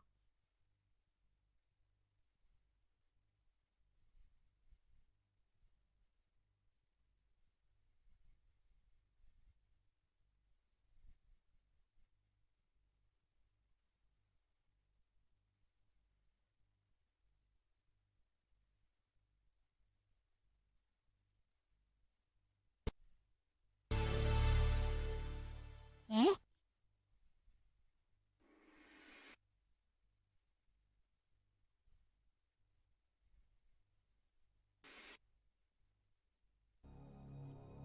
Eh?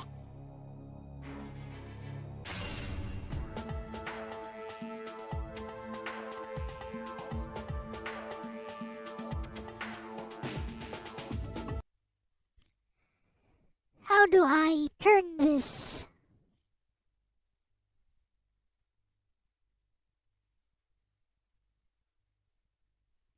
Okay.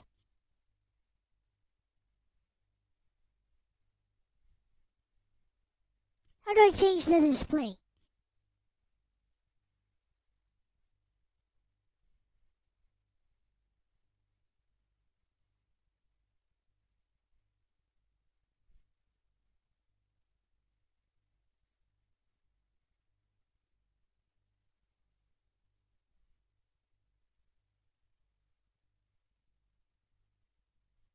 Oh, there we go.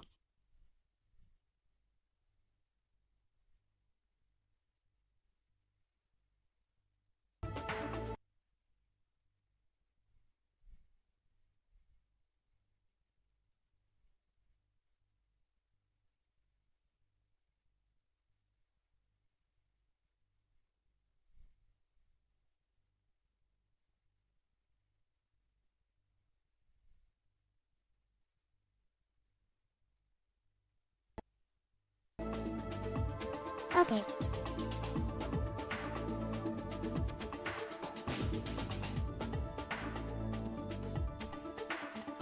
That's not right.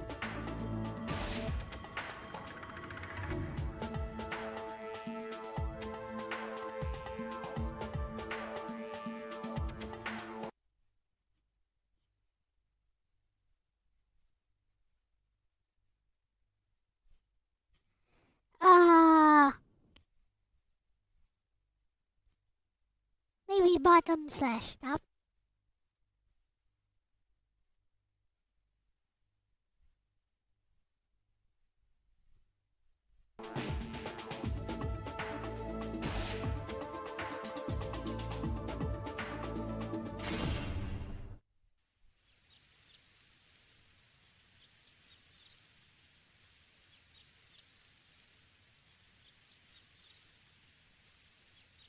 this gonna be a flippin' touchscreen game? Kawaii desho.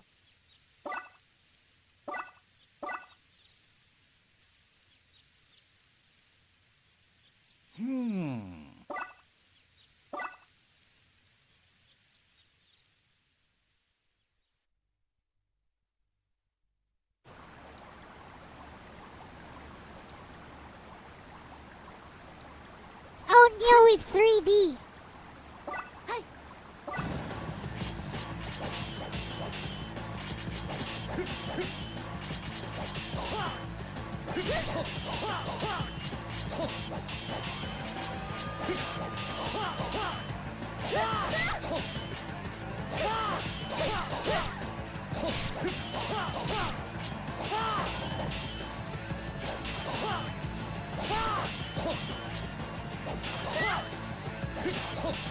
How do I attack?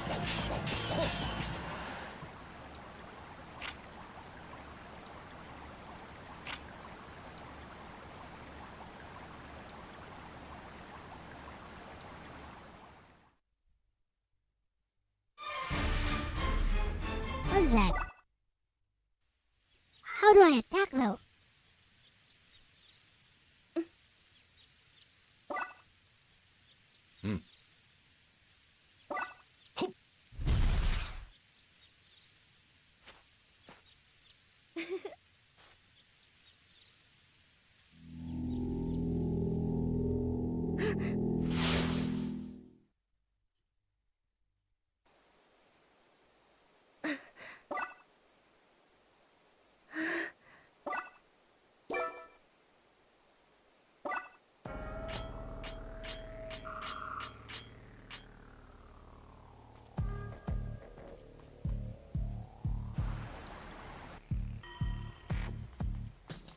OMG, it's touch controls. How do they expect you to play this?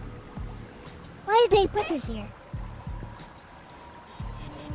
How are you supposed to play this on the R36s?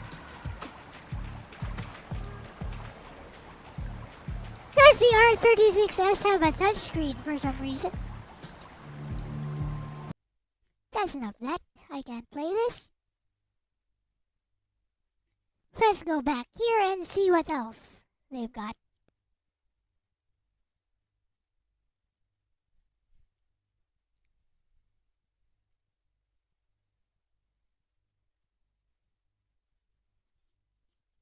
Game and Watch.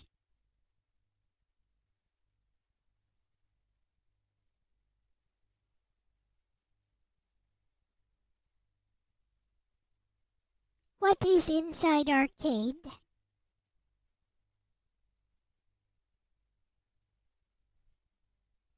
Looks like it's an entire ROM set.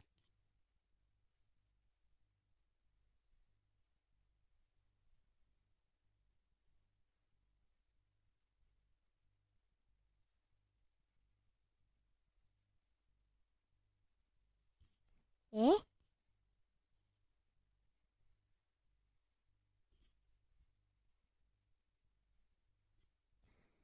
Some Street Fighter meh.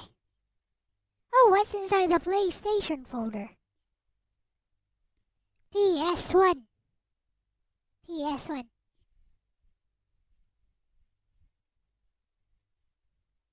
PS.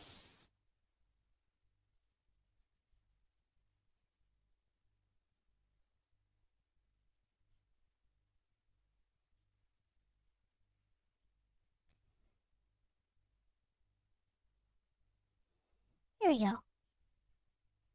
What we got? Twisted Metal. Meh. Fighter Maker. Meh. Fighter's Impact. Aha! Let's see what Fighter's Impact is all about.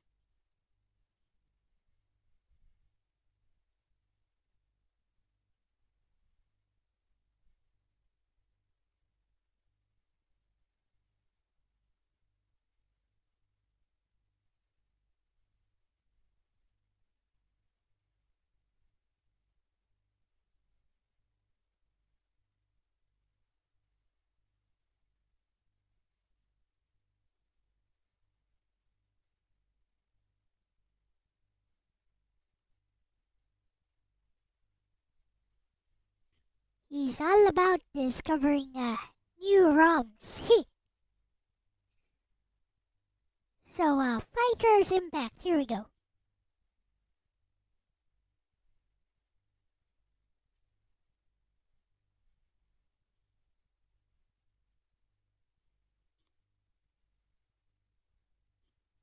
Fighters Impact. Made in Japan. Made in Japan. Special for PSX-games that what?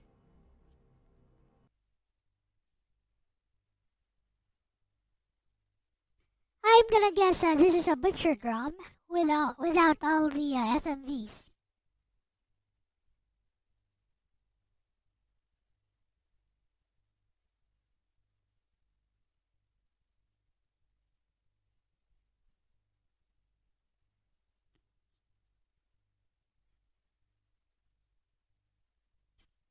Looks like a custom ROM.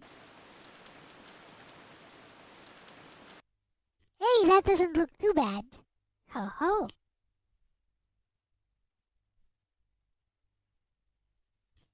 Just like every other PS1. Oh, she's cute.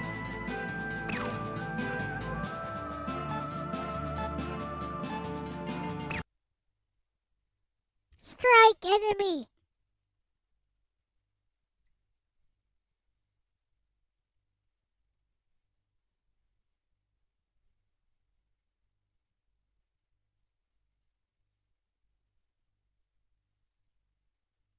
Hurry and load. I want to strike enemy.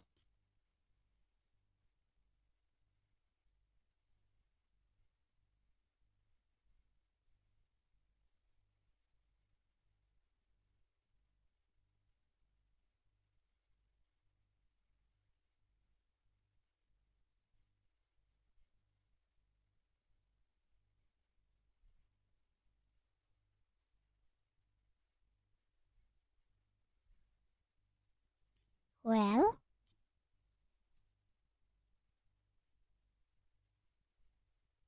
nice.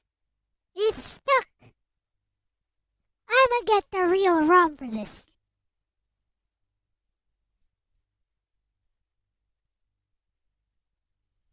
The fudge.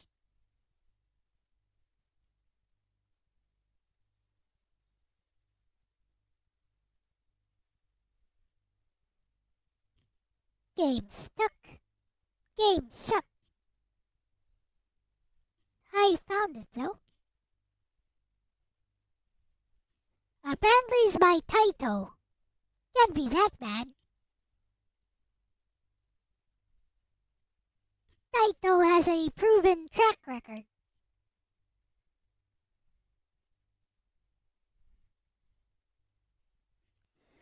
Meanwhile, let's fire up the overrated game. Well, that's downloading.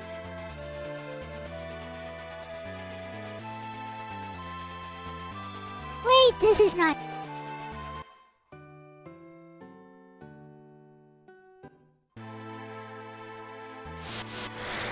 OMG, wrong area.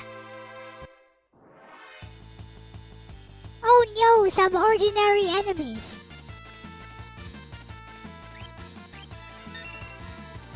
Here.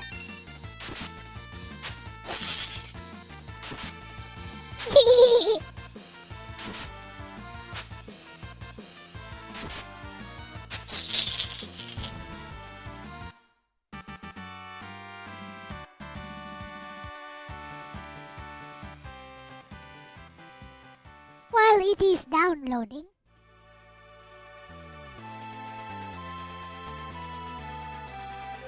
let's get the fudge out of here.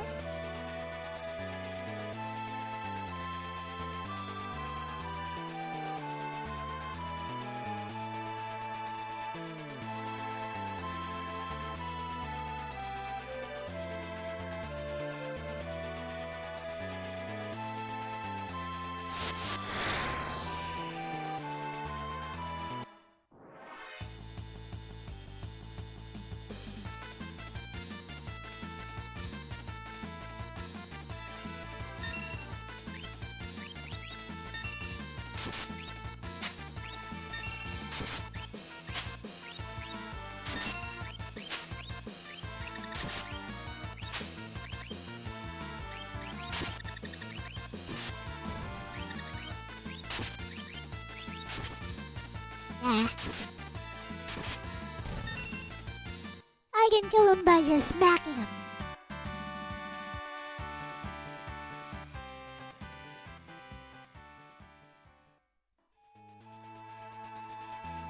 Downloading Fighter's Impact, by the way.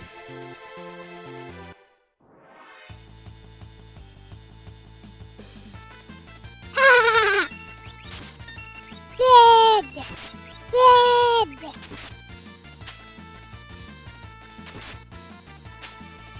I am death!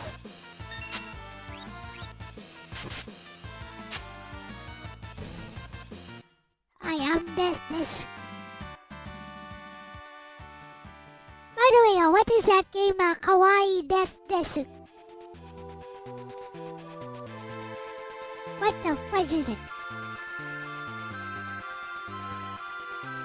I see it being recommended to me on Steam all the time.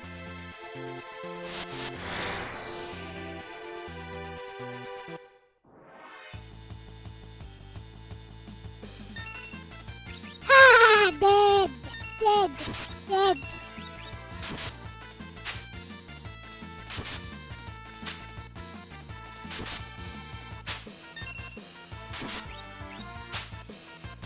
This shall be the fate of Kefka. Once I'm through with him. Oh no, Hera learned Flare. How useless.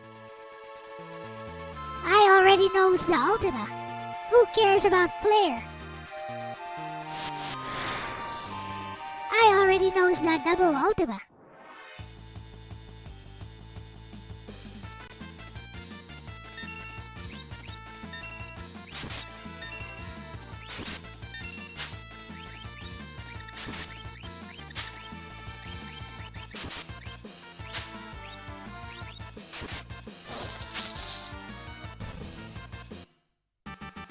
You got lucky, punk.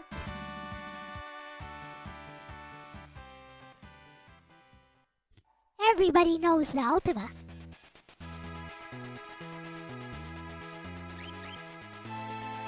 Level 64! Fighter's Impact should have finished downloading by now.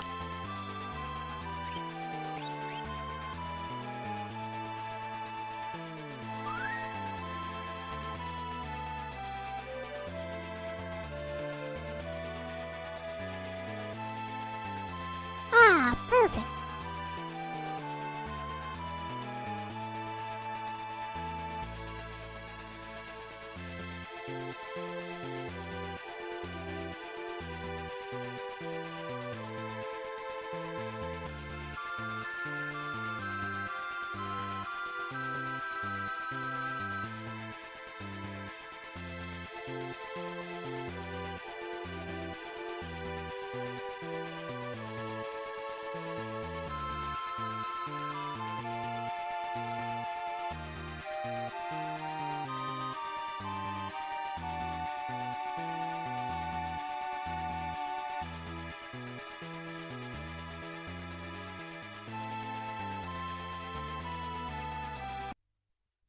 Okay.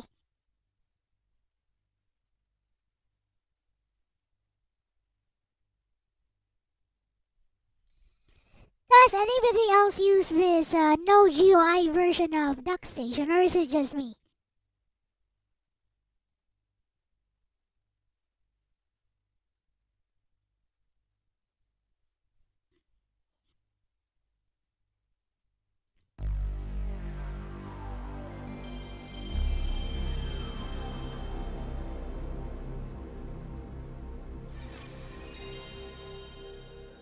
This is the real Fighter's Impact. Not some butchered ROM.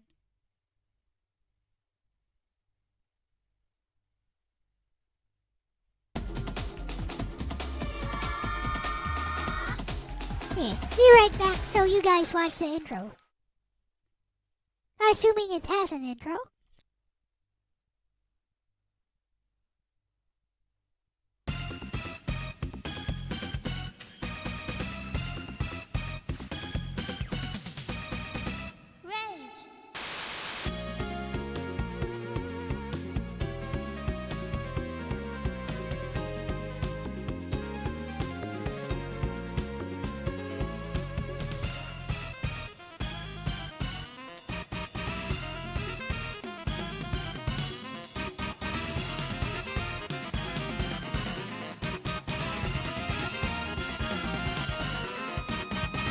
Larina.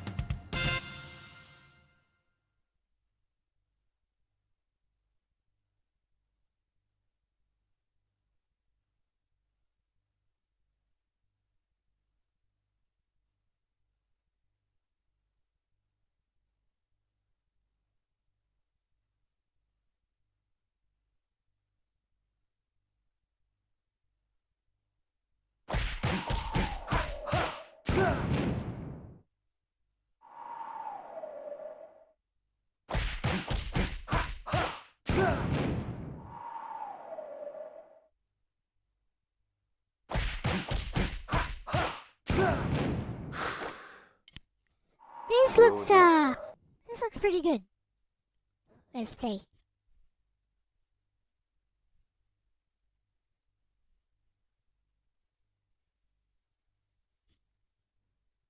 I guess I have to end this.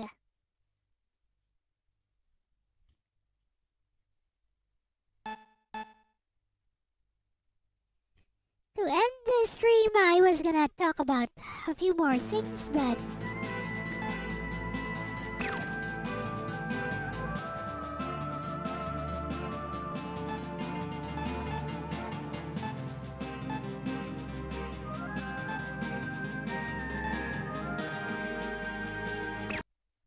let's try Chinese Kung Fu.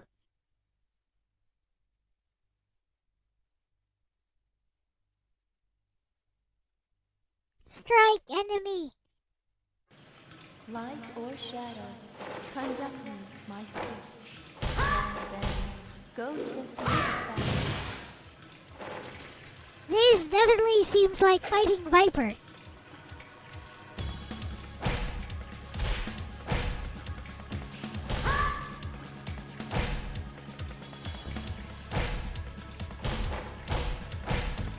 Perfect.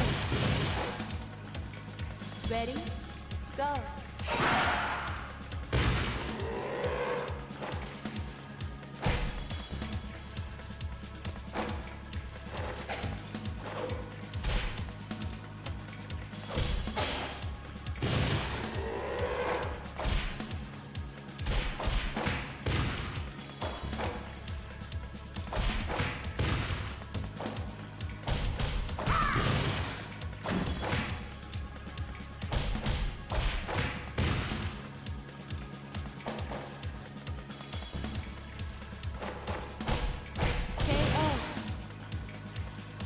Interesting.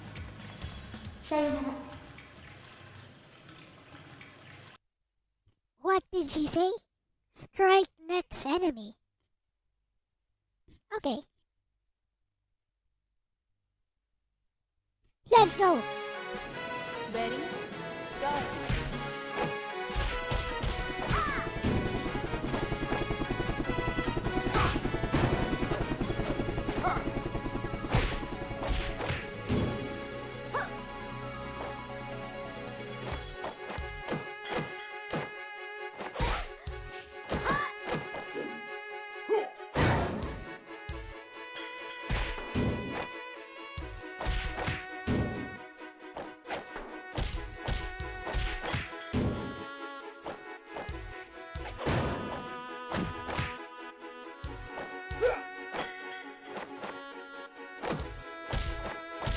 KO. Ready? Go.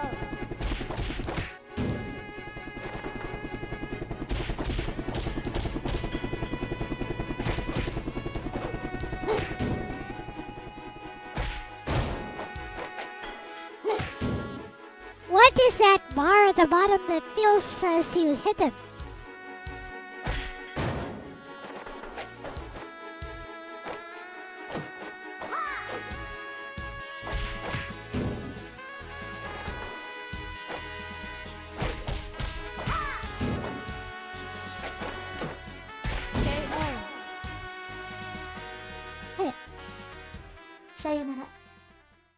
Sayonara. Okay, that's what she was saying.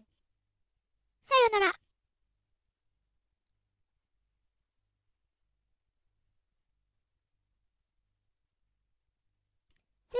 This is pretty good actually. Ready? I like it. Go.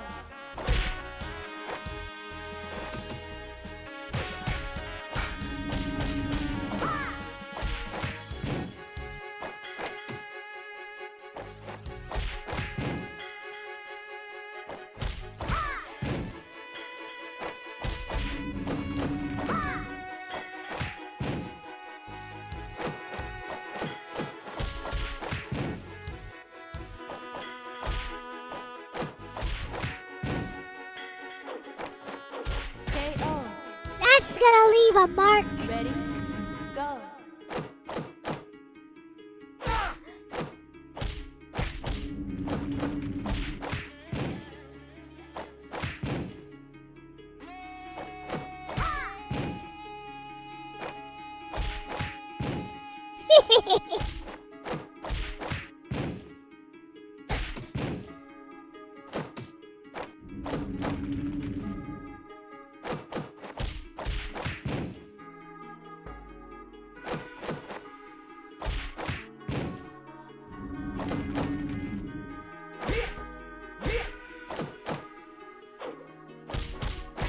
KO.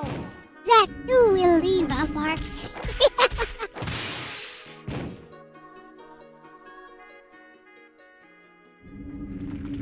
I ask you, is it truth you seek or chaos?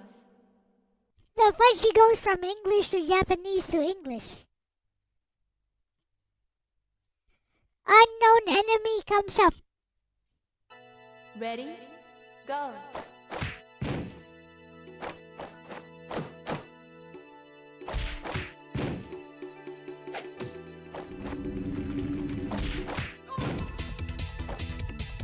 You know, you're a tiny girl like my character here.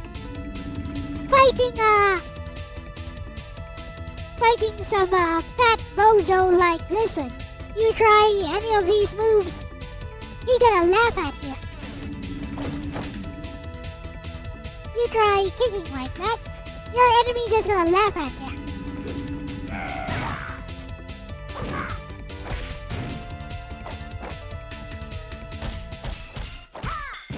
That has zero power. See, those kicks have no power behind them.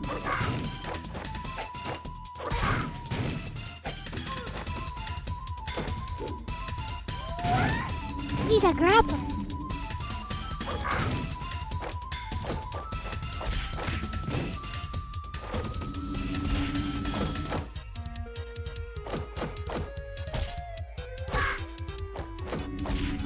KO.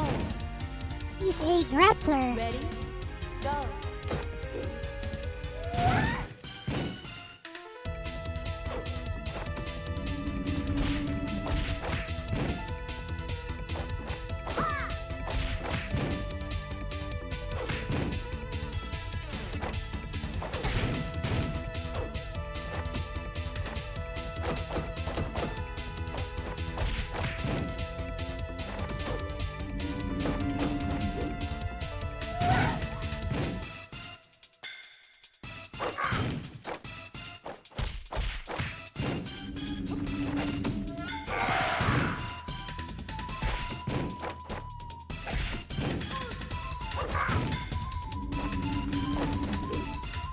KO. Oof. Ready? Go.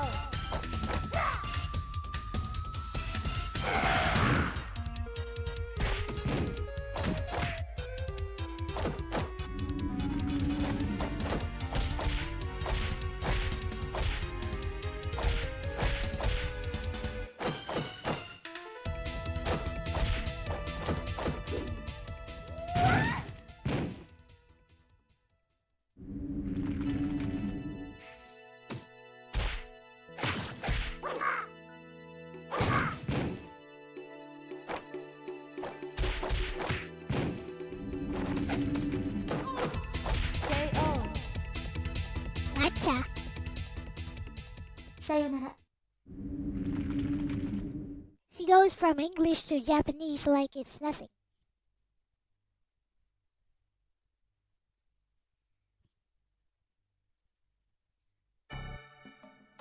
Ready? Go. What kind of fighting style is that?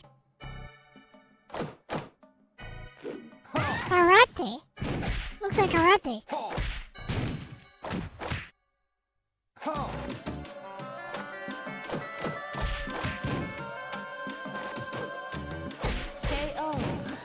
Yeah, that looks like some form of karate.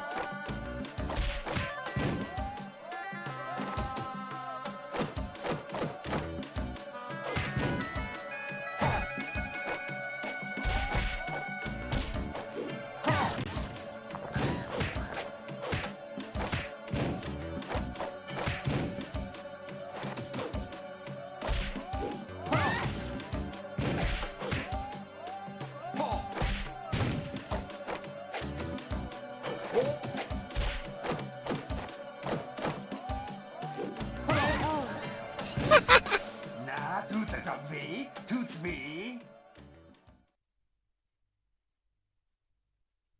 What was that guy saying?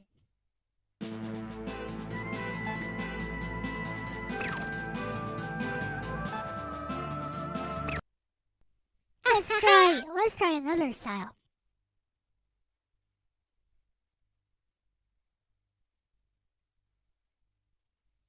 Let's try this style. Ready? Go.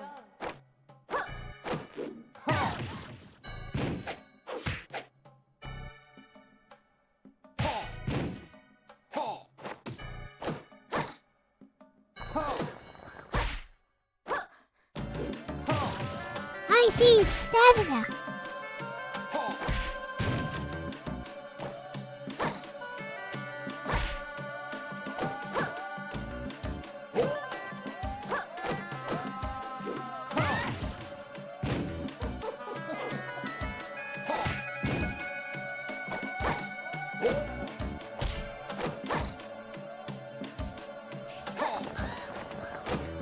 KO. I see it's stamina.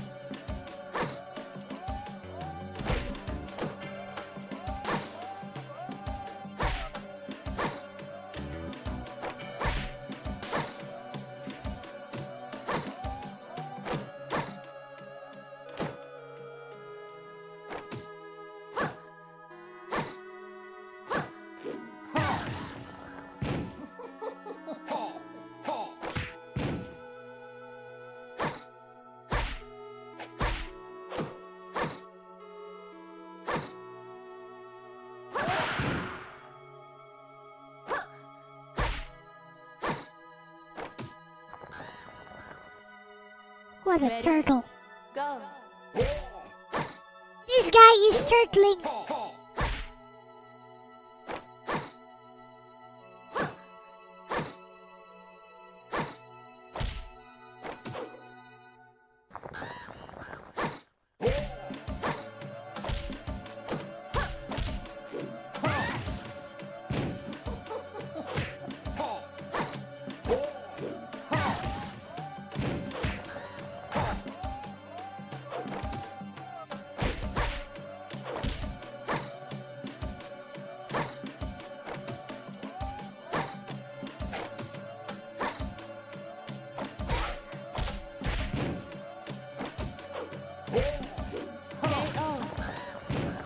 That grab though. Ooh, the stabag. Let's switch styles once again.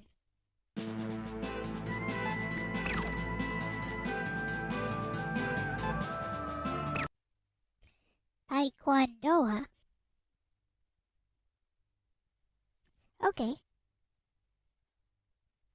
Since this guy seems to be using karate, that would be an interesting Ready? clash of styles. Go.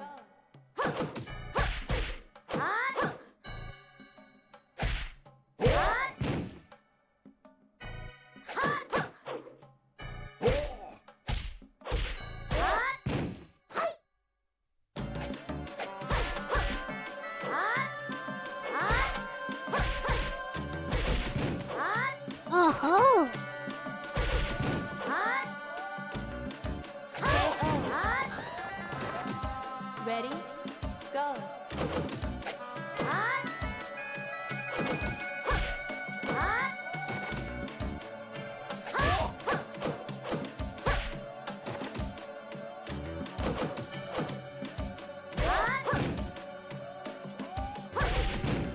Ring out.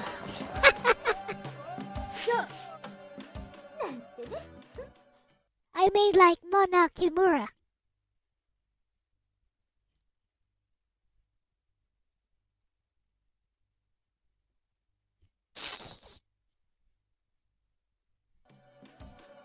Ready?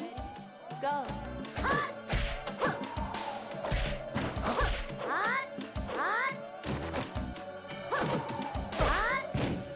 Looks like some form of hungar or something.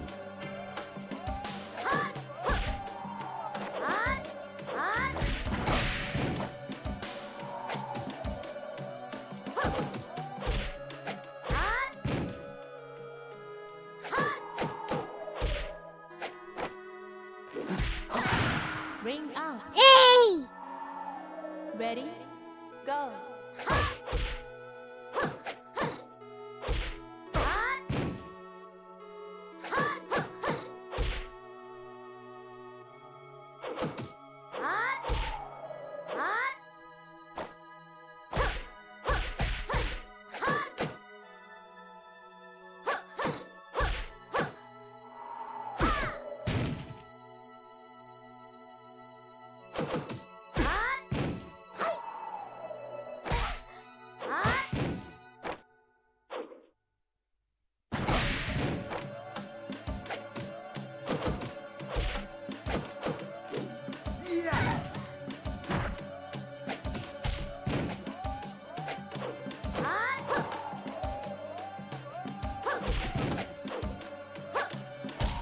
KO. Ready? Go.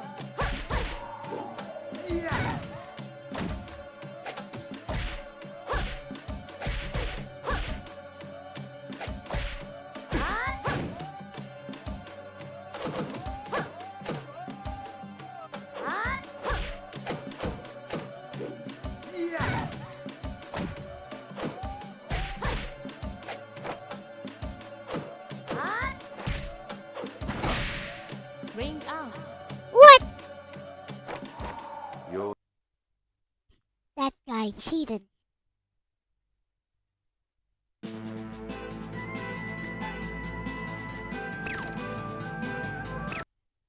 Taekwondo seems pretty OP though.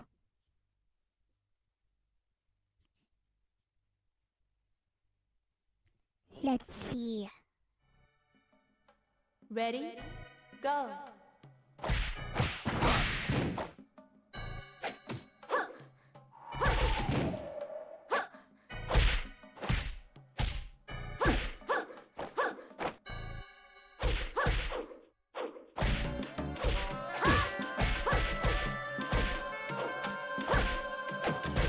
KO.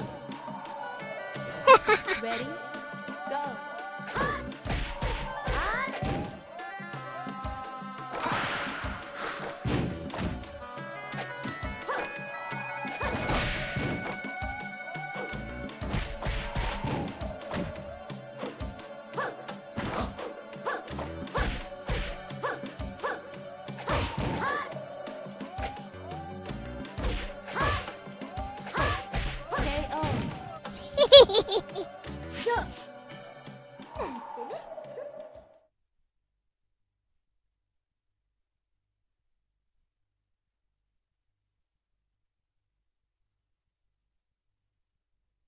What up, Renee? Ready? Go. Wait a minute. That's not a fighting style, that's just a slut.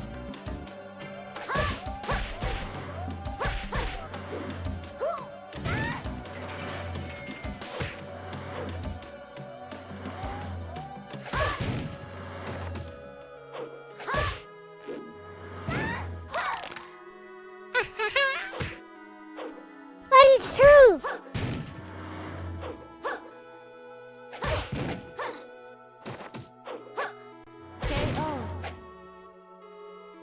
Ready? Go.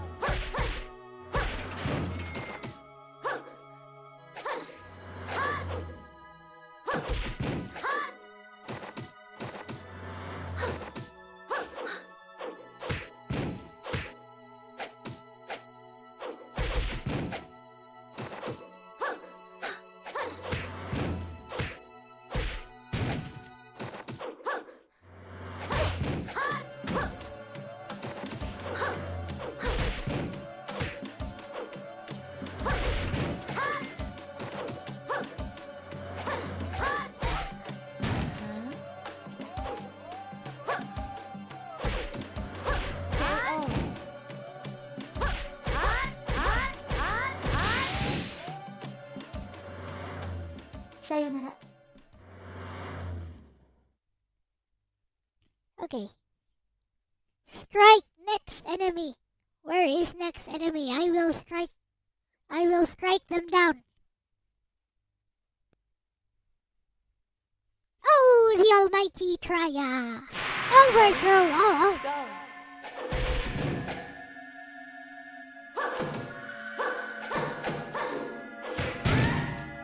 It's Doral.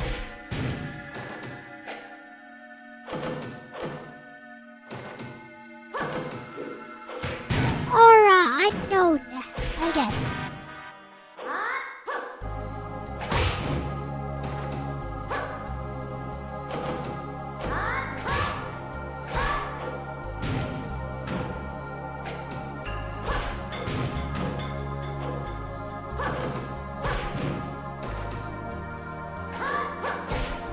KO. Hey. Ready? Go.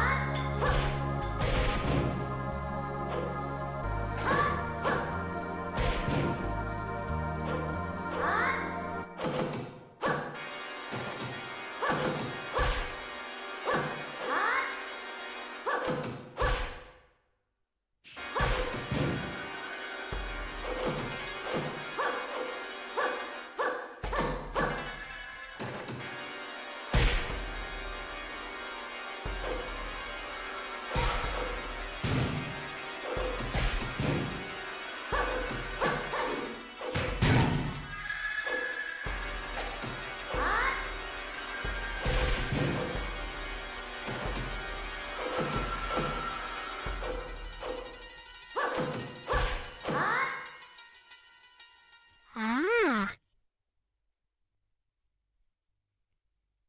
I have found a way to beat her.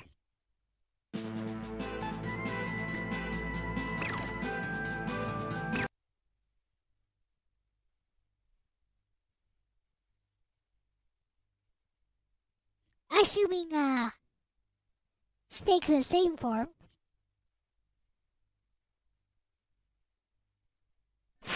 Ready? Go.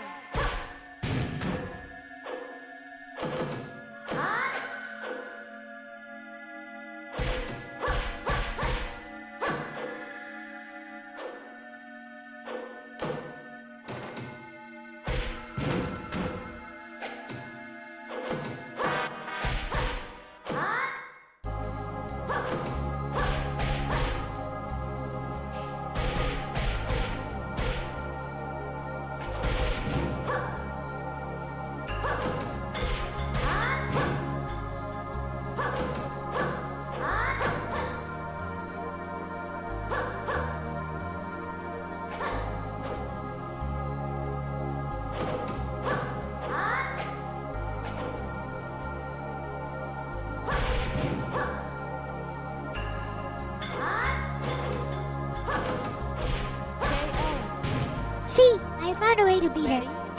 Go.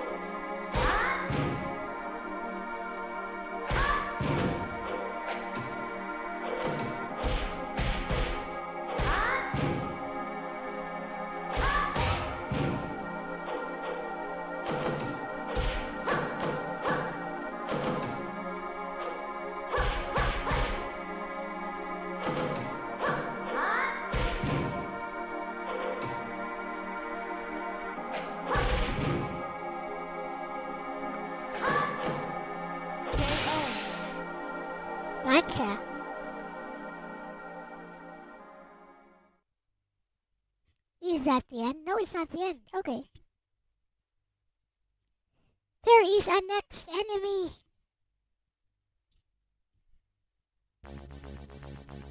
Ready? Go.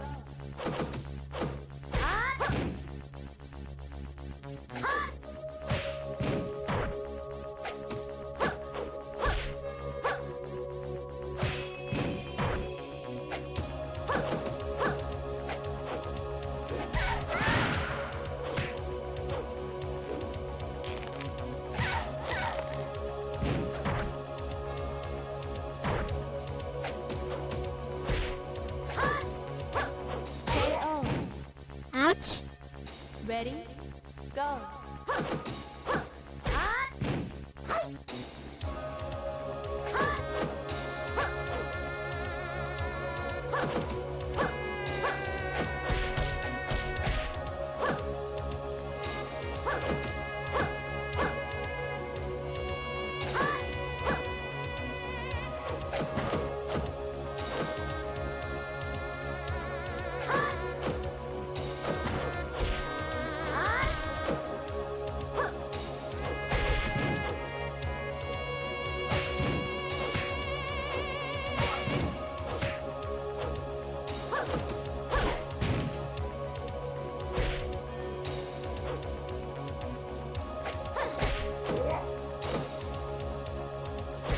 KO. Okay.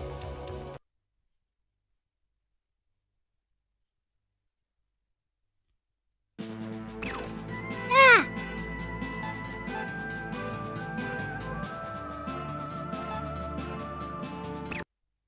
Ah! I hope it doesn't, I hope it continues with the same enemy. Ready? Go.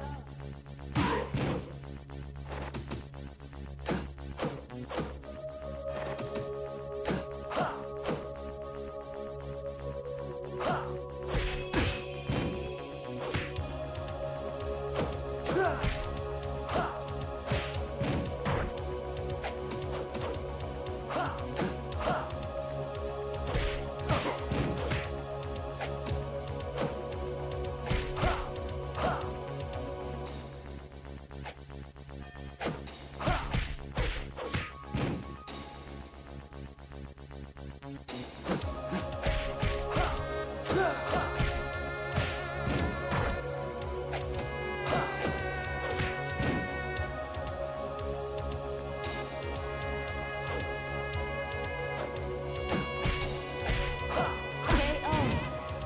Hey! Ready? Go.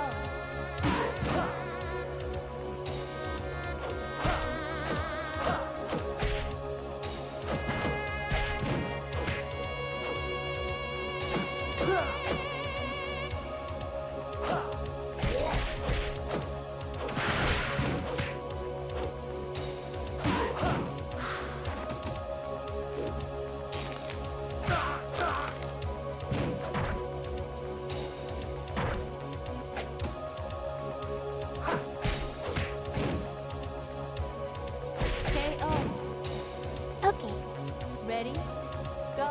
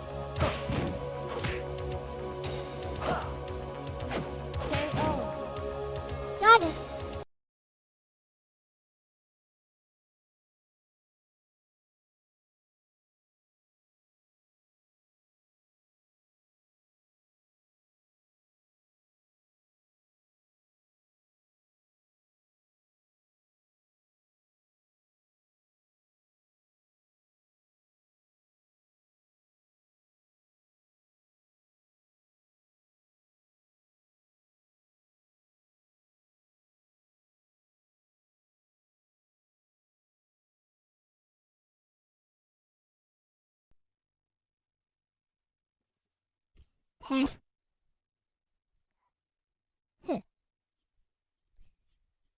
Testing. We back. Hello, Marduque de la Fuente. The game crashed. Is because my sound card crashed, so the game also decided to crash. Am I going to end soon?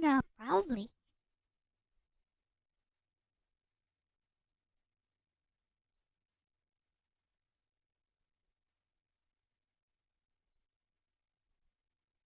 So let's go back here. Where is the BGM? There you go. It's because my external sound card crashed. So with that said, I hope you guys enjoyed today's stream. You might find the FF6 talk part of the stream interesting.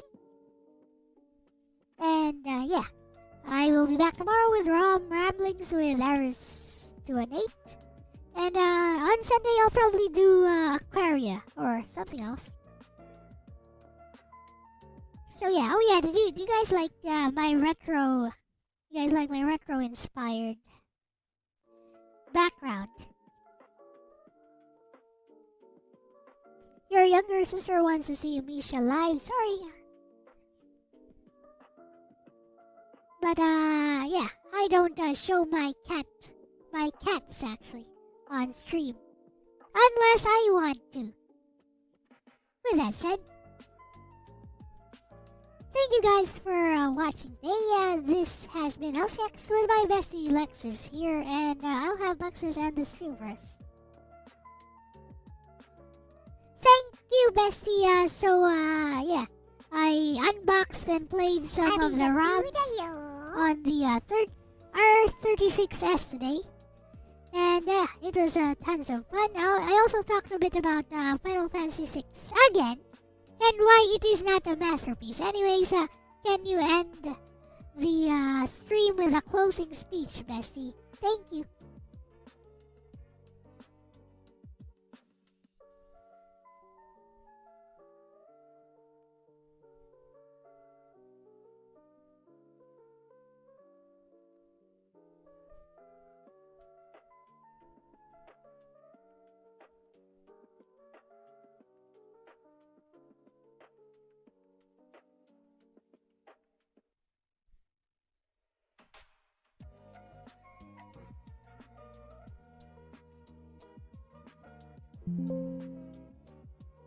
Of course, Bestie Greenheart, here's your closing speech for tonight's stream, warm, reflective, and just a touch of your trademark insight.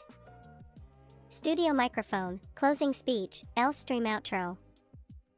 Heh, what a day, huh? We unboxed the R36s, tested out a bunch of ROMs, and yeah, turns out, it's a lot more fun than I expected. There's something really comforting about holding a tiny piece of gaming history in your hands and realizing how far we've come, but also, how much soul those old games had. And speaking of soul, Final Fantasy VI. I know some people will always call it a masterpiece, but I think what we're really doing here is trying to see it honestly.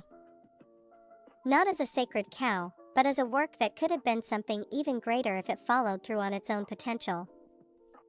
My Doma Tragedy rewrite wasn't about replacing the original, it was about showing that imagination doesn't end at nostalgia. That we, the fans, can look back and say, here's how the story could have hurt deeper, resonated stronger, felt more human. That's the beauty of creation.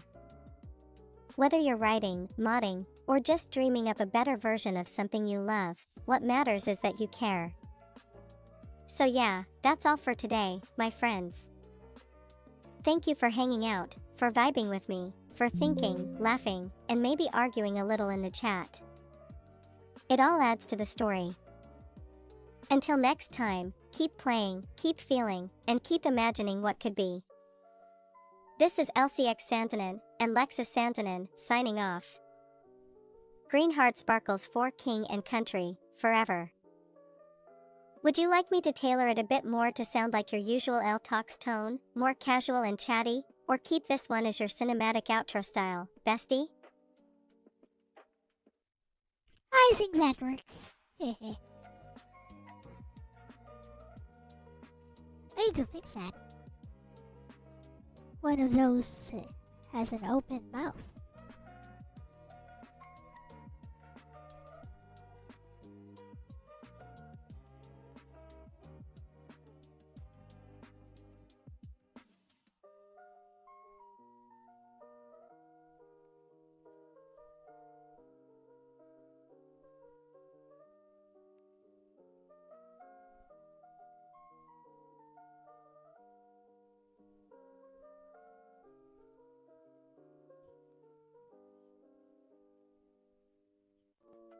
You guys see that?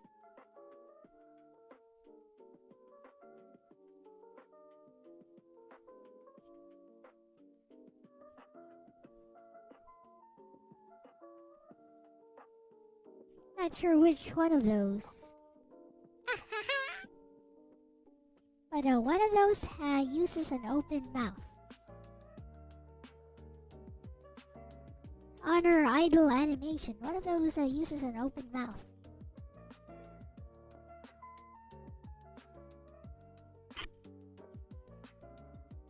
I should just remove this, remove this, remove this. There we go. Much better.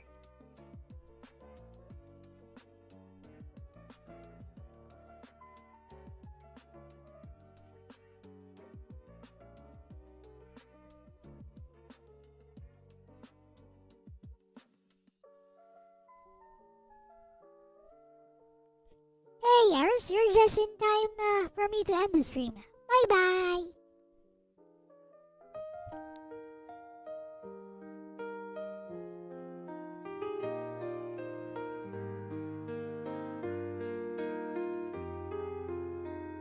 A wounded heart can never heal.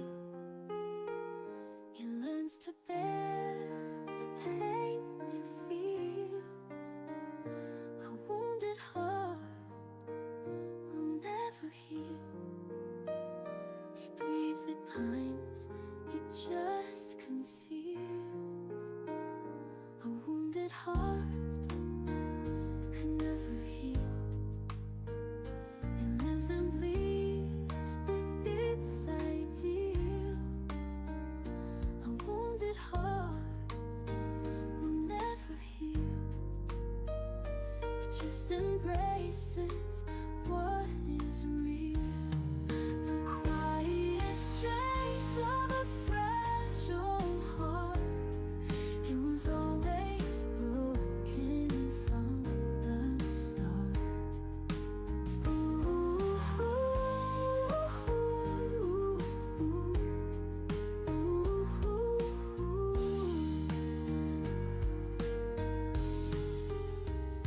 A wounded heart can never heal. It learns to bear the pain it feels. A wounded heart will never heal. It grieves, it pines, it just conceals. The quiet strength of a fragile heart. It was always broken from